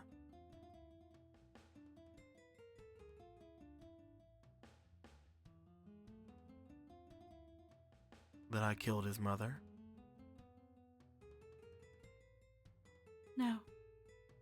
Oh. I think he has a lot of questions for you. I'm not in a very answering mood, I will be honest. That's too bad. Because you have a lot to explain for. And if you don't, I will see to it you do not get that seat. Oh. You seem like you're angrier with me. Did that change? No, it did not. So you've always This been is angry with me.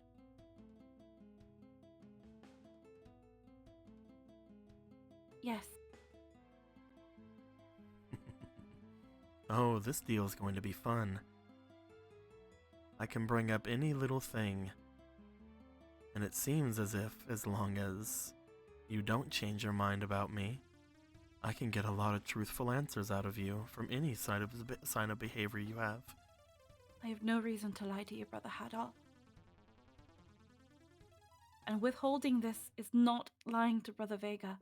I just simply believe this is not my truth to tell him. As much as I wish I could. You've grown up strong. I've had to. Fine. He brings his hand up to the air. I'll release Vega. Out of respect for your honesty. Thank you. The area seems to brighten up around. As it does, you just hear a yelling off in the distance as running with two wolves from the side over here. Ah! Ah! It does not seem like it was that long. Ah! You! Ah! You see Vega running off and skidding to a halt between the two of you. What's going on? I found him. Brother, how are you? Looks to you. Are you showing anything on your face right now? Are you looking upset? Are you doing anything? There's a little bit of upsetness to her face, but like there's like trying to shake it off and just like hold her hand out, just like I found him. Hadar, what did you do? He didn't. Brother Vega, he didn't do anything. It's just. He did what he usually does. Our deal's over, Hadar. I already won. We need to treat her like our sister. It's all stupid jokes and games. It's not funny.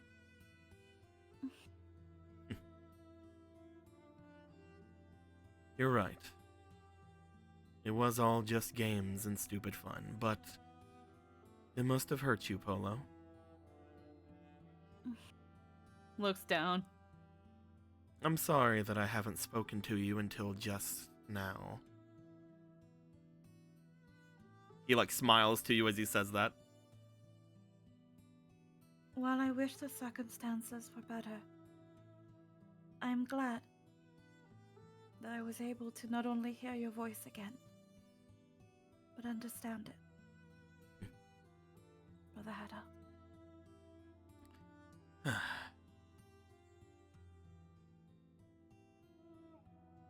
There, Vega. Happy? I mean, not really. You're acting like really cagey with it, but alright. Polo, is that alright? As they say, I will take what I can get for now. I have a lot of questions for you, Hadar. I'm really tired from the walk up the mountain, but I do owe the both of you as much information as I can give you.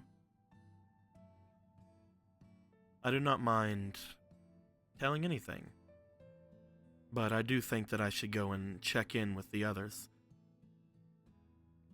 From what I have heard, Vol Circuit is out of commission right now, so it's going to take at least a few hours before we can have the summit, right?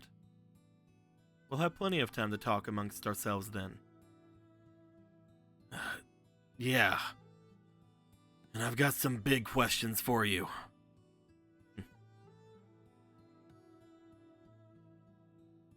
Brother, I would never hide anything from you. You're far too sharp for that. Right, Polo? There's the look at Vega as he said that, and then there's the look at him with the eyes like wide. And then there's a look at Vega again, just like, please, Vega, don't tell me you fucking believe that. Please, Vega. Vega is going to roll.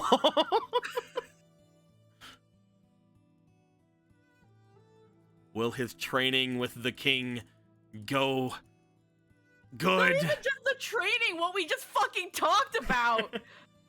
He looks to him as he does. No, you don't understand. I need to talk to you.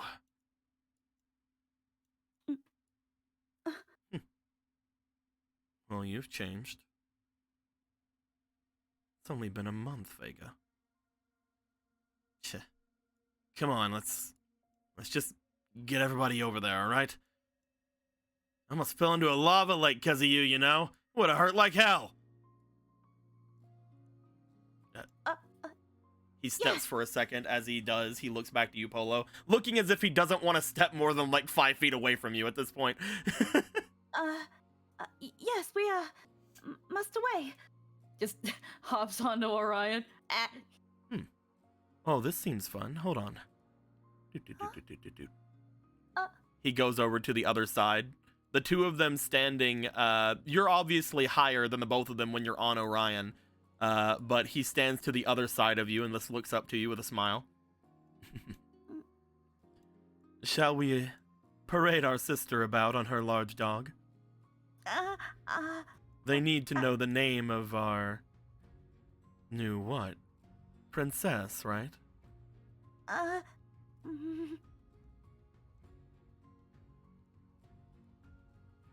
Just kind of like looks to Vega nervously, like, yeah! They need to know that play. Whatever, come on. Yes, let us go. Vega looks at you concerned for a moment. Yeah, stick with me, come on. You guys make your way over to the side, heading off in the direction leading back toward the manor. As you guys do, I know we haven't done a lot today, but there has been a lot of information, a lot of other things. I do believe this is a good time for us to end things off for the night, however. As it is 11:45 at night.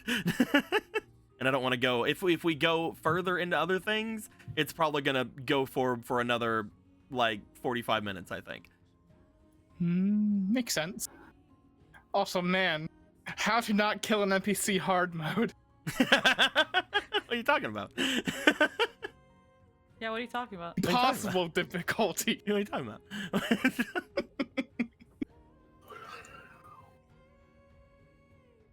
Try not the bitch slap challenge. Do you like your brother, Squeaky? It's like I never left home. Do you like your brother, Hadar? It's like I never left home. Now I just can understand him. Now I can experience his snark in HD. It's like they finally got to the English dub. He's like, no, I definitely didn't kill our dad. I just killed our mom. It's fine. there was that brief of just like, You mean your mom, right? Like, you know that Anakin meme? Yeah. That Anakin meme?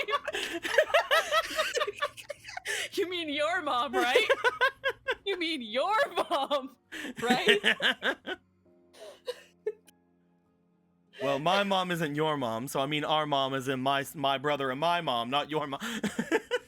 That's totally what you meant.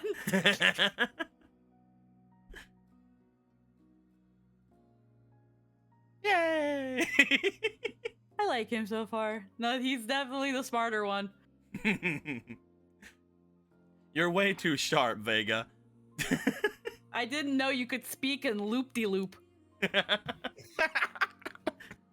I had to roll, and Vega rolled pretty high. He's like, no bullshitting. I actually really need to talk to you about some things. What an amazingly low bar. He's smarter than Vega. So fucking Orion. That is true. Orion was just sitting there like, he retraced his steps. Guys. So is an actual he dog. retraced his steps. Guys, he led you this way. He retraced it. Guys. Guys, please. That's why it was like he's looking back. I think Orion's telling us to go back. No, we came that's this way. definitely not happened. There's no way.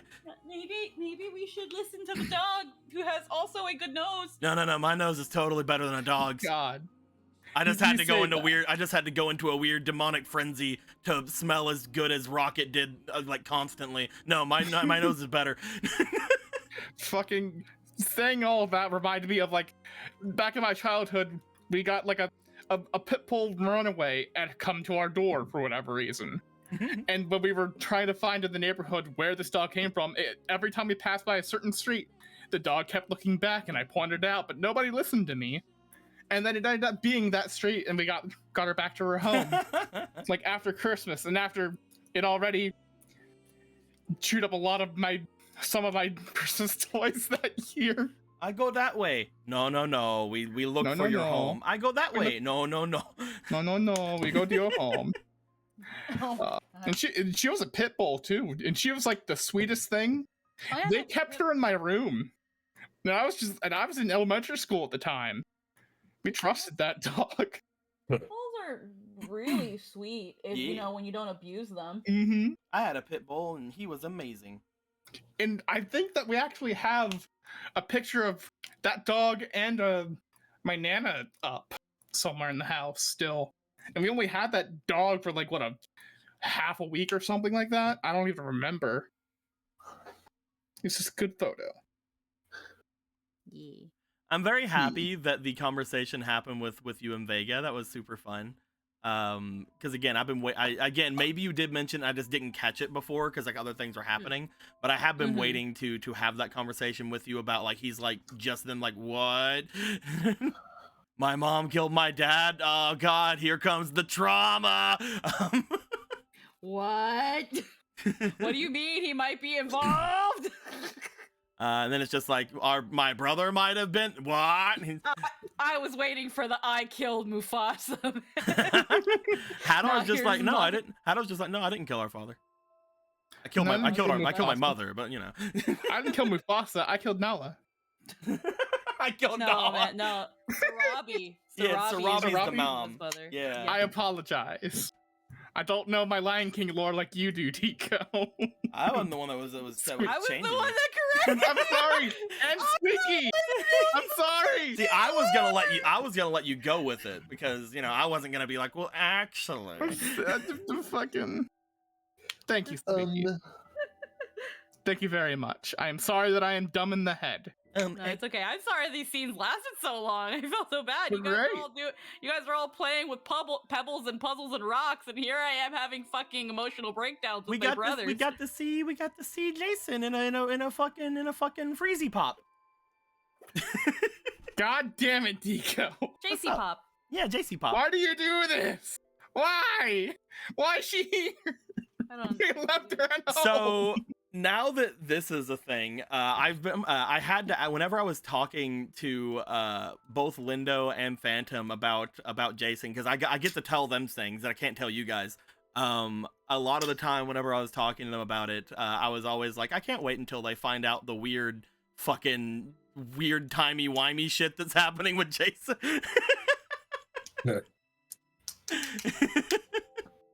It's gonna be It good. is some weird timey-wimey bullshit. Yeah. The worst is that we're gonna have to get the Master Sword away from her. Who knows, man? What the fuck? Who knows what's gonna... Listen, man, I'm all for just letting that room be as it is until we figure who so much cares? of that. Honestly, as long as you never let your Jason go into a fucking block of ice, then you technically just have your Jason. It's fine. Oh no, we've let Jason in Castletown. We go back, she's gonna be fucking like fucking Mr. Freeze's wife in a fucking tube. Help! Frozen. I've been frozen. Maybe leaving her in the, maybe taking her out of the Poe house was a bad idea. She was safe there. She was safe in the Poe house, guys. Come on. She was safe in the Poe house. She was safe as like tradable commodity. We should put her back. Yeah, I agree. I'd like to return this. I'd like to return this. Want a refund? I have the receipt. No, don't return. No. Oh no, wait. The master just takes the Master Sword. This wasn't. This I bought separately. This was an Here you go. antique. This one is unrelated. Unrelated. She didn't have it when we bought it, so. Yeah, no. Fine. It all works for someone, probably. I'm gonna go ahead and end the recording. Then we can chat a little bit more, or we can send people off, or anything like that. But thank you guys for showing up. Thank you guys for hanging out and seeing some neato reveals today. We'll see what happens with Vol Circuit next time. Vol Circuit would have definitely tried to stop you guys from going into that room if he wasn't drunk out of his fucking mind. Sucks to suck. He would have been like, stop. No, stop. Stop it, Ron. Stop. Stop. Don't go in there. It's not. You're not allowed. Stop it, Yes, Jones. They Stop. open from the inside because on the other side is stairs, so you can push them in from the stairs. I think Well, Circuit's gonna be so mad at you guys when he fucking sobers up. you met What sucks to be somebody. him. I don't know. Do you think he'll even remember? That dude fucking just passed out from how much he drank. He's fucking such a lightweight, dude. Yeah, I was gonna say, like, not every drunken stupor ends Of course with he forgetting. is. I He know. has no meat. I know that, but that's a thing that can happen. There's no meat on his bones. He's just bones. There's no. He doesn't have a. alcohol to run through. Yeah, he doesn't have a even liver. alcohol. Base. Listen. You're the one who made him drink it.